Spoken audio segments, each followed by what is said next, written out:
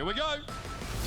Oh my! The San Francisco Shock take this series. And the Seoul Dynasty, they've done it! They will be taking their shot against the San Francisco Shock. And just nobody stopping him is a force of nature just rolling through the opposition.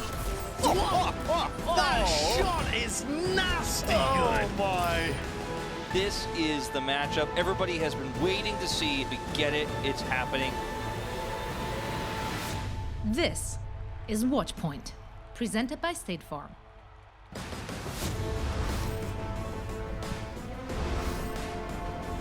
Welcome to the Watchpoint pre-show presented by State Farm. Today is the big day. We will crown our 2020 Overwatch League champions. I am Zoe Xvint, and joining me are my analysts turned friends turned family, Kasta, as well as Reinforce. Guys, are you ready for this?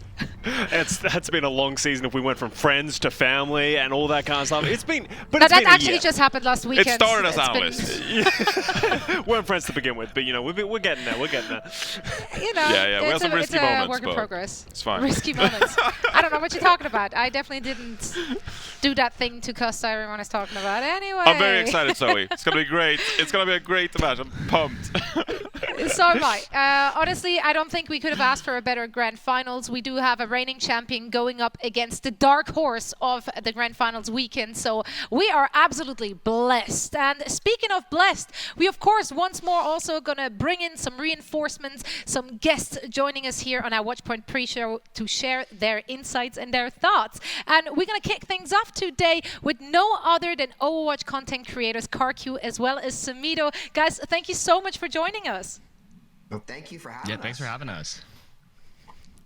Absolutely. It's been absolutely fantastic to, get all those different insights so far the last 2 days. So who better to finish it off on our third and last day than two people who have been in the Overwatch scene for ever so long, and also both of you being affiliated with the teams. It's going to be interesting to have a little chat about that. So actually, let's just kick things off with that. Carpe, you are affiliated with the Toronto Defiant. If you look back at their season, what are your thoughts, and also kind of what are your expectations heading into 2021? Well, I mean, the Defiant obviously finished in the bottom half of the standings, but they did have their moments, like in the Summer Showdown with the Genji meta. We saw agilities on a signature hero. Kariv was solid all year, and I'm just excited to see what's in store next year and in the off season. You know, a little player reshuffling, and we've got a good org backing us up for whoever comes and plays for us. Yeah, and Samito, of course, you're representing the Florida Mayhem as well, who had a big boost this year, bringing in some new players, got some good results in your back. What are your thoughts on the Florida Mayhem season this year, Samito? We should be really proud. I mean, it's the biggest glow up in esports, as our staff like to call it. You know, Yaki came in and had a great season. I think, I hope we made our fans proud, and I'm really excited to see what we bring to the table next year. You can't sleep on this roster, and I think that our team played well enough to really showcase that. Yeah, absolutely. You guys had a phenomenal season, and I think no one really predicted you to go that high. So both of you guys obviously play a lot of ranked. I've seen you in there, but you make a lot of content for newer players and people looking to improve their game. We're going into Overwatch League finals. We have two of the best teams here. Carpe, I'll start with you. What do you think people should be looking out for if they really want to improve their game or sort of learn from the pros? I'd say the biggest thing you'll notice when you watch pro play is when you see how they help each other. There's so much teamwork, and no one really goes unheard. And I'm a support player, so I have this sort of support bias, and I love it when like a teammate peels for me, like a diva comes back and actually matrixes me. I'm yelling as loud as I can, like, "Oh, come get their monkey off me, please, somebody help me!" Right? So I guess the biggest takeaway is, no matter what role you play, look out for your friends in the backline, your little supports, and maybe you'll get the next nano boost. Yeah, you're speaking my language right now. Samito, how about you? What do you think? I think the best thing that players can take away, at least from this grand final, is how to path against snipers. Like, especially in lower ranks, no one really knows how to move around the map. And it's a super simple thing that you don't really think about, but I see so many complaints about dying to Widows and Hanzos and one-shots, but if you look at how these guys move around the map and how they take space one step at a time, it's so simple but so brilliant. There's no room for error, especially at this level of play. So if you look at how they walk around the map, reduce your deaths for 10, and just stay alive and make plays, enjoy the game. Absolutely.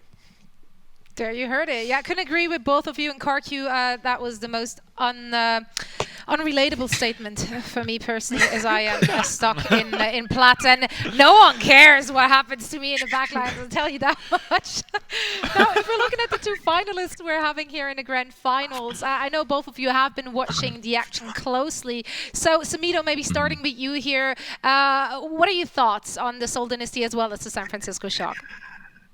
I think you can't sleep on either of these teams, and I think we're going to have the best Overwatch game of all time. Like, I'm really, really excited. I think the main difference here is going to be gesture. I think that Stand One had a field day yesterday in the back line of the Shock, getting major picks and just carrying team fights, and then Gesture outplayed Stand One in the next game, right? I think that depending on how well he plays, he might be able to add that little bit of pressure to the Shock DPS, who just can carry a fight in any circumstance, right? You just cannot leave those guys alive. And Prophet's got to show up. A playoff Prophet has been a narrative, and it's going to be thrilling to watch him in another championship.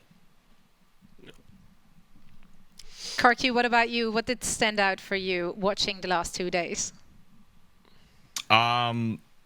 I'm speechless, to be honest. And I love a good underdog story, you know, the dark horse with Seoul Dynasty. You know, with their modest regular season, but, you know, they're showing up when it matters most, right? The playoffs, the finals, and I'm cheering for them. But, yeah, the most important thing is that they have championship blood, right? They got Gesture, Prophet, and Bdosin from the 2018 Spitfire roster who won it all. And obviously San Francisco from last year. So it should just be a good batch. Yeah, I mean, this is an org which always... For predictions, I was going to say. You know, am I getting ahead of myself somewhere here? You know, but you know what? Hey, if you want to talk about predictions, let's talk about predictions. I am very excited about predictions. No, because you seem so excited about this. I love predictions. Absolutely. Predictions are the best. No, we do. Of course. Yeah, so. we do. Mainly because you failed them all season long. So I understand that this is your opportunity to come back, you know, bit of a redemption arc for Reinforce. You want to kick us off then with your predictions? Oh, no. No. We're saving the best for last. You know, I'm going to do that later in the show, of course. So, you know, I'm just setting the viewers up. But on the side of Karq and Samito, of course, I would like to hear what you guys think about this upcoming matchup. So starting with you, Karq, who do you think is going to take this grand finals? I know I hyped up Seoul Dynasty, but I think at the end of the day, the Shock are going to take it. They've got the core pieces needed, in my opinion. Yeah. And you, Samito, who do you think is going to win our grand final? Oh, man. You just can't bet against the Shock, which really stinks, right? It's like... I just think it's going to be a good game. That's what matters. I think the Shock have the slight edge, but if playoff Prophet comes through, I think Seoul... This is definitely winnable for both teams, so...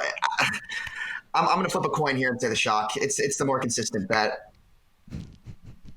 No. Well, we're going to see if that holds true. You know what, Reinforce? I'm still going to give you some time to think about your predictions, just so you can really think about which one you're going to pick for our grand finals. I know already. I know. Oh, you do? All right. Well, you know what? Let's save the best for last and talk about that at the end of the show. For now, we're going to say goodbye to Samito as well as Karq. Thank you both so much for joining us. Thank you for having us. Yeah, thank you so much. Thank you so much for having us. Thanks, guys. Absolutely, guys. It's been a blast. Now, for all the Seoul Dynasty and San Francisco Shock fans out there, we got a little something. That's right, because Pringles, Wavy, and Cheesy Grooves are giving you behind-the-scenes photos of the grand finals. All you have to do to receive those is tweet at Overwatch League with hashtag CrunchTimeCamSF or hashtag CrunchTimeCamSEO. And then you will receive a photo of your team during today's match. It can't get any more behind the scenes than that. So use this opportunity, as I definitely will be doing just that. Now, emote control is going to come up next, as we have plenty of high and low lights to discuss and react to. And also, we are going to have Dogman joining us in just a bit. Coca-Cola is the official refreshment of the Overwatch League.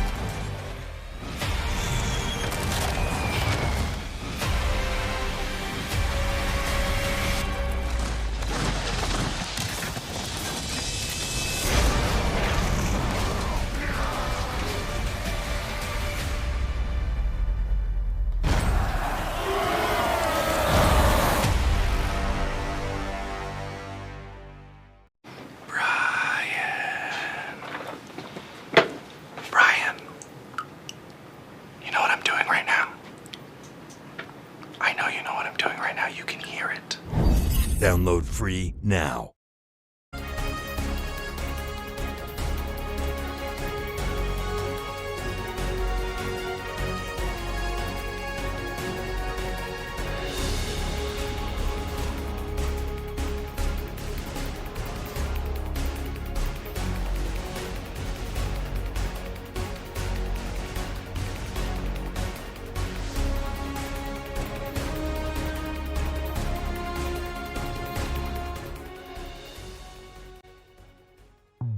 Boy back in the spawn room, sharing some of the unbelievable opportunities for you today during the 2020 Grand Finals. First, want to make your way into the spawn room? Use hashtags CheckMeOWL and OWL2020 to post on our Grand Finals social wall, and maybe, just maybe, we'll read your posts on the show. Then, thanks to our friends at Cheez-Its Grooves and Pringles Wavy, send a tweet using @Overwatch League and one of these Crunch Time Cam hashtags to get instant, real-time photos of the two teams in action tweeted right back at you. Remember to keep tweeting throughout the Grand Finals so you can get even more behind-the-scenes pics. And finally, during the match, we literally want to hear you cheer and share with the world your Overwatch League pride. Be a part of the Grand Finals broadcast like never before by going to overwatchleague.com/react and look for the Hear Me Cheer icon. I want to hear you.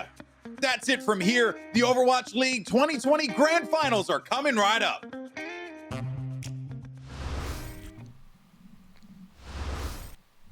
Ladies and gentlemen, now it is time for your T-Mobile MVP checkpoint. 2 teams remain, and that means we have plenty of players to choose from. Costa, I'm going to ask you once again, who do you think might be taking the trophy home at the end of this Grand Finals match? Yeah, we've talked about a few players, but after yesterday's performance from Gesture on that Seoul Dynasty squad taking down the Shanghai Dragons, you have to name him, right? I think if there is going to be a difference maker for this Seoul Dynasty team, it is going to be Gesture, and how Alpha Chad he can go with this Roadhog. Is he going to be able to catch me out here in your backline and not be punished as hard as he needs to be? So I'm looking out for him. He is a 2018 champion winner. He's done this before. He knows what it's like to be on this stage. I'm really curious to see if he's going to bring it all and bring that heat that we all know he has in him for this Grand Final match. I actually completely agree with you that I think that Gesture is the front runner for the award currently. But that being said, we do have the Grand Finals match remaining to be played, and there are a few names that are still in the mix to be decided who is going to take this award away. So a few names to really look out for in this match, in my opinion. Gesture, of course, as Costa mentioned, but also Profit. We've seen Profit with some game-changing moments on Hanzo. I think Striker from the San Francisco Shock, his Tracer, has been able to win some of these control maps by himself on this San Francisco Shock team. So keep an eye out for Striker's Tracer, but also Violet. Violet, the flex support for the San Francisco Shock, he has been crucial for this team, primarily playing the Senora and playing a very defensive and slow style, dealing out tons of damage, utilizing the Discord Orb, and also swapping over to Baptiste in very crucial moments for the San Francisco Shock. So these are 4 players you should really look out for. Gesture and Profit on the side of Seoul Dynasty, but also keep an eye out for Striker and Violet on the San Francisco Shock, in my opinion. I love that I technically just asked you to pick one MVP candidate for you. You just like rolled that with 4. But you know what? I can't fault you for it, Reinforced, because there is such an abundance of star. Yeah, there's so much star potential on both of those teams. So, and as you said, the Grand Final still has to be played out. So literally anyone can still pop off and actually walk away the T-Mobile MVP. And that said, not just our opinion here counts, your opinion matters as well, because you can get involved, you can vote for your T-Mobile MVP as well in the Grand Finals. All you have to do is casting your vote during today's match at overwatchleague.com/MVP, or you can head on over on Twitter using the hashtag #OwlMVP and add the player's battle tag. So a rather simple procedure for you to get involved and cast your vote for the T-Mobile MVP. I can't wait to see who's actually gonna get it in the end, because I mean, that's just like adding something. Like, even if you're on the losing team, you still might actually walk away with the MVP trophy and quite a bit of cash with that as well. So it's definitely worth it for every player to show us what they got on the server today. Now, this was it with the T-Mobile MVP checkpoint. However, we have more fun things coming your way, such as, of course, Emote Control presented by State Farm. Because throughout the last 2 days, Thank you. Sorry, I had You to get really, it you in. really The felt last that one. one. I like it. It was the last It's one. That 5:30 was- a.m. We needed it. We needed it. Now, we had so many plays already over the last 2 days to react to. So let's start with this one. I mean, it's painful, it's beautiful, it's everything at the same time. Strikers, long-range Hanzo shot, taking out Lips Widowmaker. Guys, how are we emoting for that one? I got Mitch because I got Mitch's, what is this, dumbfounded face? Because for me, this is, we see 2 Hanzos kill 2 Widowmakers in that. Are they the real snipers? Is Hanzo really just a better sniper? We don't know. Like, it feels like that in this playoffs right now, that the Hanzos are getting more of these long-range kills, so I'm just as confused as Mitch is.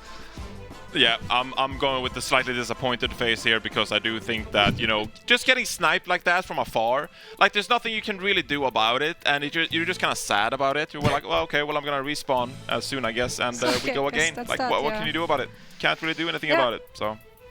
Yeah, no, we've all been there, you know, so it's a relatable moment here from Lip on the server. Congrats to Strikes, a beautiful shot there. Now, our second clip of the day is featuring our, I believe he was the pre-chat of the match awarded by Avast yesterday. That is, of course, Tobi dragging out on his Mercy. Yeah, this one aged well. Avast was right.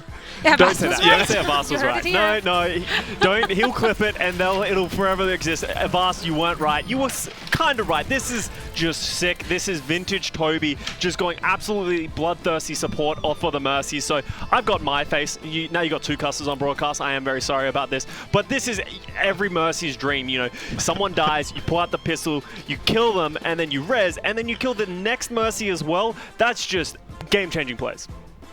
It's so narcissistic of you to just pick up a photo of yourself and just reference your own emotions. Yeah, like, I know. Who would do that? Like, Come who on. would do that? Who would Like, do who that? would do that? But yeah, I mean, I picked Johnny the Wise here because I think that he's a legendary figure, but also because, as you were right, this was truly iconic Tobi fashion, playing the main support role, but getting these game-changing frags as well. We know his boops for the boop god, but now also popping off on the Mercy. So you know, it's typical Tobi, and it truly made a big difference in that play. Yeah. And how does that relate to you, Johnny the Wise? Because it's history. It's like old-fashioned Tobi. Okay. You know, going back in history. He's wise. He reads books. Is he a wizard or historian? I'm just curious. Yeah. Aren't wizards supposed to be really smart? They probably know history. I mean, I don't think you can speak for every wizard. Have you ever met a wizard that doesn't know history? Like wizards know things. Let's I haven't start met any there. wizards, Have you honestly. ever? Yeah, exactly. I don't think I've met one yet. Or maybe I did. Maybe they're just very low key these days. I don't know. We'll figure it out. Anyway, we have one more clip coming your way, and that one gets me all sorts of excited. I can tell you that, because it was Prophet fragging out on that Pharah. That's just a classic. Like, can it get any better in the grand finals weekend than seeing Prophet doing well on a Pharah? I don't think it can. It's the I don't think storyline. it gets better. It's Yeah, the storyline, I right? don't think it gets Playoffs better, Prophet has shown up once again. I've lost to Playoffs Prophet. It was absolutely awful. And you just have to, every time you see Prophet get to this level, you know, he's been a little disappointing throughout, you know, the entirety of this season. He's been good, but hasn't been this good. And then in the 2019 struggled. But this is the man that we give all the money to. This is why he is the big dog. This is why he won MVP in the 2018 Grand Finals. I expect him to have another monstrous performance today. I agree with you. I completely agree with you. This is the only correct emote. This is the only correct emote. It's the Zoe one with the cash. That's what we like to see. That is Prophet, really in his essence, and he's about to bring more of those plays in this very grand final. It's gonna be great. Oh my! No, he just he threw deserves Zoe. every single dollar. Whoa! Oh no, Whoa! Zoe! Okay. Zoe, where'd you go? Oh god, this escalated really quickly. Either way, I understand. Emotions are running high after watching these phenomenal plays from all these players, and we have so much more to come your way as well. But this was it. That was our final emote control. Costa, one more. Emote control. Presented by State Farm. I like it. No, that one hit me emotional. So The final one thank has you to be very good. much for that. The final one. Yeah, no, you We're absolutely recording an nailed album it. in the off season, right? Yeah, We really are. Yes, I'm gonna say yes. Control. Absolutely. If you're a DJ, we have hit us up. plenty We'll of get good it ones started. to go. So yeah, that was Emote Control presented by State Farm. Thank you so much for joining us for all that action. Now, we have a phenomenal little video coming your way because, as we all know, the San Francisco Shock, they have a lot of star players and they have an embarrassment of riches when it comes to their support line. So let's get to know Moth as well as Violet and Twilight a little better.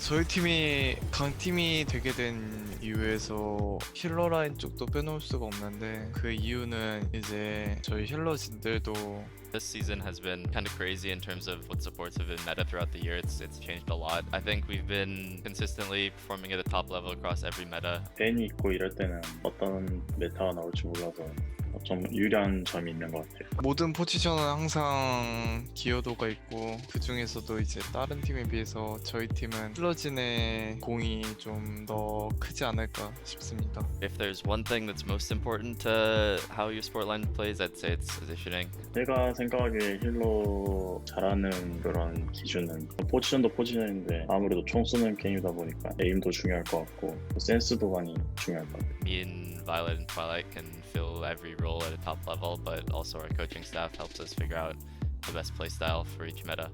충분히 다른 포지션을 할 만큼의 그런 포지션에 대한 이해도나 그런 게 있기 때문에 그런 부분에서 좀 좋게 작용한 것 같고 그렇기 때문에 좀 더 다른 팀의 힐러진보다는 좀 더 강력하지 않나 그게 요인인 것 같습니다. Violet is absolutely crushing, absolutely filthy stuff. Exactly what the Shock need from him. Well, with Violet, we've been playing together for so long. We have a ton of synergy built up, so it's never a struggle for us to kind of figure out how to play around each other. Adding Twilight to this team wasn't fair. Oh, yeah. That is how you carry on the Ana right there.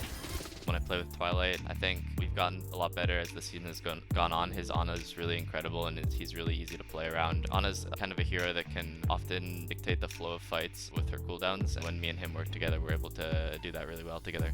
이번에 결승 진출하게 되면 2회 연속 결승 진출하는 건데 뭐 작년에는 쇼크 상대팀인 밴쿠버 타이탄즈에서 경기를 했지만 이번에는 쇼크에서 뛰게 됐는데 뭐가 됐든 결승 간 거에 되게 자랑스럽게 생각하고 간 김에 우승까지 했으면 더욱 좋겠습니다. Coming into the grand finals, our expectations are only to win. We're just looking to do it again. We did it last year and we want to be the first team to do it back to back. 저한테 이번 시즌의 큰 의미는 이제 뭐 시즌 중간에도 안 좋은 일이 있었기 때문에 아무래도 이번 시즌 좋게 마무리하는 게 저에게는 더 뜻깊을 것 같습니다. Being the 2020 Overwatch League Grand Champions would mean we're not just the best Overwatch League team now, we're the best Overwatch team of all time.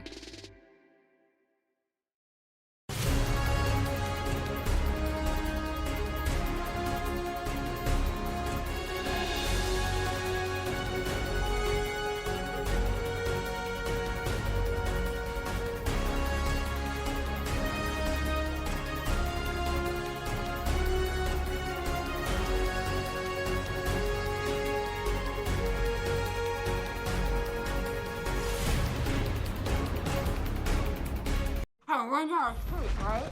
And all of a sudden, huge exploding comes in there, it's like, no! And there's some cold chaos and it's shitting. And it's going, no! And I'm like, Download now.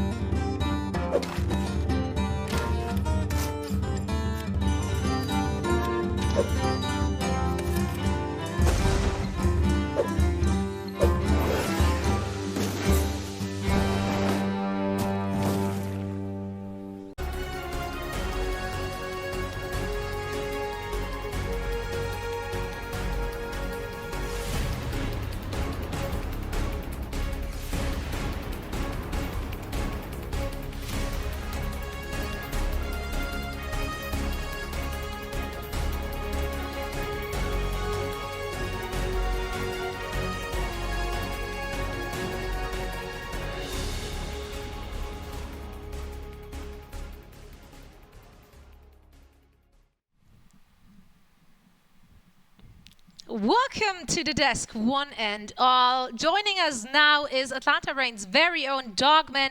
Dogman, thank you so much for joining us. You've been playing all season. You've been casting the All-Stars match. You've been a reoccurring guest as well for, of course, post-game interviews and sometimes on the desk. Now you're here as an analyst. I just can't help but ask, are you coming for our jobs? Asking for a friend, friend being Johnny? I don't think I'm as good as Johnny at these jobs, honestly. I mean, you guys kind of do it perfect here. I mean, that's why you're paid to do this, and I'm here as a guest, right? No, don't put yourself down. I listened back to your commentary on the All-Stars match. You didn't put me down, so I approve. I think you did a great job. Only Brent. Only Full Brent, person. Yes, Good, exactly. good. Yes. I mean, he was the easiest target to hit. It's either Brent or Sideshow during the time takedown, honestly. So, but how was that for you? How was the entire season for you? Because you were wearing so many different hats, and quite frankly, the Atlanta Reign, it was an up and down season. It was an emotional one, wasn't it? Yeah, I mean, it was tough. I mean, ever since, after the Washington homestand, it's kind of been up and down since the online season. And a lot of teams played very well in the online season. I think we played all right. I mean, it wasn't great. It could have been way better, obviously. But we can't be too disappointed. We just got to move forward and go next, Absolutely. That's the kind of mindset you have to have in such a competitive environment. Now, speaking of competitive environment, we do have our grand finals coming up, and that one will be played out, of course, between the Seoul Dynasty, and they will go up against the defending champions, the San Francisco Shock. So we have two teams enter, but only one can be crowned our 2020 Overwatch League champion and take home, I love to say this number, $1.5 million. That is a lot of cash. Now, the Seoul Dynasty, if we're looking at their performance so far in this Grand Finals weekend, they more or less stuck to the heroes and the comps they're comfortable with throughout the entire weekend. And it has been working out for them, but the question is, will it be enough to take down the champions? Now, if we're looking at their starting six, Dogman, looking at all these names, who will you have your eyes on?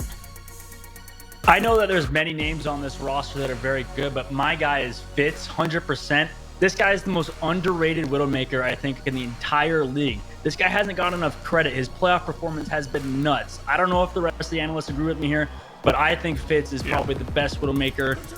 He's up there with, him and Ons are honestly par to par. They're equal in solo kills to deaths, and he hasn't gotten any praise, so I'm not sure. Yeah, I think for the Widowmaker discussion, I think that Fitz certainly deserves to be in that conversation. I don't know if he is the best Widowmaker, but what I will be able to tell you is that Seoul Dynasty has the best double sniper composition out of all the teams that have played this past weekend. When Fitz plays this Widowmaker combined with Profit's Hanzo, that is when I think the Seoul Dynasty are at their best. And we've seen the Seoul Dynasty go head-to-head now against the San Francisco Shock already, but also against the Shanghai Dragons, and you can see the stats for yourself. Profit here as Hanzo. If you take a look at his final blows, 12 final blows per 10 minutes as Hanzo. I mean, that's just ridiculous. That's just ridiculous, right? So Profit on Hanzo is one to watch out for. And when the Seoul Dynasty have played this double sniper composition featuring the Widowmaker, featuring the Hanzo, neither the San Francisco Shock or the Shanghai Dragons have been able to stand up against them. And I think this is the best composition the Seoul Dynasty have to offer. If Seoul are going to win today's grand final match, they will have to rely a lot on Profit and Fitz on these two heroes. Yeah, I do want to agree with Dogman as well. I think Fitz has been phenomenal throughout the entirety of this playoffs, and I think we need to note, last time they played against the San Francisco Shock, a lot of people said when the Shock started losing that in the second half, Arns went missing. It wasn't really as much Arns going missing as it was, everyone stepping up, Fitz stepping up on that Widowmaker and really proving a point that he is one of the best Widowmakers, as Dogman said. But for me, it's always going to be the Roadhog in this meta. I think that's going to define it, and I think that's how Seoul Dynasty have made their incredible run here into the Grand Finals. Gesture has been phenomenal. I have him as my MVP candidate if Seoul do get it. If they can find a way to enable him to play like he did yesterday against the Shanghai Dragons, I think the Shock will be in trouble. I'm really excited to see if they will be able to get, enable Gesture with creative behind him to get that impact. Well, Seoul Dynasty have a tall order to go up against because they will be facing the San Francisco Shock. They are the reigning champions. However, both teams have been facing off against each other already in this grand final weekend. Now, the first bout they had, which was in the first round, that actually ended up a really close series. Yes, the Shock, they edged ahead 2-0 at half, but then the Seoul Dynasty, they came back. They brought the aggression. And in the end, it was a very, very close 5-mapper. What gave them the edge the first time around, Reinforce? Well, San Francisco Shock has been the best team on control map so far this weekend, I would like to say. A large part of that has been Striker's Tracer. It has been phenomenal, and Striker's Tracer has been able to shut down all of these teams they have been facing on control maps. I think that was the big difference maker when the Seoul Dynasty went up against the San Francisco Shock before, and now in a Map 7 series, you know, it remains to be seen if San Francisco Shock can rely on those control maps as much anymore. I think that when San Francisco Shock plays this double sniper composition, we know that Ans is incredible. We know the Striker can flex over to the Hanzo. But I don't think that is necessarily the #1 strength for the San Francisco Shock in this matchup. So you will have to rely a lot on Striker's Tracer. And if you take a look at the stats here, you can see for yourselves 11.6 funnel blows per 10 minutes. That is just phenomenal. These performances coming out of Striker, he is, like, inarguable the best Tracer in the world. And if San Francisco Shock wants to win today again against the Seoul Dynasty, they will once more have to rely on Striker's Tracer performance. Yeah, I mean, they clutched it out in the end then, map number 5 against the Seoul Dynasty. Let's see if they can do it again. It is a dominant team, and they have been dominant all season long. Dogman, you've been on the receiving end of that dominance numerous times as well. What makes that team so strong? Why are they such a tough match to go up against? I mean, it's tough. Just as Johnny said, as Reinforce said, Striker's so good. I mean, this guy, whenever he's in the lobby, whenever he plays for the Shock, they're winning. I mean, this guy can play everything from Hanzo to Tracer to Sombra. And, I mean, they won the May Melee, they won the Countdown Cup, and they barely lost to Paris Eternal, who won in the Summer Showdown. I mean, they've done everything this whole year, every meta, and now at the end with this Hog Sigma composition, they've still managed to pop up and still managed to play really strong. So I think overall, as a team, they're just better than everybody else. They play the most consistent Overwatch with their head coach, Krusty. It's just probably the God comp, honestly. As you say, the greatest double time, the GOATs. Yeah, and it all comes down to, in my opinion, to their synergy. I've once, as well as Dogman, been on the receiving end of a Shock beatdown, and it's just feels like they never give an inch. They're always so oppressive, and they're all over you. And we saw them do that against the Shanghai Dragons when Super went all over Stand 1, when they were just so aggressive with Striker, as Reinforce was just saying. There's just this sort of air whenever you play against them that they really know how to shut it down. And it is on the back of Krusty, the coaching. I think for this team, they're going to be able to download what the Seoul Dynasty are doing, and they're going to find a counter. I don't think this series potentially might be as close as a lot of us are hoping, because there are weaknesses in the way Seoul Dynasty are playing, and if anyone is going to exploit it, it's going to be the San Francisco Shock. I mean, looking at their first bout there, Dogman, what do you think actually ended up giving them the edge? Or rather, actually, let's rephrase this question and looking at the Seoul Dynasty. They came back in the second half. What allowed them to actually come back like that? I think it was, as I think Custa said before, they're really good on, you know, control, and as you guys mentioned, actually, they're very good on those maps. And the following maps in the second half of the series weren't in their favor. I think they lost it both series against Shanghai Dragons and Seoul Dynasty. And then, like, Hollywood, they had a little bit questionable gameplay. And Gibraltar especially, I mean, people say Ons fell off, but I think he's just a really passive Widowmaker, and that allowed people like Fitz and Prophet to pop off a lot more. So realistically, I think that Shock has a chance to close this out. But at the second half, you know, they keep falling off. So hopefully they can close it up with Krusty. I really like the point you brought up there with Ans being a pretty passive Widowmaker, because it's a stark contrast to what we're seeing from the Seoul Dynasty, where when they play this double sniper composition, as Costa covered before, that is when players like Gesture on this Road Dog really are allowed to flourish. And the reason being is, you look at how Prophet plays the Hanzo and how Fitz plays the Widowmaker, they are pretty proactive in their play. They like to make plays, they go for pretty aggressive flanks with both of these heroes, and try to surprise their opponents, and that allows the tanks, whether it's Marvel or if it's Gesture on this Roadhog, that allows them as well to get more room and space because the opponents are so preoccupied already dealing with a double sniper composition, but also you have to deal with the Roadhog at the same time. So that's a pretty stark playstyle difference when you compare these two teams, and that is why I think that the Seoul Dynasty is actually the superior double sniper team, because they are so proactive in their play, and that usually lends to one team's favor. Yeah, absolutely. I completely agree. For me, the deciding factor, as much as I give Gesture all the praises, I think that's going to be a consistent factor in this matchup. It's going to be Profit. We saw some ridiculous Hanzo from him yesterday in that match against the Dragons, and he just hits shots. I don't know how he's so consistent. I shoot Hanzo and I just miss 99% of my shots, but he just seems to have like a lock on every single time he shoots that arrow. We saw many multi-kills, 3 to 4Ks just time and time again, and also getting maximum value out of his Dragons every time he uses it. The difference maker has to be Profit. If they can get him online, they can get him that space to take over the match. I don't know if Shock will have an answer. Well, we will find out anytime soon, as the grand finals are just behind the corner. So we are heading there anytime soon. Dogman, thank you so much for joining us. But before we let you go completely, I need you to tell us your prediction. Who do you think got it in the grand finals in 2020?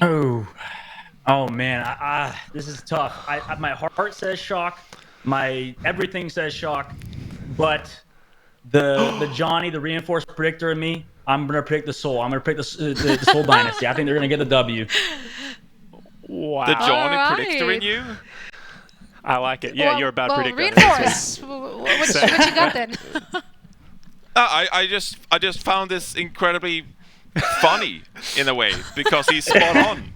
Like, I think that the San Francisco Shock are going to win both control maps. And the reason being Strikers, Tracer is phenomenal. And control maps usually lend themselves to Tracer because you got these tight corridors and, you know, you're way closer to each other. But then when you walk away from those maps and you get over to hybrid maps, escort maps, the maps usually open up a little bit more. And that is when we've seen the Seoul Dynasty really flourish, playing the double sniper composition. I've talked about this double sniper composition so many times now. I've just hacked it into the viewers' brains. But it is for good reason. They are so good at playing that composition, and I think that the double sniper composition is probably the best composition, hands down, out of all the compositions we've seen so far. So I do think, in the end, Seoul Dynasty are going to win the grand finals 4 maps to 3. If we go to map 8, I could even see us go to map 8. I do think that San Francisco Shock will be able to win map 8 because of that control map, of course, but I think that is going to be the big difference maker. Shock will win the control maps and maybe a hybrid map, but I think that the Seoul Dynasty are ultimately going to be this year's champions because of their ridiculous double sniper play. Nah, see, I want to believe like you guys. I want to have the underdog story, but in my opinion, I just don't think it's realistic. I agree that the double sniper, I think the Seoul have the edge, but I'm giving that extra time that the Shock have to sort of work this out. They had the edge last time. I think they're going to be a lot stronger than the last time these two teams met. I think they're the best team at adapting and solving problems, and I think they've solved the Seoul Dynasty so far. I'm actually going to go for the Shock, but I'm going to go with a blowout as well. I'm actually going to give Seoul only one map. I'm going 4-1 to the San Francisco Shock. And I want to challenge Dogman. I actually want to know what map record you think this match is going to go to as well. Oh no! See, the thing is, I actually wrote down here that I predicted for the Shock, but I actually said Seoul just because I saw Johnny in the picture frame. So I think it's going to be 4-3 Seoul Dynasty. It's only because of the year, man. Oh, yeah, that's there you go. Right. I guess already I'll take shifting blame. responsibility now. I like that you set yourself up for this already. Like, in case you're wrong, you can just blame Johnny, which you already did. So it's working out. Great strats. That's big brain plays right here on the desk. Now, this is such a tough one. I almost want to pull my Swiss card and not predict it all because I just don't know. However, I do think I'm with Costa on this one. Yes. And unfortunately, I actually think it might actually have the potential of being a blowout. I do just so much appreciate how well prepared the Shock can be. They have such a good coaching staff. And also, I just feel like over the course of the season, they have shown us way more looks, way more depth, way more flexibility than the Seoul have. So I do feel like the San Francisco Shock will be able to adapt quicker on the fly. I do think that they're not just stuck into one particular composition, which they're extremely good at, because they know they're extremely good at so many things. Everything. And I just, so many things being actually everything. So I kind of just see the San Francisco Shock taking it. But, you know, guys, there's only one way of finding out, and that's get this match going. Dogman, gentlemen, thank you so much for joining us for one last Watchpoint pre-show presented by State Farm. We are getting ready for the grand finals of the Overwatch League 2020, so stick around as all the action is going to take place in just a second. And for all of that, we're going to head over to Mr. X and Uber.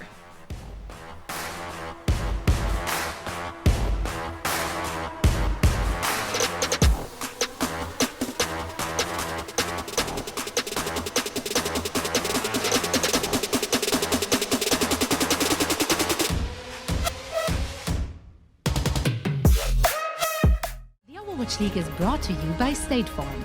For auto, home, or renters insurance, like a good neighbor, State Farm is there. And by IBM, the official cloud and AI partner of the Overwatch League.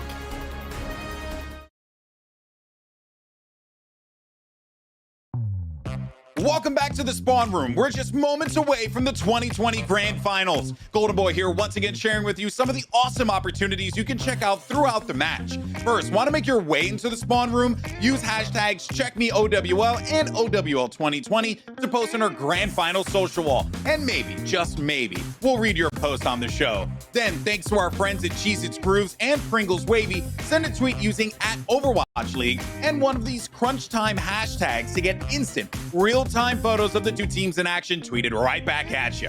Remember to keep tweeting throughout the grand finals so you can get even more pics behind the scenes. And finally, during the match, we literally want to hear you cheer and share with the world your Overwatch League pride. Be a part of the grand finals broadcast like never before by going to overwatchleague.com/react and look for the Hear Me Cheer icon. I want to hear you. That's it from here. The Overwatch League 2020 grand finals are coming right up.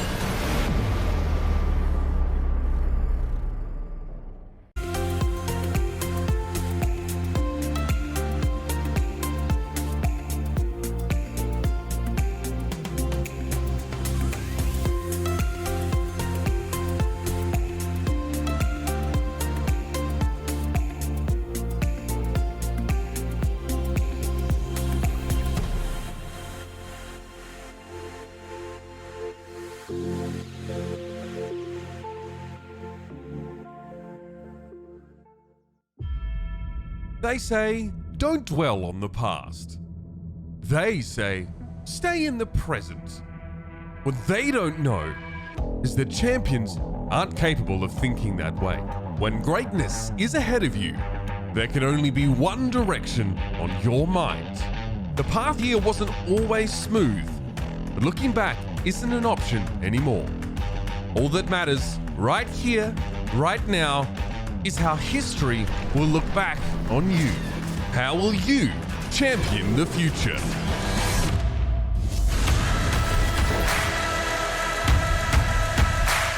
and the Seoul Dynasty, they've done it! They will be moving forward into the grand finals. San Francisco Shock on their way to being potentially the first repeat champions of the Overwatch League. Will it be indisputable or a dynasty realized?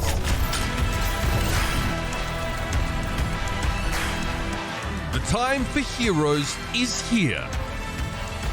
And there's no better moment to show who you will become. To champion the future. Your journey begins now.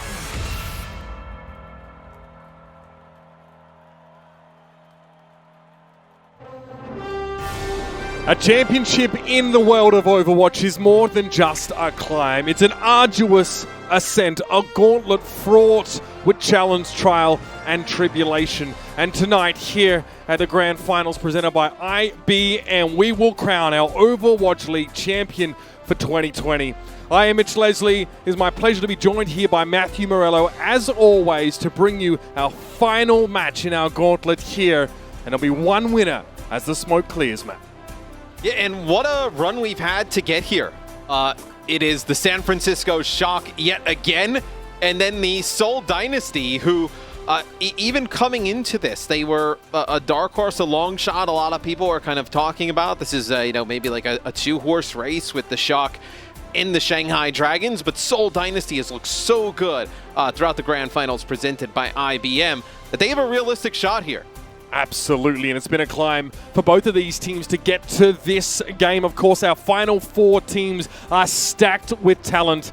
The Seoul Dynasty went up against the San Francisco Shock early on, Matthew, and it was close. San Francisco just staved off a reverse sweep.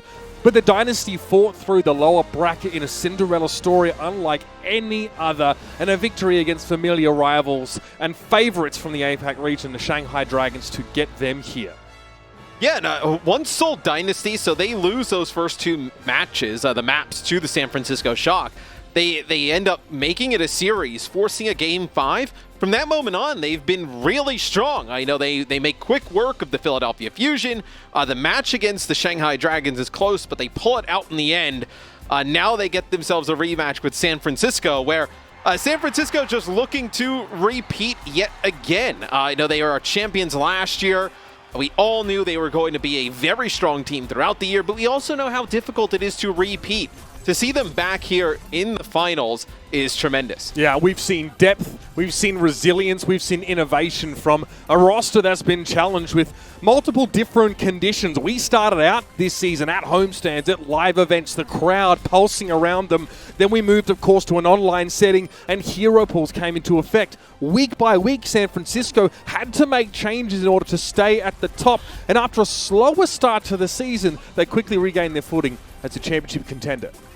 Yeah, and you can see how much they've done within the Overwatch League thus far. I also think it speaks to their coaching staff, right? Being able to take risks when they feel like it, right? They go out and bring in Toyou in the middle of the year, to try and play him some. They also put Super on Genji for a bit, where a lot of people were just kind of like, what is going on? Rascal comes in the last minute, not having practiced Genji, but the confidence in him to make a difference. It's a coaching staff which knows their players extremely well. They always put them in a great position to succeed, and you see the culture that this team has built. It is a winning one. And it demonstrates itself in the results. You can see them right there. But they are going up against previous champions as well. Profit and Gesture. What an incredible story. A throwback to 2018 where these two players came alive on a team that people thought had a chance but was not a front runner. They just dominated, and they're doing it here again 2 years later with a completely different roster, Matt. And look, Profit and Gesture sometimes during the regular season, especially with Seoul Dynasty, London Spitfire in the past, they left you wanting more. Where is this playoff Profit and Gesture in the regular season? I think the fans will take this version of it, though, at the end of the day. They always turn up in playoff time. They have been on fire since that San Francisco Shock match. And Gesture on the Roadhog has made a huge difference, you know, just going around on these flanks, you know, putting pressure on the opponent's DPS. We know what Prophet can do. He can play everything at the highest level. Of course, Gesture in a position now where it's much more than just making space that's on his plate. He needs to get those kills, and so far, so good.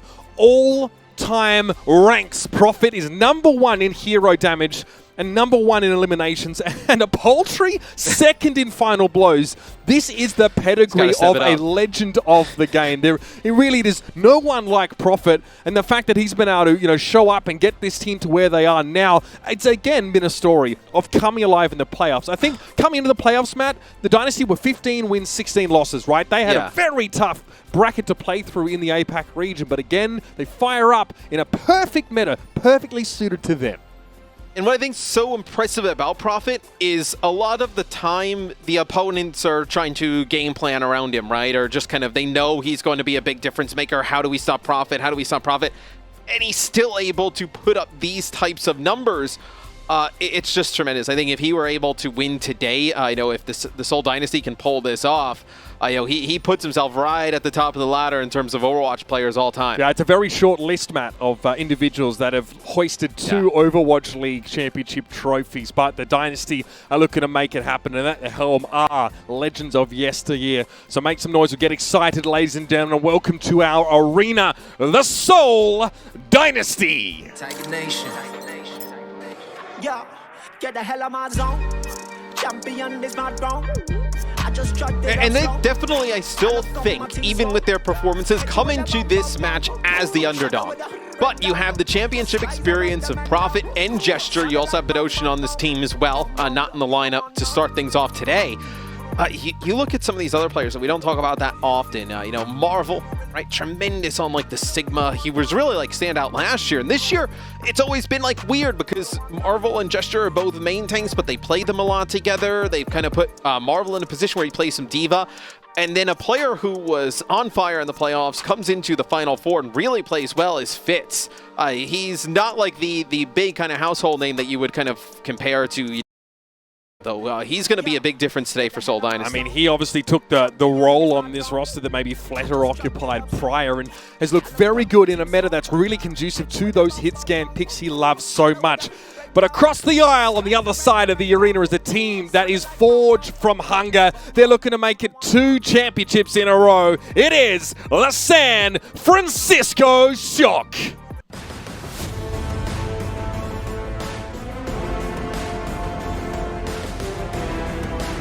And last year, the San Francisco Shock are so dominant, but I think if they're able to pull this off today, it is actually more impressive than what they did all last season.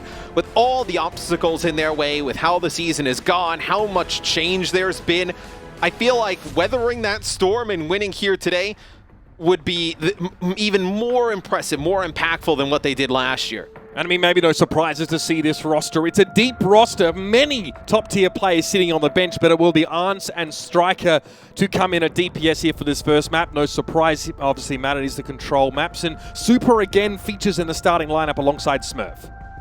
Yeah, they did this against the Seoul Dynasty when they played the other day. I think what I'm looking at is how Arns comes out and looks, because Fitz was really starting to get the better of him in the series a few days ago in the second half. If you kind of get that performance from Fitz again, the Shock could be in trouble early, but we know what Arns is capable of. Rookie player comes in, dominates on the hit scan heroes, the long range ones like the Ashe, the Widowmaker. He's got to come up big here early on. The head-to-head, Arns versus Fitz, Striker versus Prophet. You can't ask for much more. 2 incredible Wrecking Ball players across these 2 rosters in Smurf and Marvel, and you have the recipe for an absolute barn burner of a match, ladies and gentlemen. And here's that T-Mobile Skybox connecting fans across the world from coast to coast. Everyone joining us in our excitement for what promises to be one of the best matches of Overwatch we have seen. There's a legacy amount of grand finals in the Overwatch League being a little bit one-sided, but this year, no one expects a result like that.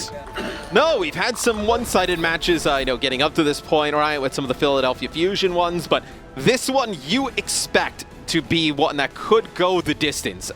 it is that type of match. It is a underdog team who is hitting their peak right now versus your defending champions. The first map in the set will be Oasis. As we jump into game, I expect both teams to flex the Roadhog early and often. That's why you see Super in the game right now. Super probably will play the Roadhog here for the San Francisco Shock. This gives them the opportunity to play stuff like the Hog with the Wrecking Ball. They can play Hog with Sigma as well for San Francisco. Two players, Gesture and Super. No shortage of bravado between the two of them, and that's why Roadhog is a perfect pick. It's a tank that wants to function like a damage dealer, making individual plays, flanking, and trying to find those all-important picks. The San Francisco Shock, Matt, have staved off 3 potential reverse sweeps over the course of the playoffs, and they hope to not have to get to that point. But the Dynasty are hungry. They want to set this up now in their favor. And we're into Oasis, ladies and gentlemen. It'll actually be Marvel on the Sigma here as Super Smurf. It's going to be Hog and Ball. And I think you have the Sigma in play to help a little bit with the Tracer that's going to come out from Striker. So we saw how Striker was able to deal with Fleta, our Overwatch League MVP, in the Tracer head-to-head. This though, profit on the Hanzo. He can definitely take out Striker if he gets a little bit too close. That'll be Fitz taking out Smurf early on as Smurf was going in, trying to disrupt. It looks like he actually got a hit with a sleep dart there, and they're able to deal with him. Creative on that Ana pick. It's a very Asia-styled pick in that flex support role, and he has been terrorizing his opponents so far. And even with how durable Wrecking Ball is, a sleep dart makes him too vulnerable, and Soul start with control of the point. Jester tries to go for a hook on Smurf, but takes a lot of damage to pay for his hubris. And the Shock pushing onto the point here, so much so that the Dynasty have to play around Marvel's shield. Yeah, they just need to back up Seoul Dynasty. They need to heal up the tanks. They were both a little bit low. Now they can get back on and contest. As you do have a nano boost in play. They're going to throw it on a Gesture, and look at this. Just the ability that he can do here, Mitch. Oh my. He's going to get a hook here on a Super, but just the threat of him with the nano boost, and they know that his hook is active, they have to get away from the point. They're still not able to get Super out in time. Striker brought back into the fight there as Prophet is knocked into the drink, but Gesture once more is looking for a way to forge his own fortune. Flanks, looks for a hook, but he finds a whole hog on towards Smurf there. Another fight that begins with San Francisco down a player. Fitz gets the drop on towards Arndt here. Oh, but he comes up second best as Striker accosts him from behind. Marvel's hit with a Discord Orb on the point, and the Transcendence there keeps the Shock topped up going into this fight. Creative falls foul of a headshot from Violet. Striker has a pulse bomb that he doesn't need to use.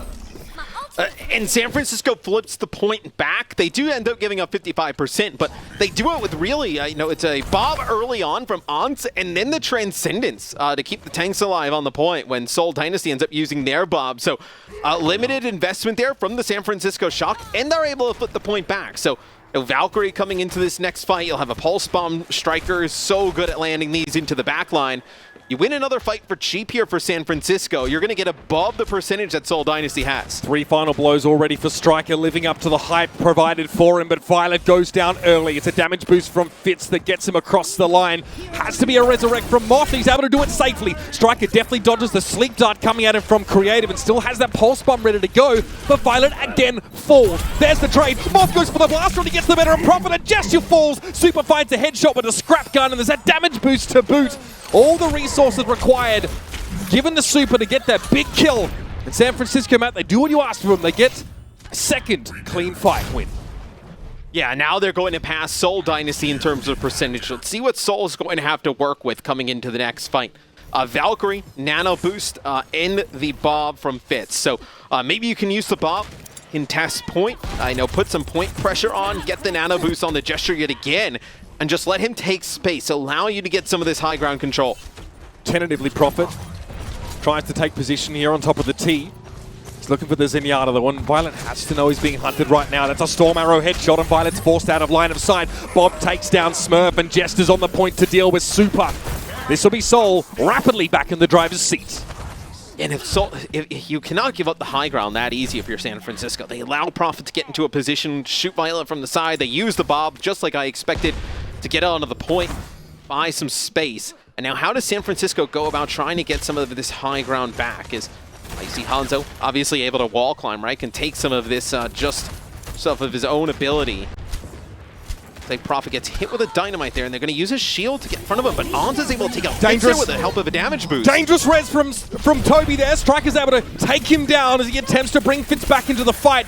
And this may well be a quick flip back in favor of the Shock, but Gesture and Prophet have other ideas. Dragon Strike now, I don't think at all Smurf was ready for that one. He's forced to back around that central pillar. Smurf runs into Prophet, knocks him away, gets a health pack, and then runs him down.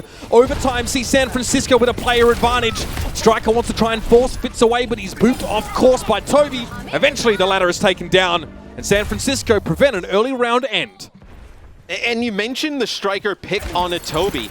It's something we saw Seoul Dynasty do, and specifically Tobi in the Philadelphia Fusion match. He was able to go for these risky reses and get them off time and time again. You're not going to be able to do that against the San Francisco Shock. The Shock here, they're loaded up, Mitch. They're going to have a Bob, double support ults, minefield. They're in a perfect position to take this first point. Gravitic Flux is available for Marvel. That could throw a spanner in the works, and he's going to let it go early. Smurf drops in, minefield put in front of Gesture, but he's able to dodge out on most of it. Marvel a little bit low, and Bob comes charging straight at him, bustling as he goes about his business.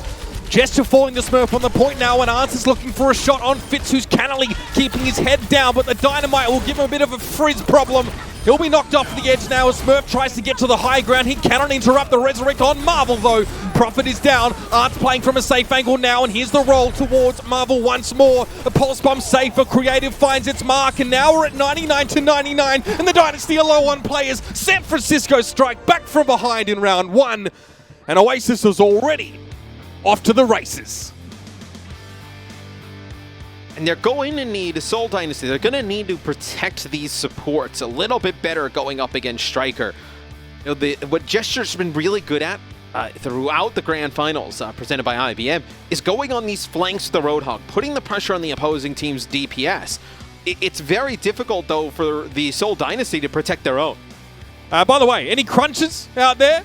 Pringles Wavy and Cheez It Grooves are giving you behind-the-scenes photos for today's match. Just tweet at Overwatch League with the hashtag CrunchTimeCam SEO for Seoul or hashtag CrunchTimeCam SFS for San Francisco to receive a photo of your team in real time. We connected like never before, ladies and gentlemen. 2020, and we're into the second round. It's Oasis City Center as San Francisco lead 1-0. And the Shock come out here with Batiste, potentially thinking Seoul would try and go maybe over towards the Pharah pick. They've done that before. Seoul Dynasty go with the Pharah, and against that, the San Francisco Shock have answered, using Violet on the Batiste. They don't come out, though. They play the Hanzo yet again here against the Tracer pick. Perhaps Violet anticipating, something a little bit different from Prophet. The Batiste has definitely been something that only he has really gone for. Violet can play as an off DPS, especially once he gets an amplification matrix online, and that's a big chunk of damage on towards Marvel, really putting pressure on the healing resources of Seoul as Smurf is able to deal with Fitz and then slink away with the shielding of that adaptive barrier. But just look how much pressure they're putting on the supports here. Smurf and Striker just going to the high ground and just getting these picks. And there's no protection there. Tobi's going to have to fly in here just to kind of contest Guardian Angels with his teammate, but no chance for a res. Really clean fight here for the San Francisco Shock. So what Super was able to do late in that fight, Matt, he is 8 final blows to 2 deaths, and we talked about Gesture being a prolific finder of kills. He's only found 3 so far. Super is outstripping him in a big way, but that is just, that's preposterous. Prophet finds a headshot from around the corner and staves quite comfortably Smurf away from him. He's always there when they need an answer, Prophet. He's able to pick up 2, even when the Ant Matrix is dropped.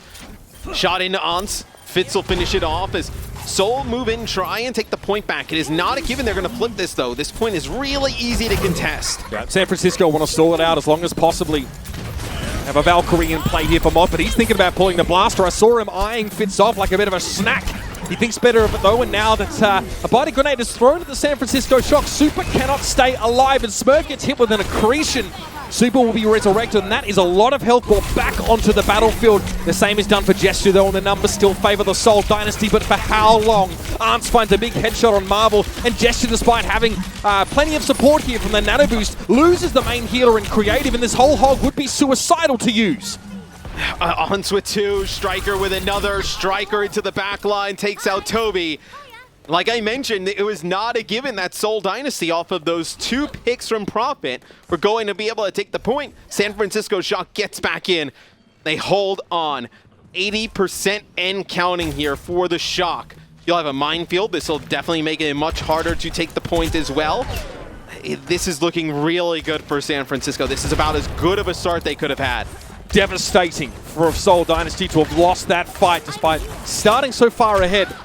Ants incredibly wary of threats from all directions here, and Smurf runs into a target he'd much rather leave in his dust. Tries to get away, but he can't. Gesture found him with a hook, and that's the Dynasty beginning this fight with a player advantage.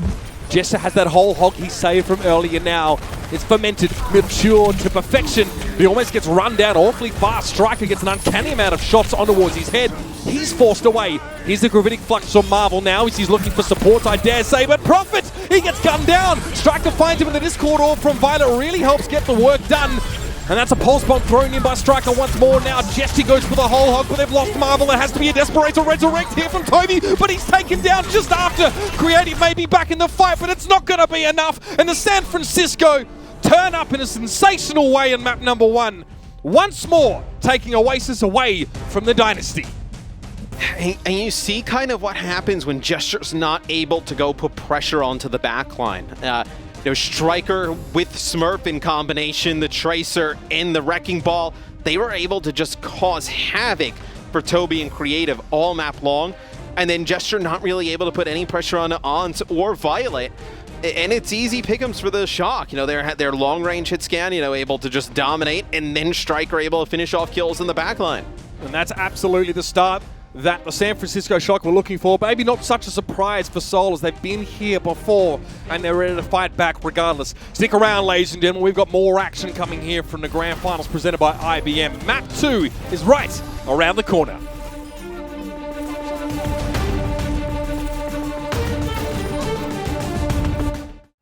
The Overwatch League is brought to you by Cheez-It Groups. Deep flavor, deep crunch. It's a mind crunch. IBM, the official cloud and AI partner of the Overwatch League. And by HyperX.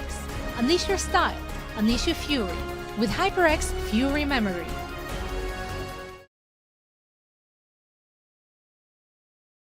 Back in the spawn room, it's Golden Boy with another amazing chance for all of you from around the world to get your Overwatch on. From your grand finals prediction to a shout out to your favorite player or team to posting a pic, or if you just want to say hi to little old me, I'd love to hear from you. We'd love to hear from you. Go ahead and use hashtag CheckMeOWL and hashtag OWL2020 and post a message on our grand finals social wall. It's your voice, it's your time. Celebrate with us and share your Overwatch League pride. So much more from the Overwatch League 2020 Grand Finals coming up.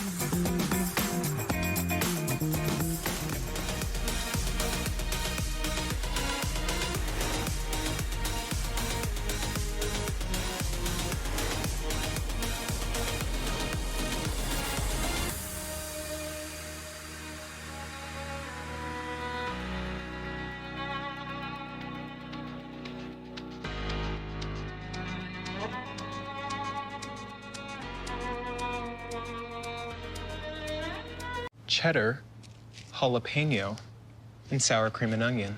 The spicy nacho stack. I wish I could stack Pringles, but I don't have hands or a mouth. Cool, play my dance playlist. There's a flavor stack for everyone, sort of.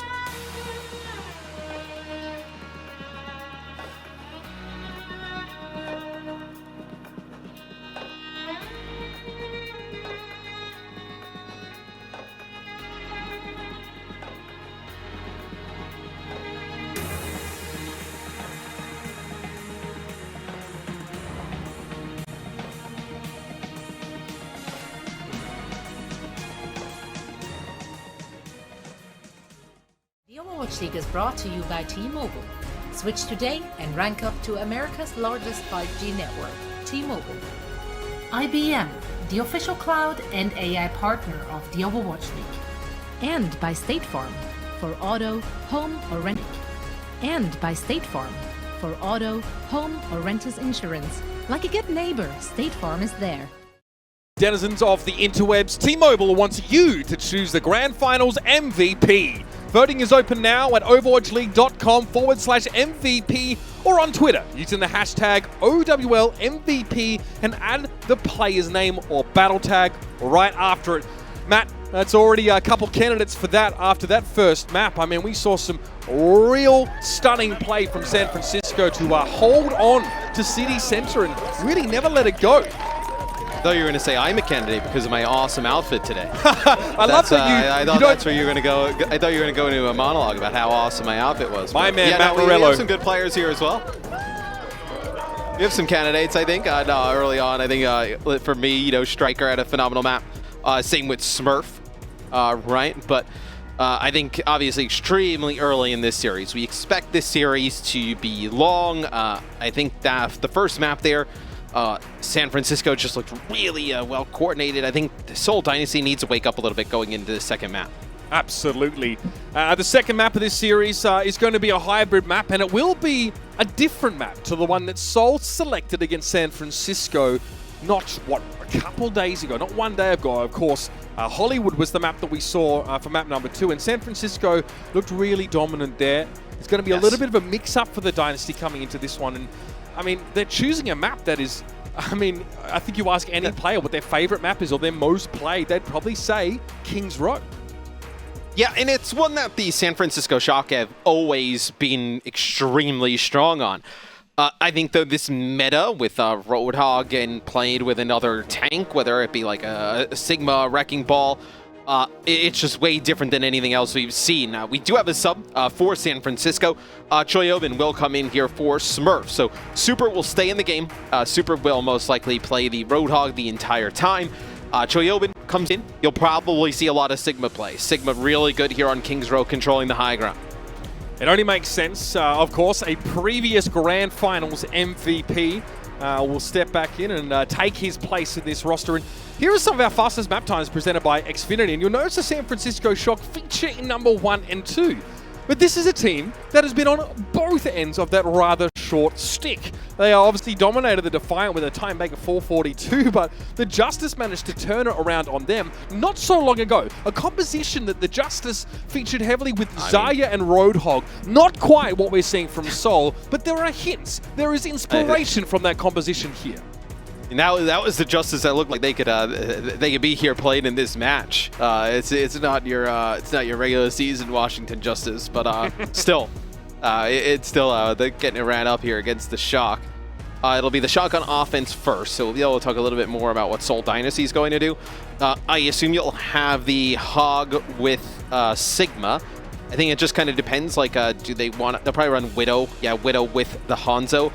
You almost need Widow here on defense to just kind of control the sightlines of the point. You really, it would be shocking if you're Seoul Dynasty on the defensive end not to see Ons come out on the Widowmaker, because this is one where Striker will most certainly play something other than Tracer, right? Tracer not exactly ideal here on the first point, a lot of like verticality. The Hanzo can definitely offer a little bit more. And that's a flex that we've seen before from Striker. We've also, I mean, you see him hovering the Pharah now, and it actually may not be so ridiculous to see it defensively if teams want to get a little bit spicy. Prophet in particular has loved experimenting with the Pharah in a couple of areas that maybe his opponents won't. But Seoul will have a double sniper defense. San Francisco will likely set a teleporter out in the front here, but if we see them stick to Ans, what does this say, Matt? He's gonna get the TP out, and they're gonna try and get this high ground. Now you'll see him go back and switch off of this. So this gets San Francisco into a pretty advantageous position. They know though that Ons is back in the spawn. They're just trying to get this high ground. Bully fits out of position. Marvel's been also shifted from his initial spot, and the San Francisco Shock have been able to pull off a little bit of a Bdosin. Oh, and they've caught Marvel on the low ground. This is the disaster for Seoul. Arguably the most durable, the centerpiece of their team. The Sigma's been taken out, and Gesture followed right after. They've got supports and DPS and not much more, Matt. And this is such a good strategy for the San Francisco Shock. You get control of the high ground as fast as possible. Then Ons comes back on the Widow. It puts Fitz in a horrible position. He doesn't have control of the sightline of the point anymore because he's been pushed so far back. And that the tanks can't really go and contest. You have the Hanzo damage coming out from Striker. Really great strategy from San Francisco early on. Well, what's brilliant about it is that Seoul, they're not dumb. They just couldn't see where the teleporter was that Arns had actually placed down. Jester checked the choke and saw nothing. The Dynasty couldn't help but be caught by surprise by such a strange tactic, and it goes from bad to worse. Gesture gets hooked in and a Discord Orb is liberally applied to his forehead. Violet is traded out, but they get rid of Prophet now in San Francisco. They are just riding this chaos as much as they can. A kill there on Marvel is big, but a resurrect on Prophet may shift the momentum back. Yeah, but you're going to get a resurrection that happens on the Choihyobin, and you're down tanks for Seoul Dynasty. So you just get so much more value out of this res. Tobi about halfway through the res. He has a tank die directly in front of him. He doesn't end up obviously breaking it up and getting the tank. It's got a res Prophet at that point. He's fully committed as Moth bring back Choi, which is just a large amount of value in terms of HP pool they provide. I mean, we're talking a considerable amount of shield plus that health. So as far as the effective health points you brought back into the game, it's higher value than a Hanzo Resurrect. Prophet though, little flank, finds Strike. It's going to be an instant resurrect here. Gravitic Flux to try and bait out those that were rezzing, but Violet has a Transcendence ready to fire off. And the Shock, a brief rest, and now they're back on the road once more. Accretion whirs overhead for Choihyobin, but he gets rid of Marvel, who went down below half health while he was suspended in midair. Super low. It's an electric-looking gesture in his face, but the Dynasty couldn't touch the cards.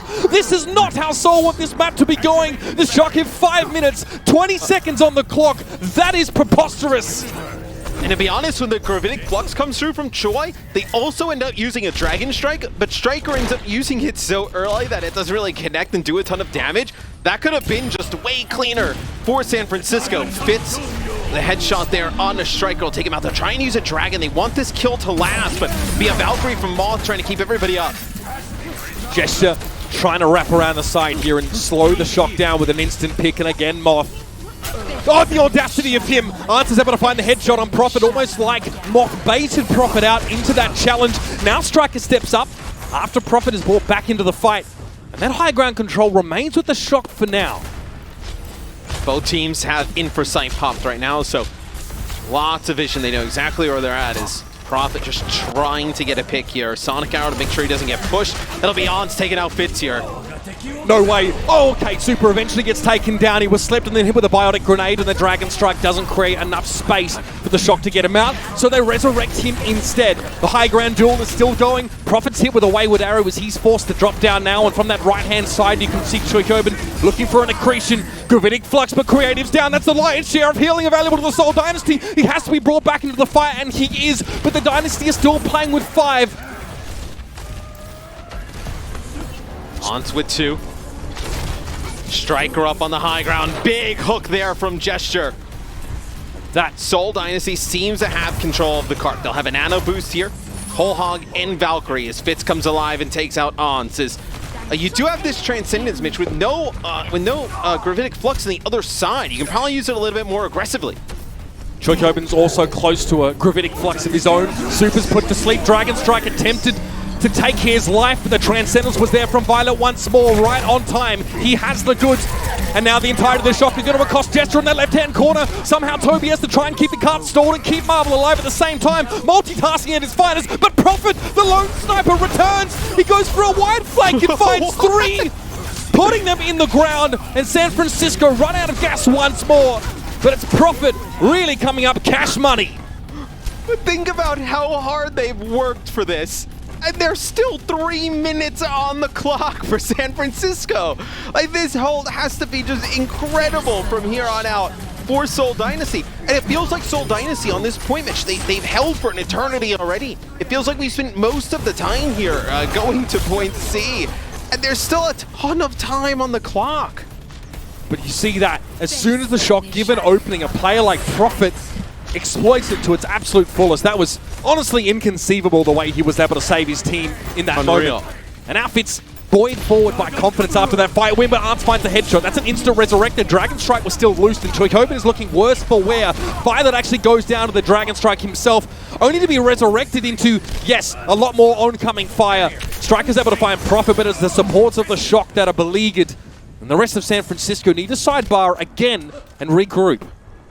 So you'll have a Dragon for San Francisco. You'll also have the Transcendence. So you'll have Transcendence for Gravitic Flux.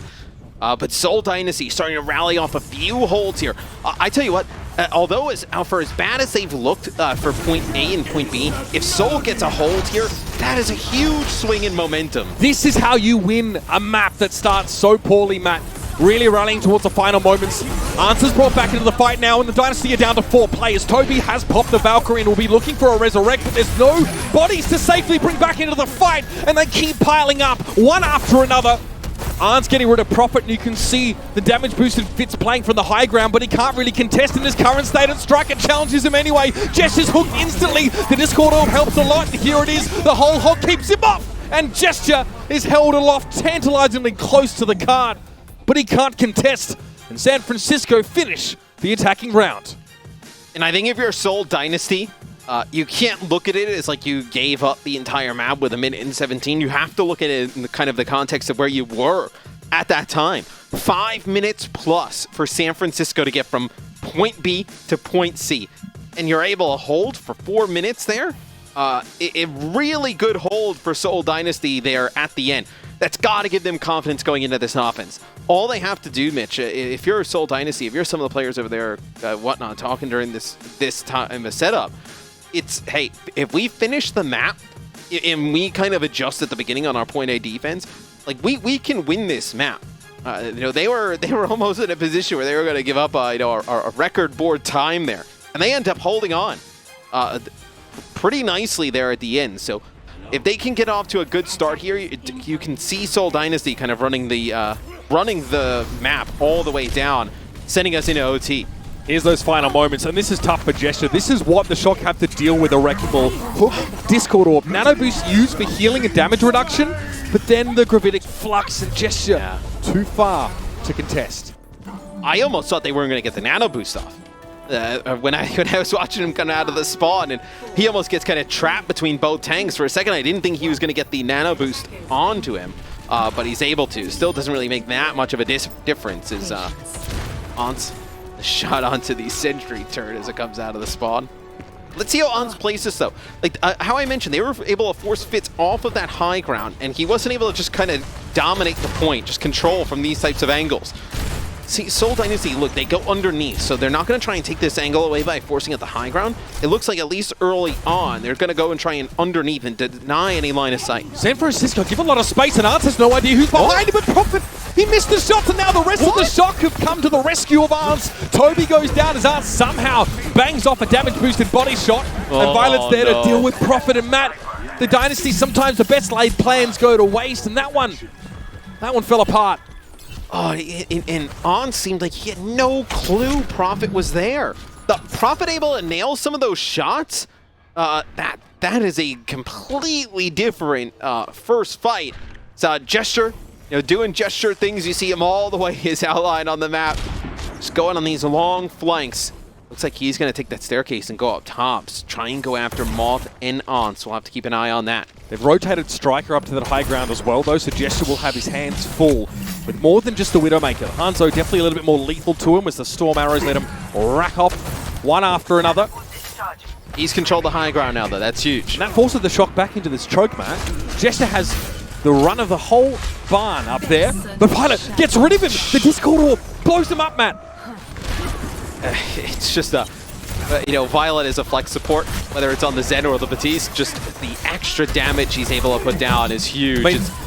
You have an Ana there, you're not able to burst down a Roadhog, right? But when you're playing the Zen, it's much different. He has more damage than Super right now, does Violet.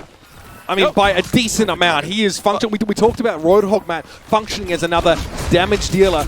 I mean, Violet is doing just that. Doesn't matter if it's Batiste, Zen, Ana. He's stepping up. And that's in contrast to, obviously, Creative who's on Ana. He's just not built the character to do that kind of damage. Much more supportive, much more healing-oriented.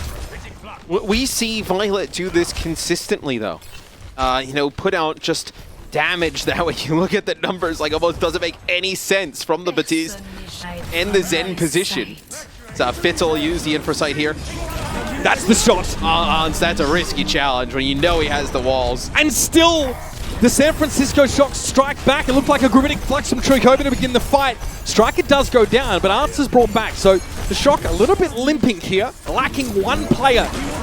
Still in a strong position now as the Dragon Strike will force Choihyobin and Moth to part briefly. And you can see at the top of screen, Striker scrabbling to get back to contest this point. You'll have a whole hog here, though, for San Francisco. Knock players back. Is Seoul under a minute here on point A. Another duel brewing between Ants and Fitz here, but Choihyobin's the one to fall first. The Gravitic Flux strikes true from Marvel, and Violet's hit with a Biotic Grenade. Super now in trouble. Drawn in for a big bear hug. It actually comes out on top. There's no way San Francisco can be turning that around. Ants versus Marvel, but Striker has it off angle here. He can't interfere with the capture right now. He'd need to get rid of Fitz and then the Sigma on top, and that's a lot to ask for. But Ants staves him off in the background. You're kidding me? And Choi comes back on the Wrecking Ball just to pile drive and knock players up. No one can hide from It'll be the walls here from Fitz, just trying to get an angle, deny some of these players coming out of spawn, but the damage may already been done. San Francisco's going to get another fight, and Violet takes Profit out. That's not the way you want to start this fight at all. The Resurrect would have to happen. Choihyobin goes down to the whole hog of Gesture, and Super has to lay low with that Biotic Grenade on him, but Fitz has fallen. Again, they keep going down. The Dynasty need to find a way to surge forward onto the point, but Answer's brought back into the fight too. Now it's Gesture and Marvel huddling close for comfort to try and capture this point, and they get Super. What a critical hook. Gesture with the Nano Boost now, and he can stave up most of the Dragon Strike damage. He's just looking to stand on the point right now and try and get this one under Soul's control. Profit also comes in, and the reinforcements for the Dynasty outnumbered the Shock. They have the numbers, and now they have the payload. That is so close, though. I mean, it's just a combination of players for the San Francisco Shock. Ants with the snipes. Choi coming back on the Wrecking Ball. Violet on this end, able to pick off some players. He also had Violet at one point, just kind of go on a flying Papa Transcendence to stay alive. Unbelievable defense there early on from San Francisco. They put themselves in a great position here on King's Row. That was almost an inconceivable scene. The Dynasty show that they're made of more than just skill and some true grit to boot. And the San Francisco, the audacity of this move. Looks like they set off a poison mine, so it's likely Fitz is aware that there was some sort of flank in the works. And no ults here for San Francisco, just the Valkyrie. Super slept right now. Gesture on a big old flank here. Will they be ready for the Roadhog? It's a double Biotic Grenade hit from Creative. Another big one, and Super can't take a breather. Well, it can, but it doesn't really work. He just gets the health back. And Moth is going to fall here. This is what the Dynasty are looking for. Now a chance to build some momentum, and Profit doubles down. This is what they were looking for. Yeah, and Moth gets hit with that Biotic Grenade because he goes up a little bit forward to try and heal Super, so he doesn't even bother popping Valkyrie. No reason to waste the Valkyrie there. They use a lot of ultimates at the end of that fight, thinking they can take point A and hold that on defense and get a full hold. It does not work out in their favor. They'll give up point B here. It does not look like they're going to be able to contest. Marvel gets out in front, puts down some damage, denies any chance of that for San Francisco. Now if you're the Shock, though, you gotta push forward, Mitch. You gotta get a little bit closer here, play an upfront defense. A nightmare start to the round for the Dynasty, but now they're back in a position where they can really threaten San Francisco's time bank. Super sheepishly there, just ducks out towards the right as the Widow shots whiz overhead, and he's going to try and wrap around briefly. Dragon Strike there, a lot of Solar playing inside that right-hand side room, and they catch Gesture out. Another sleep down back to spawn. They built some good momentum. They themselves will now have to regroup. Still, they're so far behind, or going to be so far behind in the time bank. I know the next upcoming fight you'll have the Gravitic Flux, no support ultimate for Seoul Dynasty to be able to live through that with the extra damage.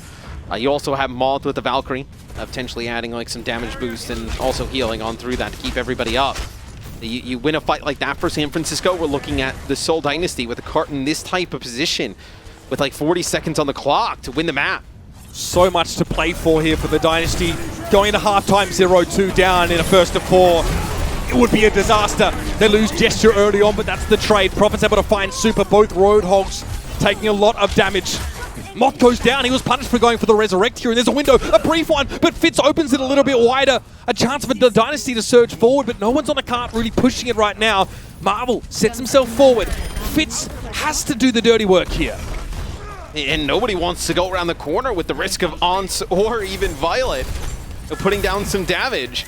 So they have to wait just a second. So he's trying to get everybody back. They can't even put the Carpe progress on right now. They know Gesture's coming on this flank too, does the Shock.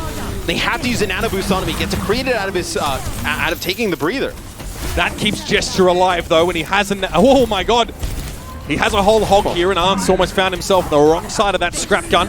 Here comes a Gravitic Flux, and Arnz is not able to get out of it here. He will be healed up by Moth, and Violet has a Transcendence on the ground. 15 seconds left of the round, and the Dragon Strike, it gets eaten by Marvel's Kinetic Grasp. That's a huge advantage for the Dynasty, but can they press it further? Prophet goes down, Striker and Moth at the top of your screen, folding back into their spawn, and Super interrupts the increasing from Marvel. He goes down, the San Francisco Shock with the players now, and Tobi can do nothing but try and push the card on its own, and that sadly is just not going to cut it.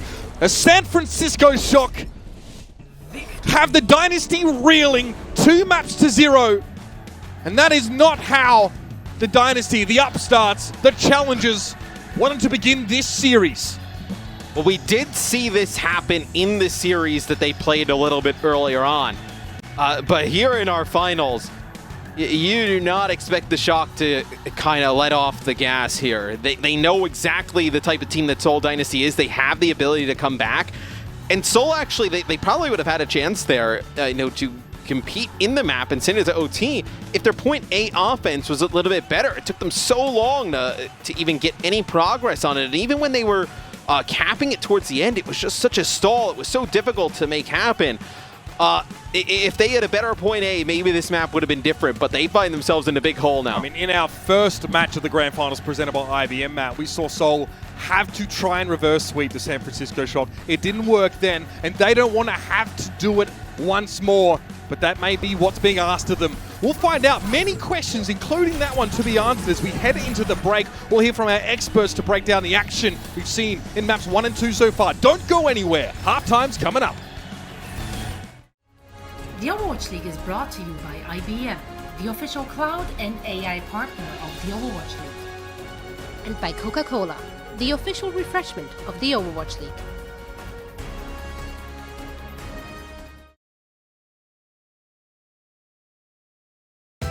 Hey everybody, welcome back to the Spawn Room. I'm Golden Boy, and it's time to play Name That Player. We provide fun facts about an Overwatch star. You provide the player. Here are your 3 clues. Has the most time played on Winston in Overwatch League history, holds 4 of the top 10 all-time Final Blow map records as Winston, and is a Grand Finals champion.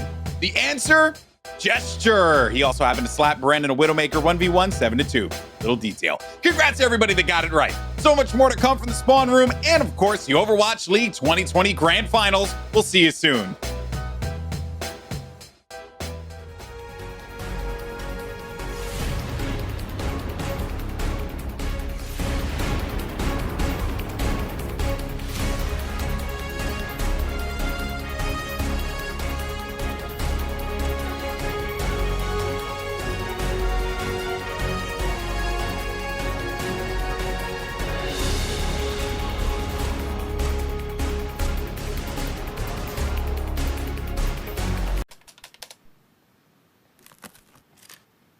This looks tasty. Deep flavor.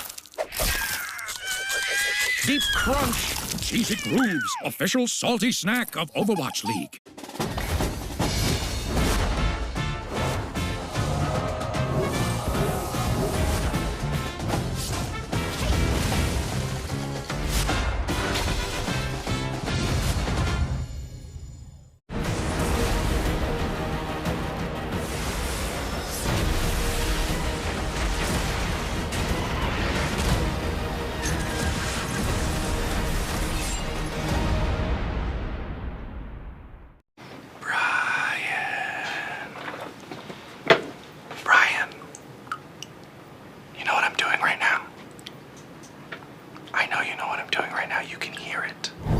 Download free now.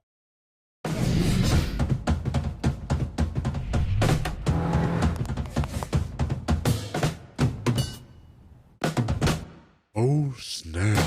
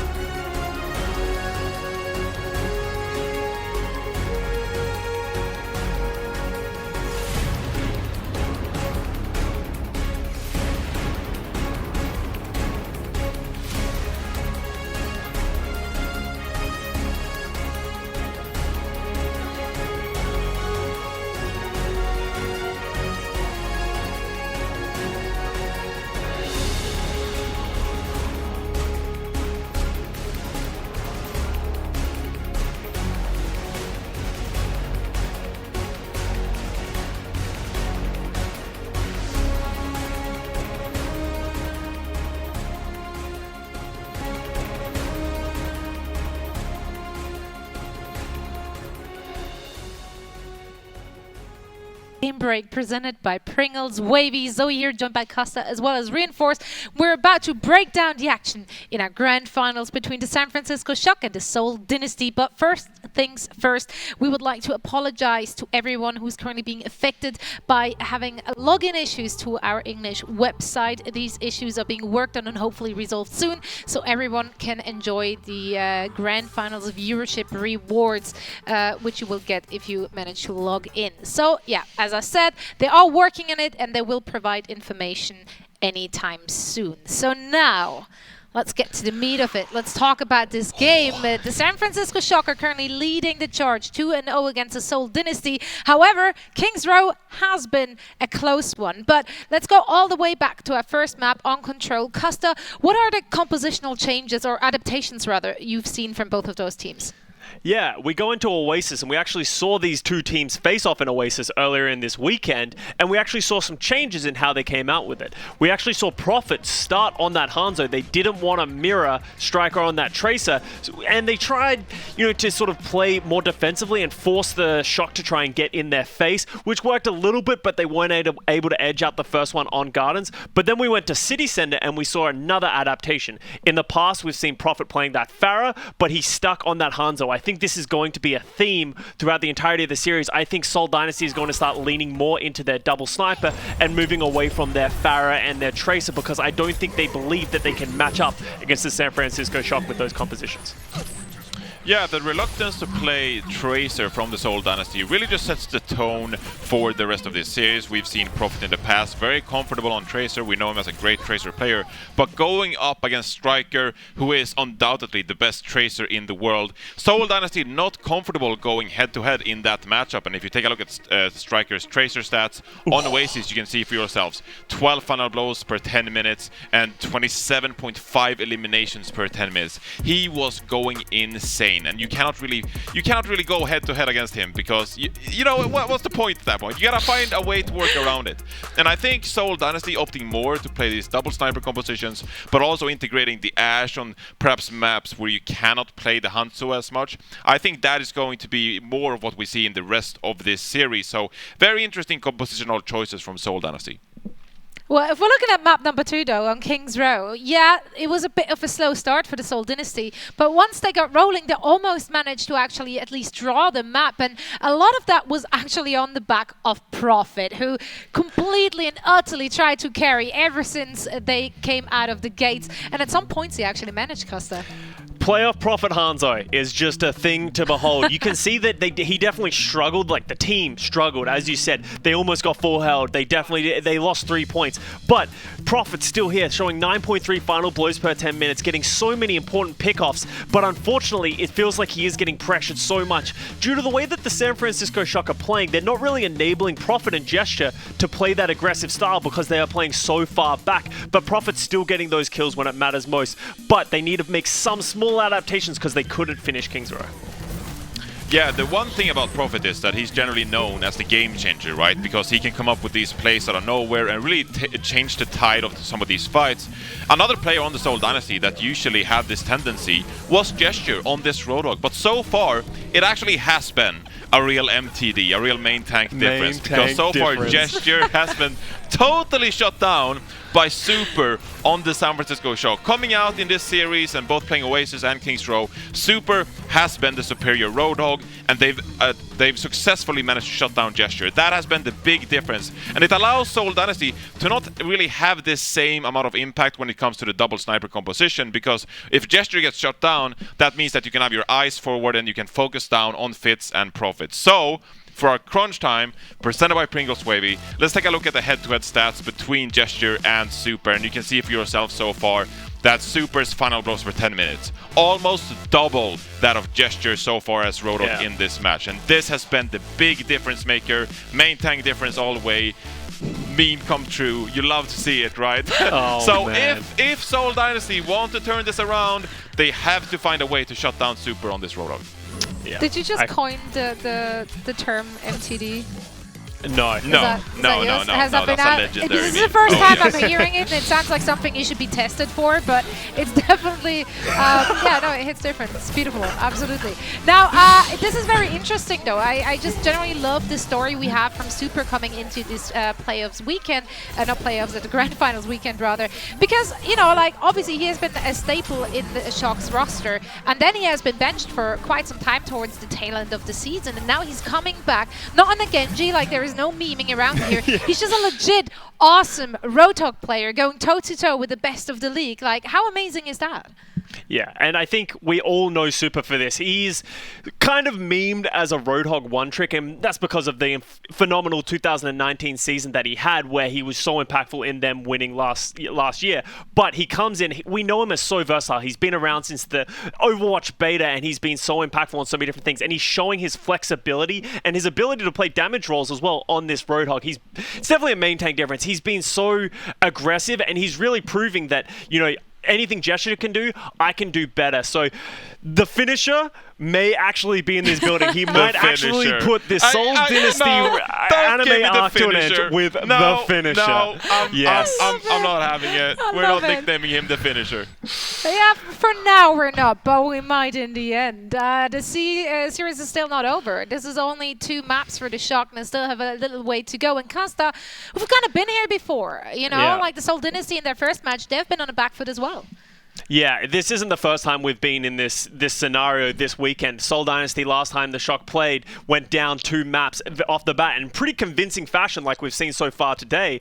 But after this things, they made the adaptation, Prophet came alive, Gesture started getting more space, and that was what sort of caused almost the reverse sweep from the Seoul Dynasty. So I wouldn't be surprised if we see another resurgence from this team. Well, Jonathan, we are heading on to Hanamura next. And last time they faced off against each other, it was Volskaya. Now it's Hanamura. Yeah. Once we heard word of the map, I believe the word throw was thrown around here in our green room. So you don't seem happy with the choice. Why is that? Okay, look. I know I predicted the Seoul Dynasty to win this series 4-3. Yeah. I predicted Shock to win control map, but I thought they would turn it back on some of these assault maps. Hanamura ain't it. It ain't it, fam. You shouldn't have gone to Hanamura. In 2019 and 2020, the San Francisco Shock are 18-0 on Hanamura. 18-0! Yes. They haven't lost Hanamura since 2018. So, Seoul Dynasty here, picking Hanamura. Oof. Bit of a oof. What Costa? Okay, well, why do you think they picked Hanamura? Do you feel like there's something the Seoul Dynasty is up in their sleeves on Hanamura? Anything you maybe see coming?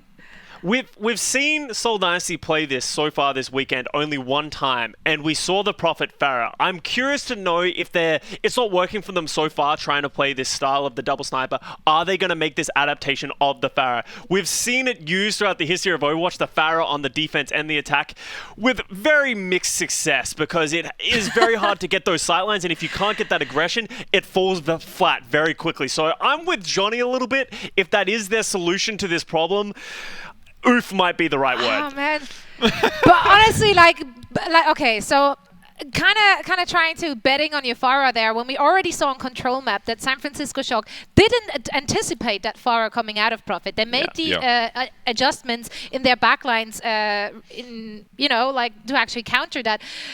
Jonathan, do you agree? Do you think that the San Francisco Shock will once more read this map pick accordingly and also adjust their composition? I mean, there are some good sight lines if you want to play a Hanzo and a Widowmaker type of composition. Now, I think that Striker will actually be able to play some Tracer on point B and be able to flank around there on Hanamura. Prophet could play the Pharah. The thing is, I do not think that Prophet can get away with playing Pharah in this match at all, because we've seen Violet so many times in this Grand Finals weekend swap over to the Baptiste, and that is a real game changer. When you can play Baptiste and be able to peel away the Pharah by yourself, and also drop the Immortality field if Pharah Barrage comes in, that's such a big difference maker. So picking Baptiste is going to be key for Violet in case you face off against the Prophet Pharah. So therefore, I don't think that Seoul can rely on the Pharah at all. I think that they have to play this double sniper composition. It's the only bet for the Seoul Dynasty moving forward, in my opinion. But what a flex it will be for the Seoul Dynasty to actually run away with Hanamura after looking at the record from the San Francisco Shock. That would be quite a moment. Let's see. This series is far from over, and for all the action over on Hanamura, map number 3, we once more send it back over to Uber and Mr. X.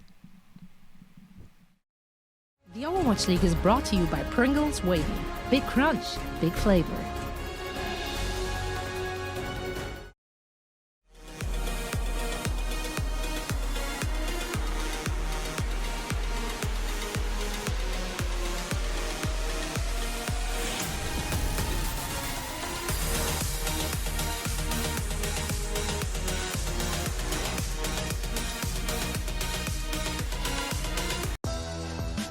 Mountain Dew Game Fuel.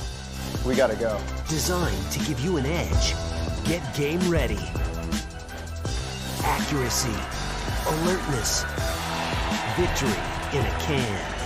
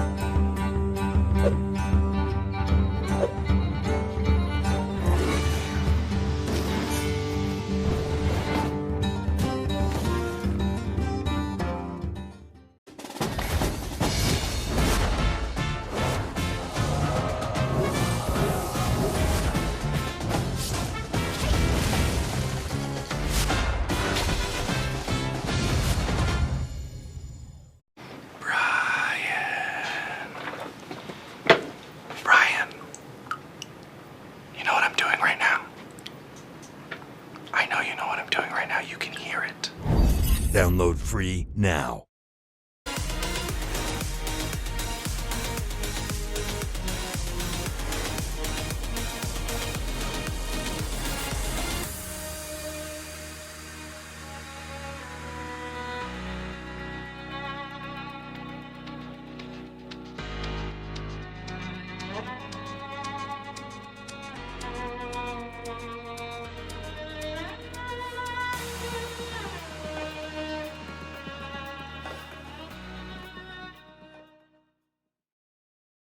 Back in the spawn room, it's Golden Boy with another amazing chance for all of you from around the world to get your Overwatch on. From your grand finals prediction to a shout out to your favorite player or team to posting a pic, or if you just want to say hi to little old me, I'd love to hear from you. We'd love to hear from you. Go ahead and use hashtag CheckMeOWL and hashtag OWL2020 and post a message on our grand finals social wall. It's your voice, it's your time. Celebrate with us and share your Overwatch League pride. So much more from the Overwatch League 2020 Grand Finals coming up.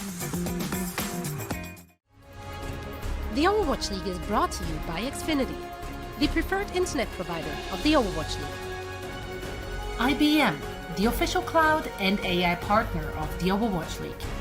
And by State Farm. For auto, home, or renter's insurance. Like a good neighbor, State Farm is there.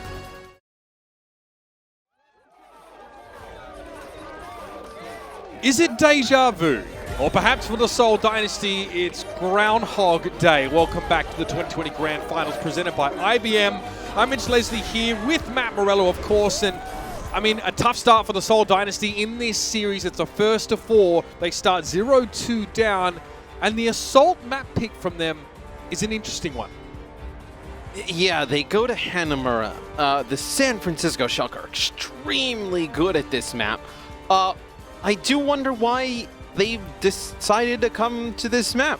The only thing I can think of is like maybe they have some type of strategy that they planned like in advance, or the fact that they played the Shock on Volskaya, they were able to get a win there. The Shock now have gone back and kind of looked over a lot of that footage, and maybe they thought the Shock would have come back looking much better on Volskaya.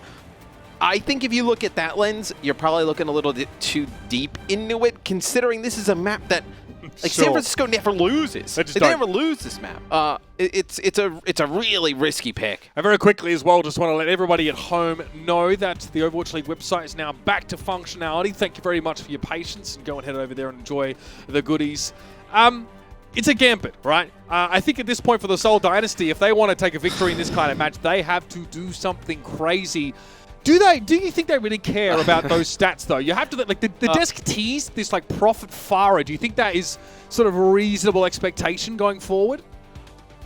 You kind of go through the different heroes they could play. I mean, maybe a Farah, maybe they try and play some Sombra stuff, but still you don't really like any of it against what San Francisco's pushing back with. Not only do San Francisco not lose on Hanamura, they also have 2 of our fastest map records presented by Xfinity at number 2 and number 4. I mean, you can kind of throw the first one out, Fuel versus Justice. It was a little bit of a different time, but the Valiant, obviously a quality team, and Shock really punished them on this map. And we have seen what San Francisco bring against that Farah, right? Prophet tried to play Farah against them right at the start of the Grand Finals, presented by IBM, and it was a Batiste pick from Violet that clipped Prophet's wings. They don't have to change just outside of that. You bring in the Batiste, you have great long-range hit scan with Ons, and also you've had nobody be able to pressure Ons out for the Seoul Dynasty, really at all. So I think this is a gamble. This is a real big gamble, but I think at this point, Seoul Dynasty, they need to hit on something. They need something to happen here. Seoul Dynasty delving deep for something special, and they're going to do it on what may as well be San Francisco's home ground. It's Hanamura for map number 3 in this first of 4 series, and the San Francisco Shock will start on defense, and they are ready for airborne threats, Matt. They've got double hit scan. What almost would be weirder is if they pick this map and they don't have anything special per se planned. That would almost be weirder, in the sense that, like, you haven't looked good in the mirror, so but then you beat them on a map in the assault pool, 13-0, and then you go somewhere else. It would be really odd. Violet coming out on the Zen right away tells you they didn't really think that there would be any kind of threat of the Prophet Farah. Fitz is most likely to teleport forward, or do they want to TP to the point? We do see some sim on this map.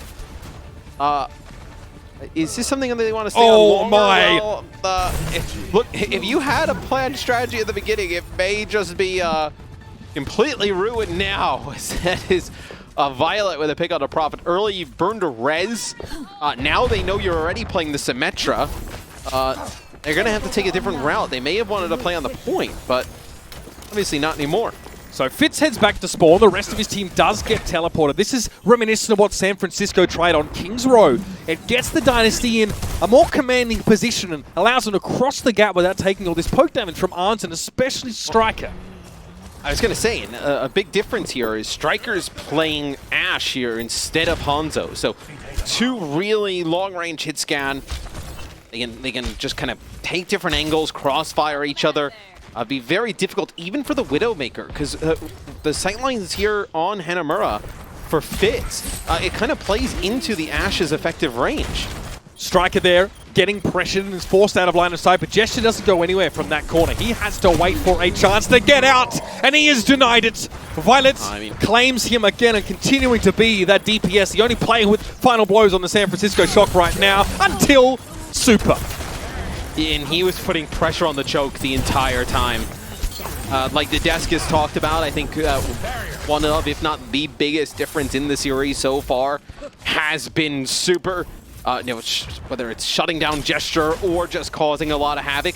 He's almost playing how Gesture was playing, right? We're going on these like flanks, but also being a little bit more careful as there's still players here for Seoul Dynasty. So Marvel will be on the point. Fitz has a very obscure angle here, but with Super going down, the Dynasty might have chance, yes, to push all their players here onto the point. Jester's in a really commanding flank position, but can't interact presently with Violet, who's in Transcendence. Still, the hook on the Moth will do the job, but even the healing from Violet is not going to be enough to keep the Mercy alive. Choihyobin goes over the edge, and it looks like San Francisco will abandon this defense attempt. The Dynasty finagle their way into position, Matt. The outmaneuvering finally bears fruit. Yeah, and that time you see Gesture actually get to one of those advantageous positions, one of those flanks. Wait a minute. Make a big difference as Striker will switch. You still have Ons here. That's a big stagger. Drop. Yeah, he'll get that fast spawn, though, so he'll be right back up into the action. So you don't miss a beat here if you're the Shock. Super in position just to stop any flank attempts here. This allows Striker to potentially make a foray of his own, especially in the absence of Prophet now. And Striker, unseen, can he interrupt this Resurrect? No, his vision's obscured by the cherry blossoms. Otherwise, a fantastic ornamental piece for this map. In that case, a nuisance. Soul just waiting a bit. And everybody in position, but also giving time for San Francisco to take some of these wider angles. As Fitz will use in for sight, same with Ons.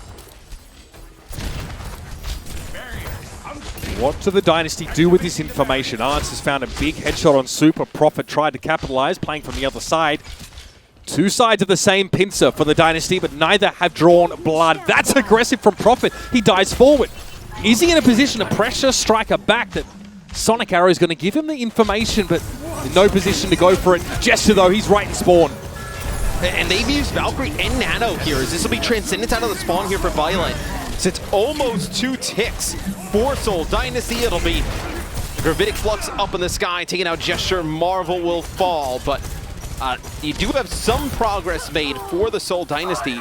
A lot to use just to get in. And on a map like this, Mitch, right, it makes it even harder, I think, for Gesture. There's not a lot of angles where you can flank or kind of get these odd positions on, especially kind of attacking. He also has to walk into the Zenyatta, which the Discord Orb is going to come down at range. You have these snipers. It's so difficult, one, to just keep him alive, and also for him to make a huge impact. Is there any world where, I mean, Gesture can safely walk through main against this Zenyatta? Do they have to go to the high ground of the Dynasty? I mean, he has to. If you go main, you're almost certain to get Discord and then just kind of shot from the high ground at multiple angles. He's going to try it here, and look at this. Already just takes a shot, has to drop down. Or maybe he wanted to. This actually allows him to access the left-hand side of this last temple area without jumping over an uncrossable gap. Gesture gets Super. The little flank around maneuver finally pays off, and Violet has also gone down. San Francisco will have players coming back into formation now, and Moth hasn't used that Resurrect yet. He may have to now, though. Strike has been removed. That's the Valkyrie from Moth being used. 2 ticks here for the Dynasty, Matt. Yeah, as Moth has to just fly onto the point, try and get a contest. It'll be Violet, takes out Gesture on the point. You have Super just sleeping here. But look at this, Violet just taking out the tanks in his backline. First takes out Gesture, then takes out Marvel. Violet has had an unbelievable impact on the Zenyatta. He currently sits at 6 final blows and make it 7! This guy is absolutely out of his mind! Above and beyond the Call of Duty goes Violet. He tweeted earlier today on social media, it's edited a picture of himself with like those red Terminator eyes that said, I have to win, I have to win, I have to win. That is hunger. But that was just talk. In-game, that hunger is now personified. Now we're down to a minute on the clock for Seoul Dynasty. They'll have both of these support ults. That's how they were able to get in the last time. Valkyrie plus a nano boost on a Gesture. You needed that extra durability on a Gesture to get towards the point. The bad part for Seoul Dynasty, as you'll have a Transcendence, you'll have that Gravitic Flux plus Dragon Strike combo. They have to be careful, all clumping up here on the high ground. 45 seconds remain. The Dynasty's reasonable time bank has dwindled to less than 1 minute. The upside for them is that they have some big ultimates to leverage here. Yeah, but they're going to get in a position where they have to fight on the point. And this Gravitic Flux plus Transcendence is going to be huge. 1 tick, though. That's all Gesture needs. He tries the whole hog, but Super again ruins his day. He can't escape, despite the fact he was being healed by Tobi. Arns is able to cut him down to size. Marvel sets up on the point now, but Fitz just disintegrates under the scrutiny of Violet. It's another Harmony Orb. And Striker can sit on the point now. Marvel's so low. Arns has a perfect angle for this, but there aren't any players for the Shock on the ground. And the Dynasty, fantastic comeback to work their way through. They were short-handed in that fight, Matt. Yeah, but they're able to get rid of Choihyobin earlier. They're not able to get a res, so he never gets a use of that Gravitic Flux I was talking about, and that's huge because you're not playing with a big support ult for Seoul Dynasty. You don't have a Zenyatta, so it would have been devastating for Seoul to deal with. Ladies and gentlemen, it's time to make some noise. You can use the cheer function on overwatchleague.com/react to cheer live for your team. Brought to you by Coca-Cola. Just like we've had in years gone by, we want to fill this arena with your energy. We've already been really enjoying seeing you guys in the T-Mobile Skybox. It's such a pleasure to get to share this moment with you, and my God, I'm hearing it already. Let's go, baby. The Dynasty just finished the map, but the Shock now kind of have a decent idea of how they match up or how they need to match up on the attacking side. So now they expect the Pharah. This is almost, you think back to like how you kind of play Pharah on defense on a map almost like Eichenwald, right? You can kind of play around that center pillar, really to kind of deny any lines of sight. You can kind of play around a lot of these roofs here. So we take a look at the end of the round. Seeing Moth going for a res. Ooh, he gets taken out right at the last second. Matt, Violet is absolutely out of control. And look at this. He's ready with the Baptiste. He knows that Prophet's going to be trying for the Pharah. He is 8 final blows and 4 deaths. He leads the Shock by a decent margin. He's almost deadlifting his team. I love this adjustment from San Francisco. You play Violet on the Baptiste, but you also ditch the Roadhog here. And you play the Wrecking Ball in the Tracer. The Super Bowl! Instead of fighting at the choke, right? You just get on it and just put pressure on the backline. Try and make this Pharah almost useless. And if Striker and Super can get into the back and get some pickoffs, it makes the Pharahs very difficult to make a huge impact. This setup, though, for Seoul is incredibly impressive. You can see how safely Prophet can rain those rockets down, Matt. Ons takes out the Mercy, though. So they don't have a Mercy coming into this next fight. San Francisco have a little bit of a window here. Now, Striker behind enemy lines, a pick on a Creative here would be enormous. Hunting for Creative. He also sees the Pharah of Prophet close by. He tries for Creative, maybe attempting to bait out the Biotic Grenade, and he does. Creative has to self-heal. He can go hunt Tobi off spawn now. Creative getting harassed still, and here comes Super. Rolls straight on through. Striker finds that kill, but it's traded. Super eventually is going to have to get out here, but that's one tick already on the point. And look at this displacement. Soul is being forced away from the point, but they bring Creative back, and they're ready. They've regrouped, and they want to fight. Yes, that'll be a bob onto the point here from Fitz. It'll be an Amp Matrix drop from Violet. Oh, beautiful hook there from Gesture. That could be huge. And it is Super taken out of the fight now. The Dynasty had to use a bit in that fight, but Fitz goes down to Striker. A huge pick for the Tracer, who's been lurking for most of the fight, and Arts is brought back into the fray. Marvel trying to desperately protect Tobi, the lifeblood of this Dynasty roster. And Arts has gone down. Gesture has to return to the point here, but Super rolls on in, gets a pile driver, accretion from Marvel to try and slow the ball down. Here's the whole hog from Gesture. Biotic Grenade on Super makes this one really hurt. He'll have to take a breather before he returns to the fight. But San Francisco, they're not done here. They're going to keep trying to apply some pressure. Yeah, Super will go off, he'll get a health pack, and he'll come back and he'll have a Minefield to drop in a point. Minefield plus like a self-destruct, good enough to clear this out. Dynasty, all things considered, in a decent spot right now. Great accretion across the map by Marvel.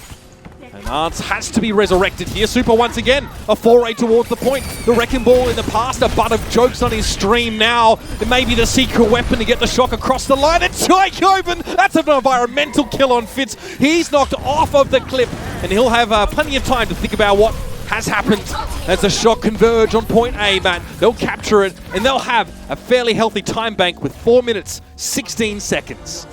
And they have the answer for this. As soon as they saw the Hanamura pick, it gives a huge kind of a sign going into halftime that something different is going to happen with Seoul Dynasty. And what is it? It's the Pharah on defense. And San Francisco, they solve it. They bring in the Wrecking Ball. They bring in the Diva, the Tracer. They really just go after Seoul's backline aggressively. Prophet being extremely heavily pressured here, but the rest of the Dynasty are able to deal with Arts, possibly the biggest threat from that high ground. Now I think you switch, potentially, if you're San Francisco. And you already see Violet make the switch. I think Super and Choihyobin probably switch. Maybe you bring in the Roadhog. Maybe you keep the self-destruct for the next, just trying to make a play. And ooh, it looks like Violet goes back. So maybe they want to keep this going with this type of setup. I do think, with the way they were going, Gesture was starting to heat up a little bit. Make some plays. You saw him get a hook on a Violet, a hook on an Aunt. They have to be careful. They can't let Gesture come alive. Prophet playing quite far forward there. He's met with the defense matrix of Choihyobin on that Diva, a hero on which he has previously soared to great heights in and out of game. Answer with the accretion. Oh, the 1-2 punch is nasty, but Prophet is traded out elsewhere. Here's a gravitic flux that Choihyobin can't do much about. He'll have to self-destruct to replace. Oh no! Fitz goes down! Choihyobin just wanted a shiny new mech, and instead he gets the scalp of Fitz. Jester's going to be forced off a point now. The Micro Rockets get the job done, and Striker has a big old bomb for Marvel. Jester tries to go for the whole hog. Much of it is nullified by the defense matrix, but he receives a friendly biotic grenade, and he gets a big old hook on a Striker. He'll be knocked off the point now, and the Shocker fairly close to that second tick, but Prophet has returned to the fray. Bob attempts, well, to try and capture the point, but one defends it as well. San Francisco again, it's back to the drawing board, Matt. Yeah, it's Bobs from both teams there. Towards the end of the fight is this will be a stagger here on Choi. This is a big stagger. Yep, he gets back in the mech. Now the sleep dart comes through. It's gonna be a while until he gets back. Life comes at you fast, Choihyobin. Yep. They barely put any damage down to do him originally when the hook comes down, and then they finish him off. And that also gives Seoul essentially another fight win there. Arntz finds a kill on Prophet, but it's not going to be consequential because of the Resurrect.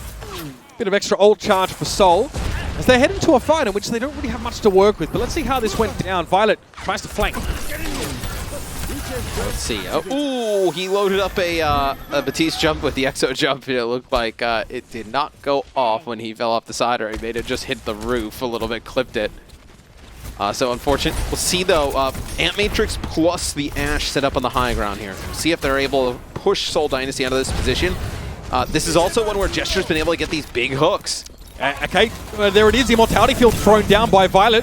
It's able at least to allow them to get a trade. Tobi's the only support for the Dynasty alive right now, but he gives Gesture a nano boost. So the Shock very wary of this. Striker's looking for Fitz on the point, just a little bit more damage, and yes, Tobi was too far afield, helping his tanks. Prophet though is going to be healed up, and Striker eventually just has to stand out in the open. He had no blinks available.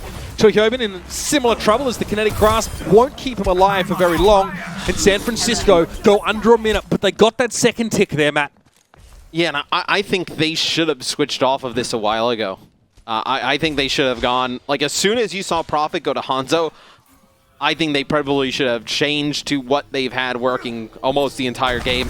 Maybe you don't bring in the Widow, maybe you keep the Ash for just how the point is structured. But now they'll bring in this end, they'll bring in the Roadhog here for the final push. Prophet thinking about that Dragon Strike. He's got information now. He sees the Shock head to the high ground for the last push of this map. Soul trying to get one on the board here. Gravitic Flux is going to make it pretty nasty for Violet, who's dropped down, and Prophet meets him with their Dragon Strike. There's nothing San Francisco can do. Prophet will sit pretty up on that high ground now, and Fitz easily dispatches Striker. Or under 5 seconds left, and the Shock don't have the players to touch the point here. Whole hog to secure it, and the Seoul Dynasty fight back. The venerable Tigers finally bare their fangs. And you know what's kind of, it's so odd. The Hanamura pick we all questioned, and we were like, oh, maybe it's something that the Seoul Dynasty had planned, that the Shock maybe won't expect. They kind of beat them doing what they did in map number 1 and 2. It's just the Shock just refused to match it on point B. They committed to the Tracer, they committed to the Wrecking Ball in the Diva with the Batiste for just way too long, in my opinion. They needed to switch off of that really early on. They got what they wanted. Prophet's playing the Pharah, they get the point, he switches off of it, but they don't go back to what was already working. A little bit of an odd call there from San Francisco. Ends up costing them the map. Yeah, and may have been a little bit of hubris there, Matt, because that's the first time San Francisco have lost Hanamura all season. And we'll have to see if that plays into their mental state as we head into map number 4. The Dynasty get one on the board, they stay alive and they stay healthy. Let's see if they can even things up.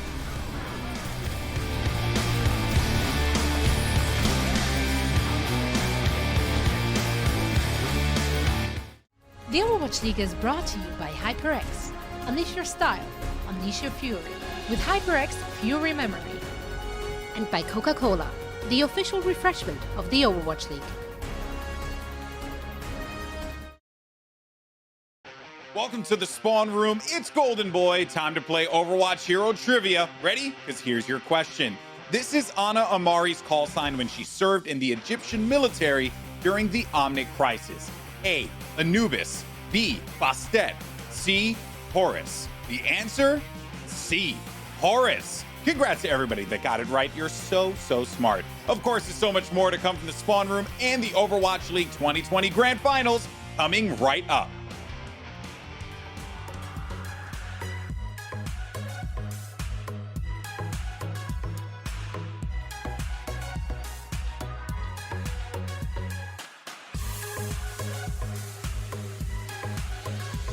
Easily scared.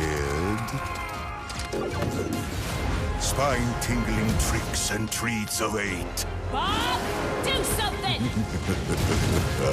Will you survive?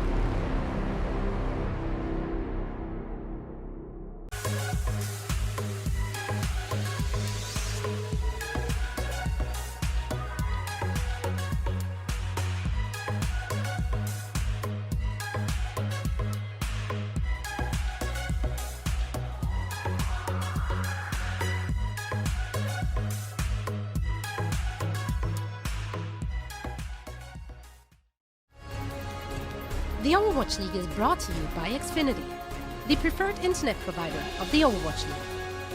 And by IBM, the official cloud and AI partner of the Overwatch League.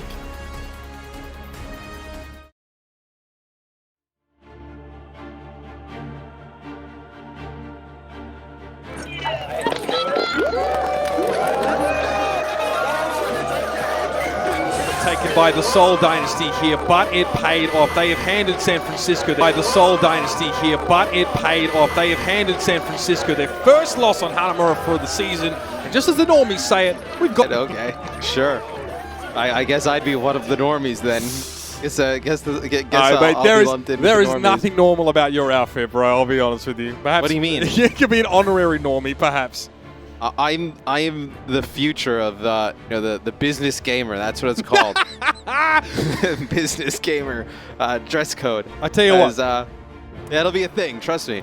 Well, San Francisco get the business in that third map now. Their pick will be Watchpoint Gibraltar for map number 4, and I mean Violet looked unbelievable over the last couple of maps. At one point, he was almost deadlifting the entirety of the shock from the Zenyatta position.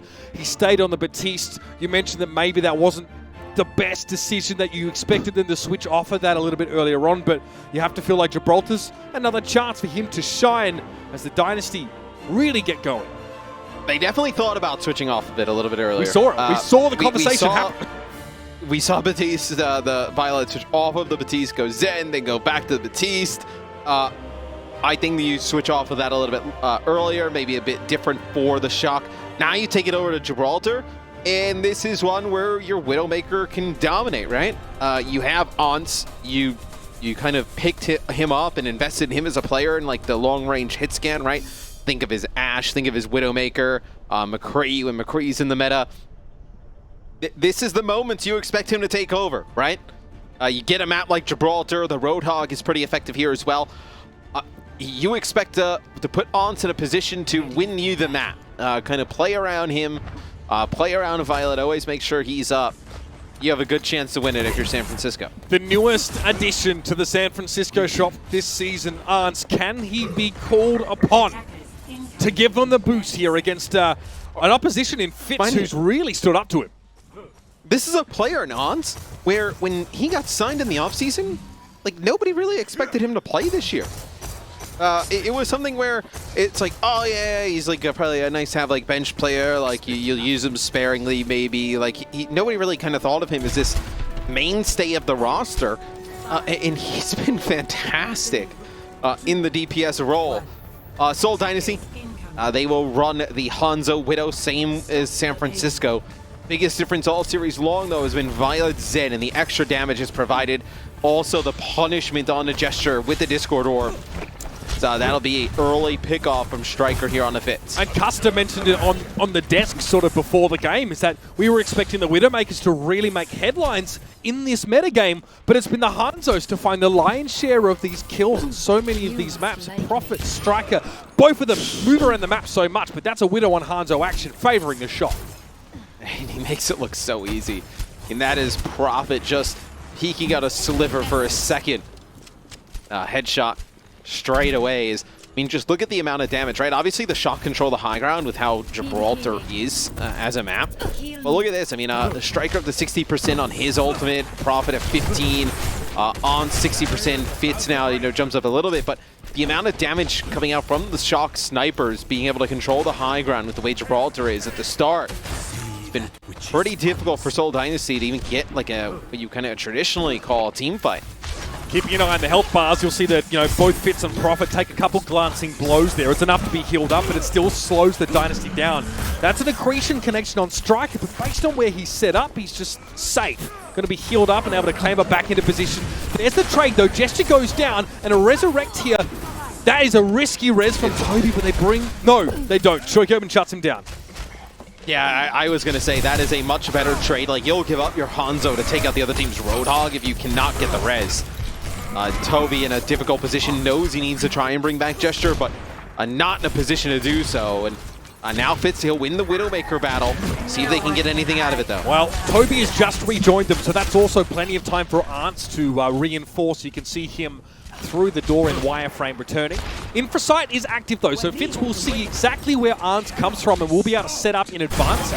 Prophet gets rid of Violet there as well. Information is key, and the Dynasty are using all of it to its fullest now. Super's able to get a trade against Gesture on the card, which is impressive in and of itself, but may not mean too much as the Shock are kind of dashed here.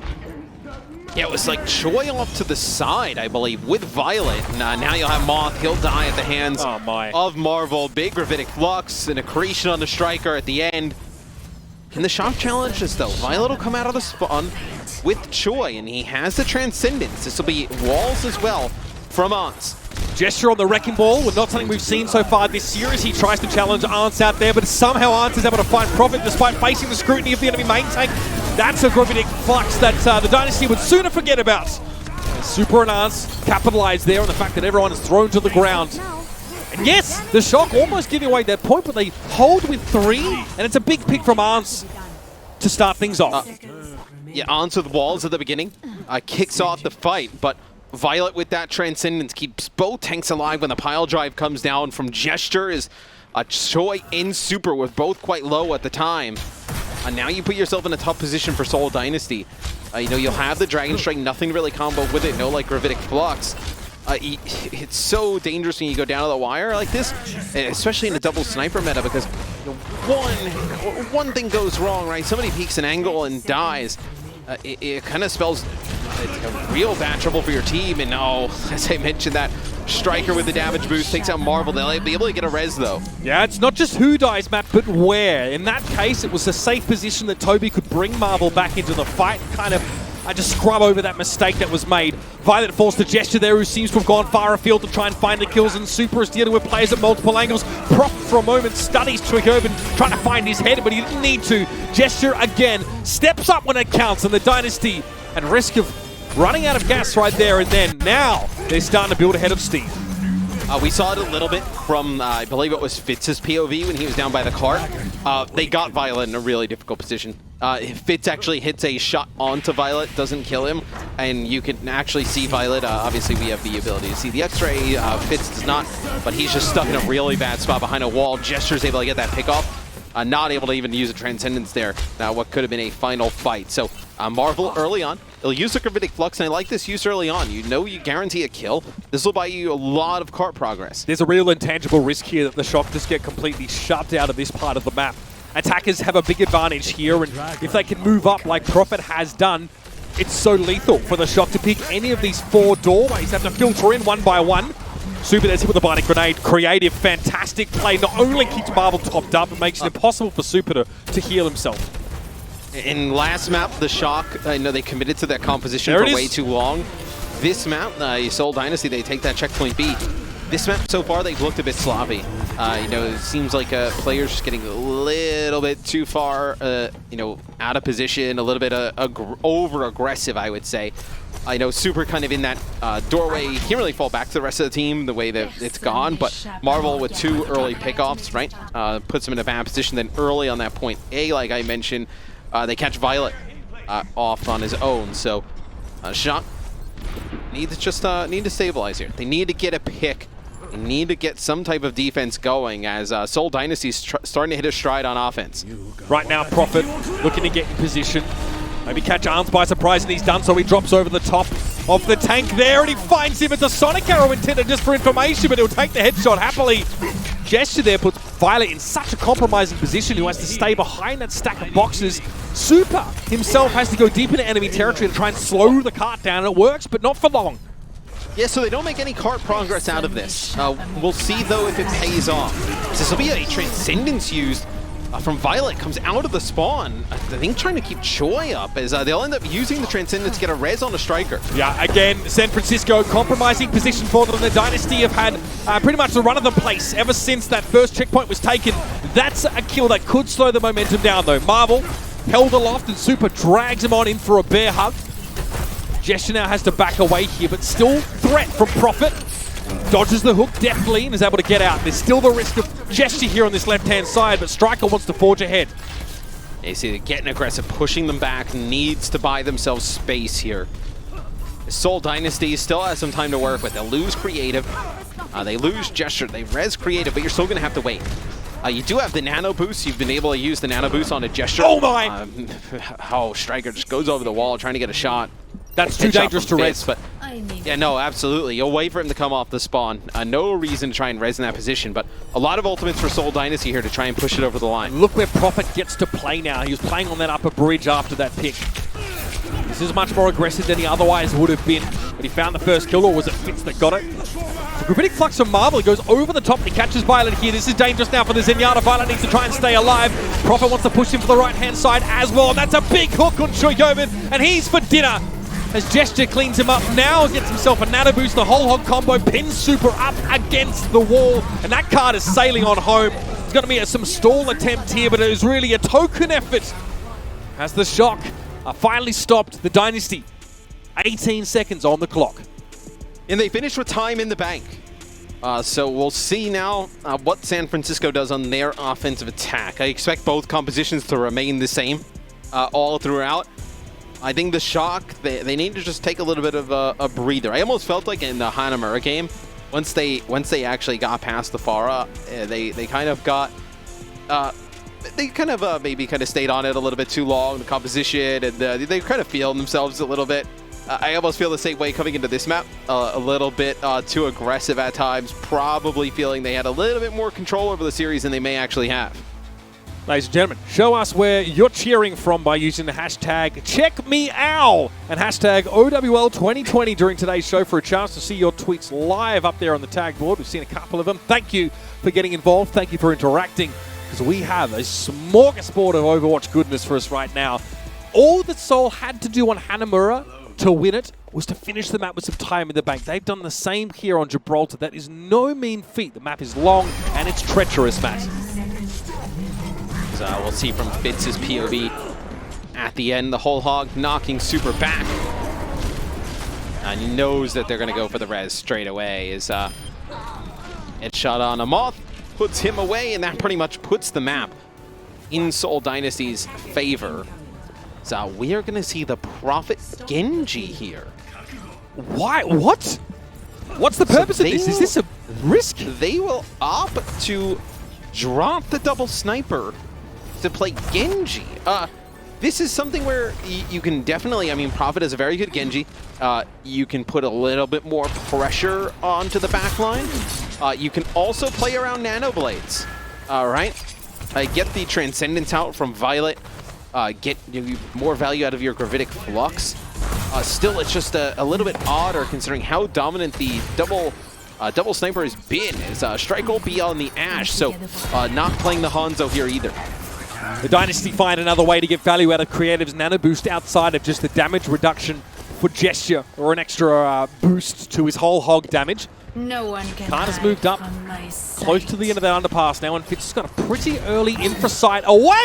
My God, Prophet! He reflects that one back on Striker. The egg on San Francisco. Shock space there. And now Prophet looking for the rest of the breakfast. So, we know what type of Genji that Prophet has. It's just Genji's not the same hero as he was, what, a month or two ago. So we can take a look in Prophet's POV. So, was that actually not even that might have been Violet. Striker's shot? It looks like it was Violet's directed right back towards Striker's head. So quite unfortunate for Striker. Didn't even look like he was aiming at Prophet. Seoul Dynasty all of a sudden invigorated, looking full of life. The San Francisco Shock, they're the ones that are being forced to try and come up with an answer to all of this, and there is a Dragon Blade for Prophet. No accompanying Nano Boost ready for it yet. We've seen what we call naked Dragon Blades in the past, but likely the Dynasty try not to take a risk there. There's a trade-in kills. Prophet for Striker. Tough to get a res on the Genji. He's always far forward, but that one was in friendly territory, and he's able to be brought back. And you expect the Nano Blade when Creative gets this Nano. There it is. One down, Prophet, two. The Sushi Chef strikes. And he's looking for more. The Roadhog's going to hook him in with a Biotic Grenade given by Creative. Again, that is the full service package from Creative. Nano Boost supplied, healing throughout the blade. The San Francisco Shock gets sliced up. Oh, and that is Moth with Valkyrie there, and he's actually just kind of lurking up on the bridge, trying to heal some of his teammates down by the cart. And Prophet with just the swipe takes him out. It's a no support ult now for San Francisco. Striker will switch over to the Hanzo here, so you'll ditch the Ashe. It's Seoul Dynasty. They pull out all the stops the last two maps. They go to Hanamura, which just seemed like a crazy pick. They end up winning that. They win the Shocks map pick here. They are right back in it in a big way. They will have taken all of the wind out of the Shock sails here. It's the second big gambit for the Dynasty in as many maps, and it's paying off so far. Suba's going to be healed up briefly, and Violet's going to be able to return to the fray, and Moth falls foul of a poison mine of all things. Art's hooked in for Gesture, and the San Francisco Shock are reeling. And they are not punishing Gesture as much as they were earlier in the series. They're doing a much better job not letting Gesture make these huge effects on the game. Now Gesture is starting to connect with these hooks, get these pickoffs. A lot like how we saw Super earlier on. Really control. And this is going to be almost impossible, Mitch. San Francisco, 20 seconds on the clock. No ultimates across the board. Walking right into a Nano Blade from Prophet. Prophet licking his lips and sharpening the blade. Huge accretion on the high ground. That's going to rattle Striker. Still there'll be some time for San Francisco to set up. That's the Nano Boost now. Striker. Oh my God! Super gets the hook. It's traded out though. Now on the card, it's going to be the accretion over towards Gesture, and Fitz is going to sit in the background. Fights a shot towards Striker, but has to get out of line of sight. But overtime is ticking down, and Gesture was there with the whole hook, but it's not enough to stop the Shock. Big Biotic Grenade. A huge one from Creative. I can't believe he's come back and managed to take this over. The underplay is filthy, and the Dynasty get a second map. This is a match. You could not. San Francisco in such a tough spot. The Nano Blade comes through in a Super with a huge hook and a kill right away. But towards the end, man, Creative, like you mentioned, I believe it was a 4-player Biotic Grenade onto the cart. You're able to finish those players off as Seoul Dynasty ties this series. A lot like what we saw in their earlier matchup in the Overwatch League Grand Finals presented by IBM. We'll see if the Shock can bounce back, as the Seoul Dynasty has them reeling now. I mean, the Dynasty, first of all, they choose the audacity to choose a map the Shock hasn't lost on this season. They win that. They go to Gibraltar. They pick a Genji of all things, and it pays off. It was Creative at the end that really had to step up. What do the Shock have left in terms of answers, in terms of maps? Stick around. We're about to find out.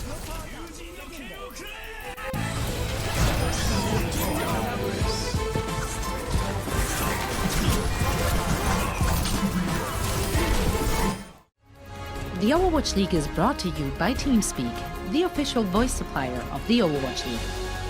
And by IBM, the official cloud and AI partner of the Overwatch League. What's good, everybody? Welcome back to the spawn room. It's Golden Boy. Time to play Name That Map. And don't just name it as fast as you can. You'll see what I mean here in a moment. Just go ahead and name that map. Okay, I don't think I recognize that awning. Never mind. Okay, I know that building.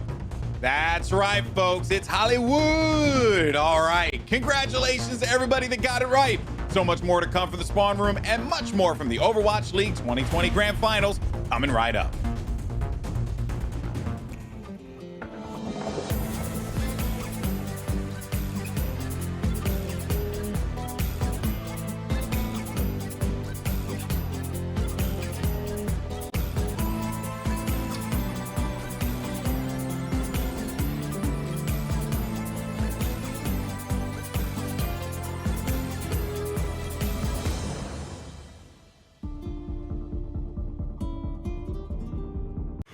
Easily scared. Spine-tingling tricks and treats of 8. Bob, do something! Will you survive? Oh, this looks tasty. Deep flavor.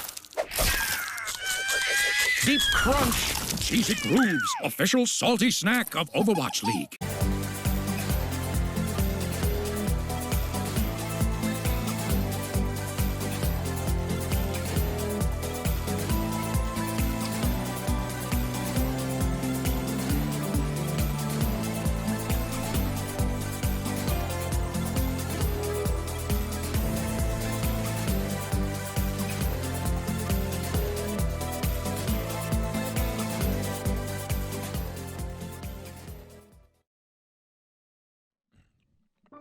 Last year, the Wells Fargo Center was lit alight by the San Francisco Shock as they held aloft the Overwatch League trophy in a one-sided victory against the Vancouver Titans. Yeah.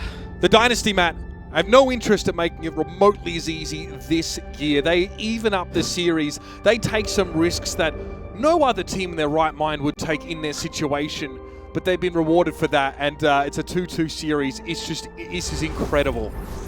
The risk to go to Hanamura ends up paying off. And then also the risk to bring out the Genji to maybe try and, I guess, kind of control the high ground a little bit more. Also for the Nanoblade combo ends up paying off. And I think if you're San Francisco, you're a little bit rattled right now, right? You don't... A lot of times the Shock are the one who are making these, mid-game adjustments that are really paying off. Kind of one step ahead of the opponent. We've now seen the Seoul Dynasty pull that out twice. This next map is going to be massive. The first control map was pretty much dominated by San Francisco. If Seoul is able to rattle off 3 wins in a row, they are so close to really kind of rattling off that 4 in a row to win this series. Matt, it's not quite a reverse sweep, but it's pretty darn close what the Dynasty have been able to do to turn things around. And the Shock have been in this position, right? They have had to come back from big deficits. They have had losses on record recently, right? They didn't win every one of our monthly cups. They're no strangers to adversity. But this is a little different. I think at this point we can safely throw out the idea of map win record, about optimal composition. Nothing matters that occurred outside of this game. It'll develop its own meta, and our expectations had to adjust. Yeah, no, we do have a sub for this map. It'll be Smurf, who will come in for Super. It is kind of wild to think about, like, San Francisco. They always have these, like, when they lose, it's always like a long drawn-out series, it feels like. For a team to potentially beat them 4 games straight, it's like almost unthinkable. And when we were doing our bracket for Cloud Chat, kind of looked at it and it was like, man, it's so hard to predict a team like the San Francisco Shock losing 2 games in a row, pretty much, like 2 series, let alone 4 maps in 1 series. And especially in this type of fashion, if Seoul is able to win this one and then potentially get that final clincher, it'd be unreal. It'd be an all-time performance as a team. Matt, at first it was Violet with this incredible Zenyatta performance, showing that that flex support role can really dominate when it comes to damage. Then it was Creative who stepped up and said, I don't need to do damage to have a gigantic impact on the game. They switched Prophet to Genji, unlocking the potential of that nano boost, and then Creative ends the round with an ungodly 4-player biotic grenade to seal the deal. Both of these teams stacked with talent. Now as we head out onto Bdosin, it's time for them to clash heads once more and see which team heads into the next break at a map lead. Yeah, and the Shock, they ditch the whole the Roadhog again. They did it a little bit on the first one. Actually, they played Super on the first one. They played Hog with the ball. This time they played Choi on the Sigma, but they also played the ball. So they play the Wrecking Ball with the Tracer here to try and pressure the backline. And look at this. Seoul Dynasty, they just try and push straight on through. They get Choi, but they lose everybody else. Yeah, the wrap from the backside was there for the San Francisco Shock. It was a very nice dynamite placement that got Choihyobin, but the rest of San Francisco had already gone for a flank. That play was pulled off on an absolute dime, and the Dynasty were not ready. And they'll give up Choi's life to be able to take out 1 or 2 players in the backline every single time. You can double back and res. You see just the amount of pressure, right? The shots from Striker off to the side, the Wrecking Ball damage, and this just opens up so many angles for On. Striker's still in the mix though, even after losing Choihyobin. The shield's gone for the San Francisco Shock, but Striker would rather use the sword. Violet gives Marvel a Cossack kick in the breadbasket. And the San Francisco Shock want to brawl. You can see that clearly, and they already hold the point, so they don't care how long these fights go, Matt. Yeah, now at Seoul Dynasty, they'll make an adjustment. So they'll have Fitz come in and play the Sombra, try and get a hack onto this Wrecking Ball, prevent the disruption coming on through. Wrecking Ball, once it gets hacked, it's not a lot he can do. So if you're able to get a hack onto this Wrecking Ball, stop him from coming into your backline, they almost want to try and force San Francisco Shock to switch to the Roadhog, because you do think that if the Shock were going to play Roadhog consistently, they would have loved to have Super in the game. That was clever by Prophet. He notices what's happening. Oh my, Marvel interrupts and Resurrect and gets the kill on Moth. The accretion with the damage boost, that is ungodly. And the Shock leads 62%. It looks like Violet's going to expend the Transcendence to try and keep this point going. Choihyobin, though, can't benefit from healing when he's in the drink. He's knocked off the map. And the Seoul Dynasty will be able to take the point as the hack on the Striker means he can't recall. I think if you're the Shock, and if you're a Shock fan, you'd be a little bit worried if they're not able to figure this out with the Sombra in play. Potentially you have to change some other things to kind of work around it that don't exactly work in their favor. But they do have a lot of percentage on the point, right? So they can stay on with this a bit longer. You also have a minefield here. But Fitz is going to be able to build up towards his EMP rather quickly. Smurf takes a bunch of damage, forced to back away for a moment. And, okay, Marvel's happy just catching Choihyobin inside the Gravitic Flux. And look at the wraparound there from Gesture, ready with open arms to catch Choihyobin as he landed. They use the Gravitic Flux. You can hold on your EMP here. So if they try and push through this choke, you can see the EMP come on through from Seoul Dynasty. A lot of damage kind of follows that up. San Francisco may end up just kind of like walking in here, baiting it out. This will be the EMP from Fitz. Yeah, it comes out. A lot of damage early onto Gesture by the looks of things there, but Fitz, big EMP, exactly what the Shock needed. And the Valkyrie was even expended there by San Francisco. Maybe a glimmer of belief that they could still win despite having their abilities taken away. And now yeah, maybe they didn't think there was going to be that much damage following it up straight away, but it most certainly was. The Dynasty now start to approach the Shock's total, 63% and counting. What does the Shock work with here? Not a lot of combo mechanics.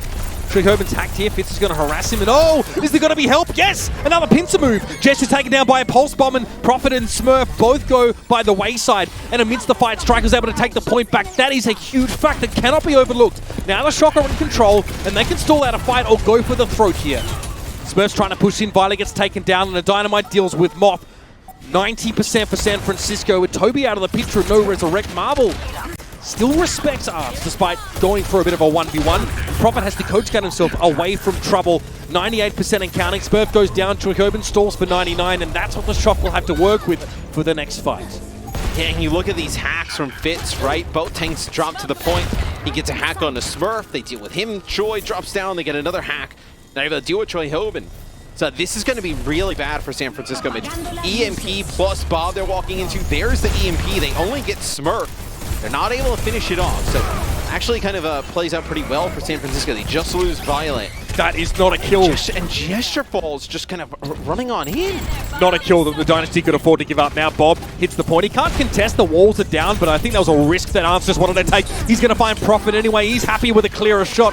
Profit's going to be brought back into the fight here, but Arms had already found Fitz. Sombra is down. Profit, what can he do in the absence of his other DPS player? There's an Ana boost here from Creative and a Biotic grenade to potentially shut down his Transcendence from Violet, but Creative saves it as Marvel goes over the edge. Bob, though, what timing from Profit. It keeps the port stalled out for a little while and allows the Dynasty to play in from the outside, but Creative is down.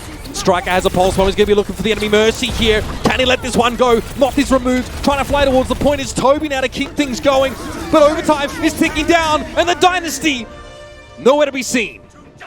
And I believe what happens with Marvel, you have to get a replay, but I believe in the previous fight he's so low and he's by the point, and he ends up kind of taking himself out with some of his passive damage from his Hyperspheres, and he has a Gravitic Flux at that moment. It's oh, man. Pretty unfortunate there for Seoul Dynasty. Didn't look good for them early on, but they're able to bring that point all the way to 99.99. We'll see how some of these compositions change up going into this next point. Shock fans absolutely popping off on the T-Mobile skybox there. San Francisco have always looked good on these control maps, and the positive side for them is that I think maps 8 onward are all control maps after we've exhausted our escort and assault maps. So, I mean, if the game goes that long, San Francisco are definitely favored. But the Seoul Dynasty are always looking dangerous. And they're going to come out with a Sombra again. There's a big problem, Mitch. We get 10 maps, there's a big It's problem. impossible. Not possible. Yeah. Lily fits on the Sombra again, so they make this adjustment straight away. They know that you'll have Smurf playing the Wrecking Ball here. You're going to have Fitz play the Sombra. Try and make it even harder for the Shock players to access the backline. And there's the early pick. Fitz is starting to feel the Sombra, even if it didn't quite get the Dynasty across the line in that last round. If nothing else, just to make Smurf just a little more wary. That hook from Gesture hits any other day, and Violet's lucky to be given a stave execution. Shocker on the point, though. That's where they want to be, and Profit's down. Let Violet live, and he will come back with a vengeance. See another passive damage death there from Marvel as well, but they'll deal with Smurf. This will be the point to the San Francisco Shock. You see Tobi just barely trying to hang on for life. Creative healing him up. Not good enough. So, a team wipe there for the San Francisco Shock. Seoul Dynasty, they'll come out of the spawn. They'll be very close to an EMP. Again, not the start the Dynasty we're looking for here, but you mentioned the EMP. Something they can work with here that really turns the lights off for San Francisco. Moth with the Caduceus Blaster is probing just to see if he can locate Fitz. That would have been a very quick end of the Sombra. But no dice so far. Striker is also on the hunt.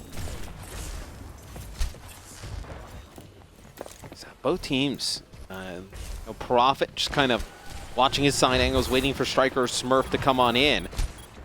They're also Big waiting bomb. for Fitz to try and make a play. He can't catch Creative. He's able to get away. Recall there. Creative tries the sleep dart and doesn't quite connect. Even with the healing of Tobi, they can't keep the Ana alive. And this is where the San Francisco Shock look to pounce. Moth gets the Valkyrie off. Even with the EMP in play, they've lost Violet.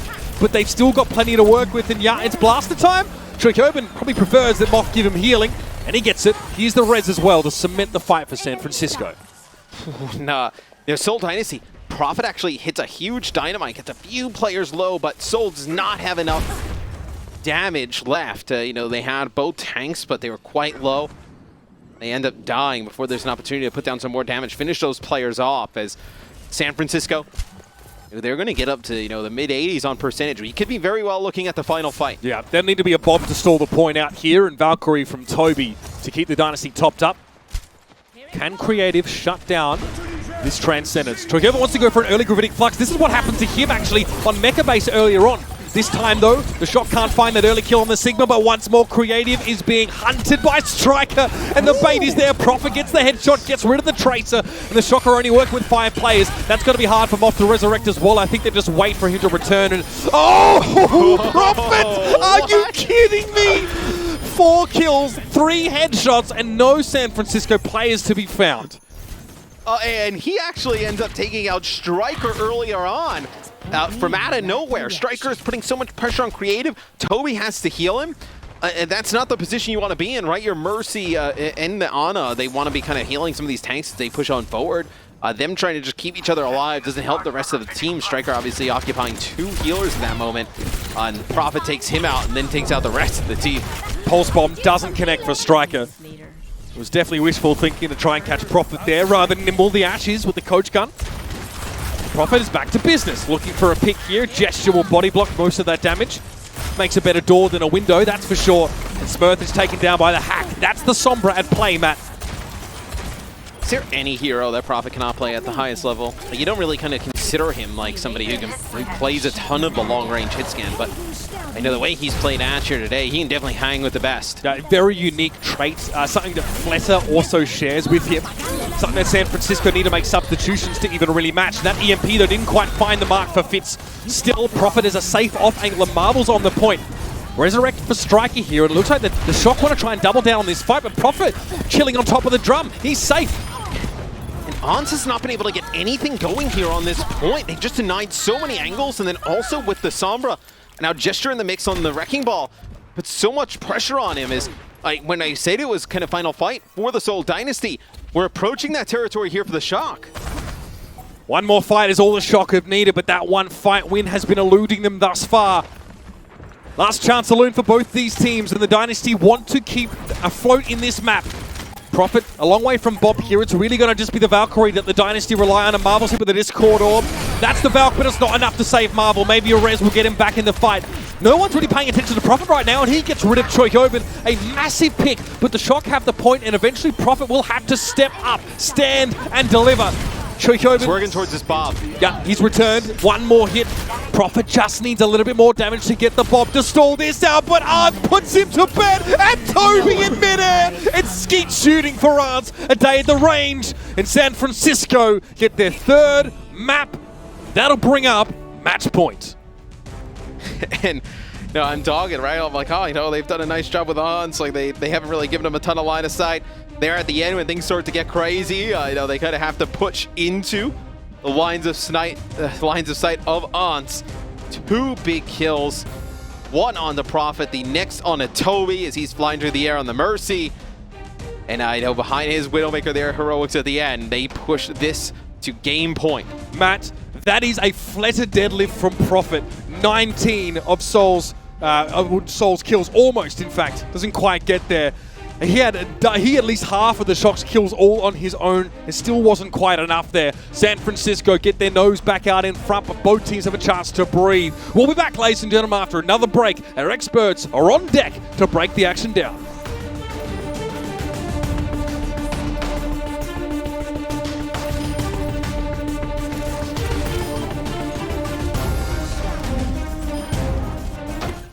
The Overwatch League is brought to you by T-Mobile.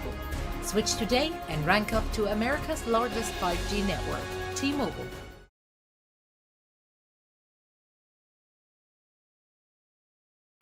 What's up, everybody? We're coming at you from the spawn room. It's Golden Boy. Time to play Name That Player. We provide fun facts about an Overwatch star. You provide the player. Here are your 3 clues. Has less than an hour of playtime in the OWL. Tied for 4th fewest deaths per 10 minutes of anyone with at least 30 minutes played on Genji this season.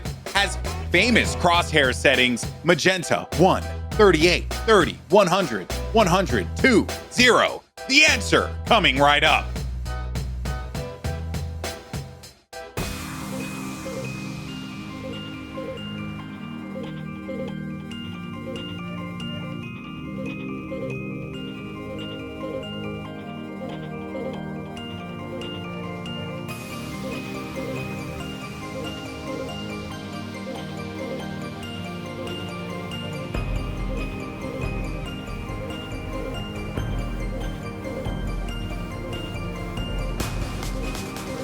Cheddar, jalapeno, and sour cream and onion. The spicy nacho stack. I wish I could stack Pringles, but I don't have hands or a mouth. Cool, play my dance playlist. There's a flavor stack for everyone, sort of.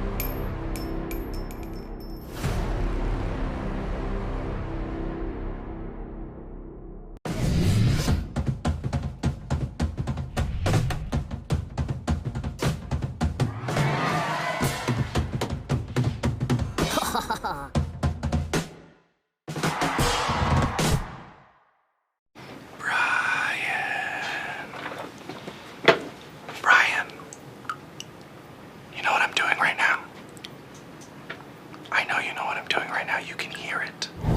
Download free now.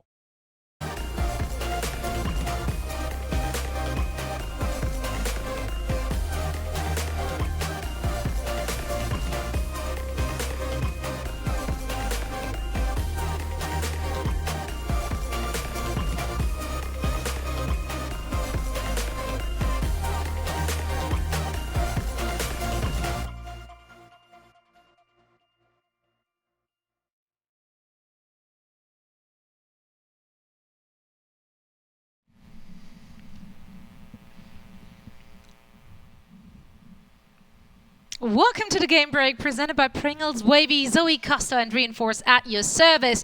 And we got a series on our hands. This is exactly what we wanted the finals to look like. I couldn't be happier even if I tried. So let's go all the way back to map number 3, Hanamura.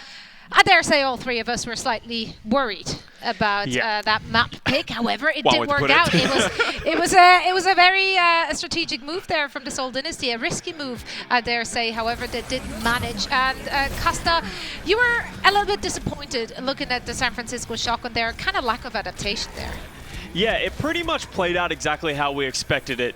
Seoul Dynasty did a phenomenal job of attacking, and on their defense, they played the Farah that I talked about in the last game break.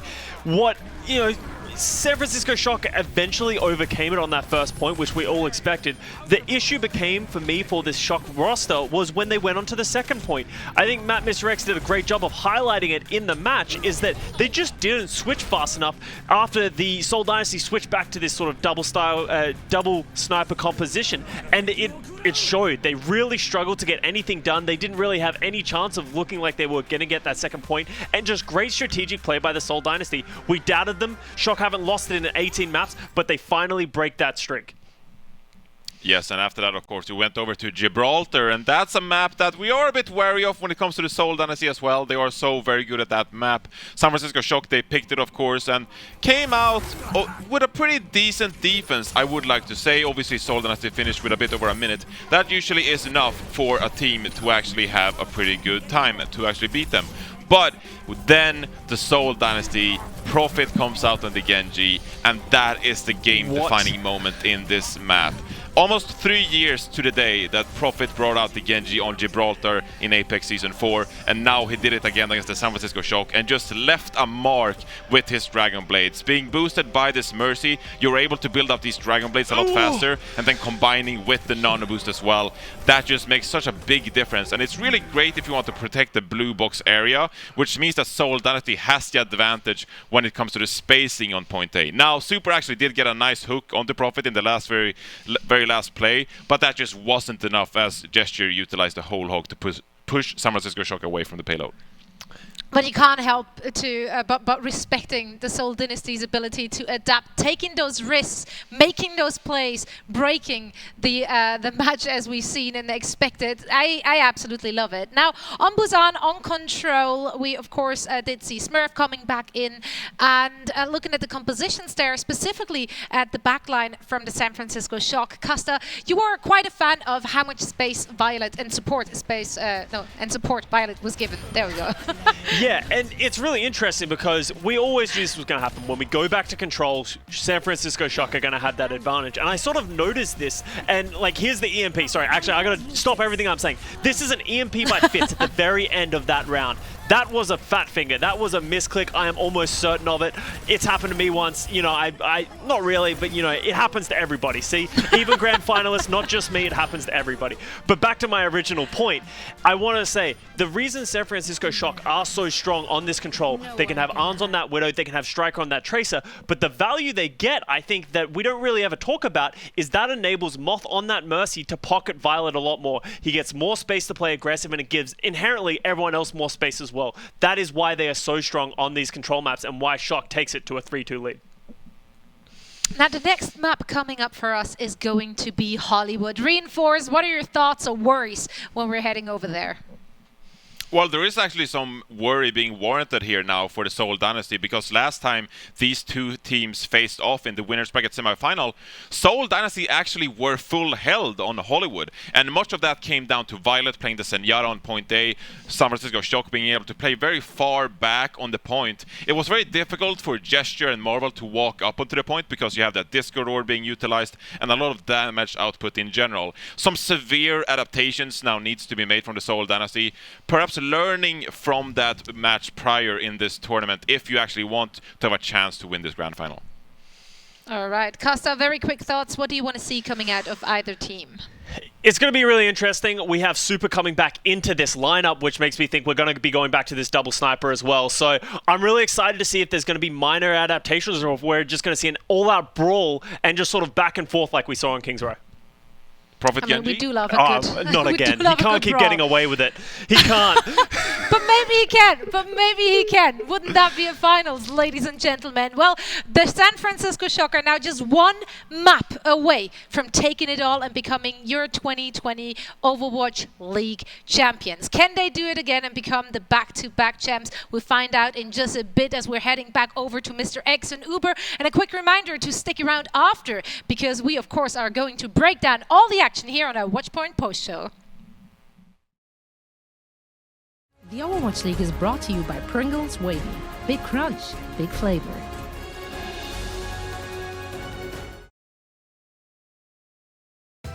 Welcome back to the Spawn Room. The answer to name that player is Toyou. And excuse me, I gotta write down those settings real fast. All right, so much more to come from the Spawn Room. And of course, the Overwatch League 2020 Grand Finals. Don't go anywhere.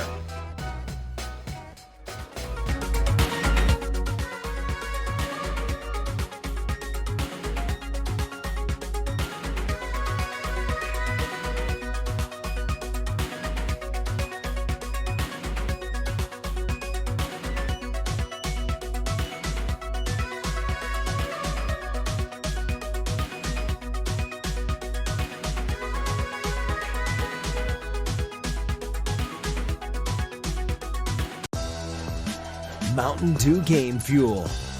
Yo, Tommy, we gotta go. Designed to give you an edge.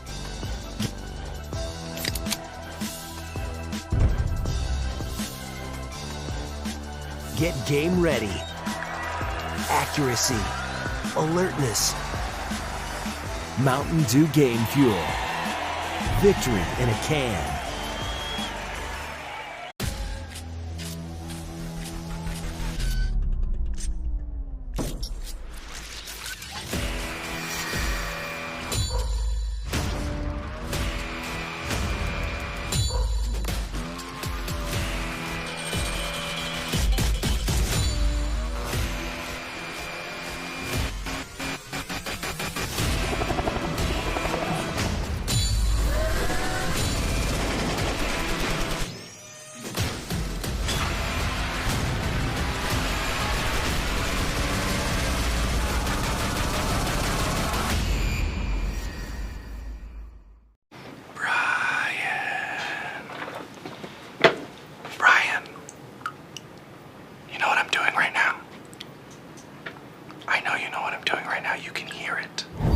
Download free now.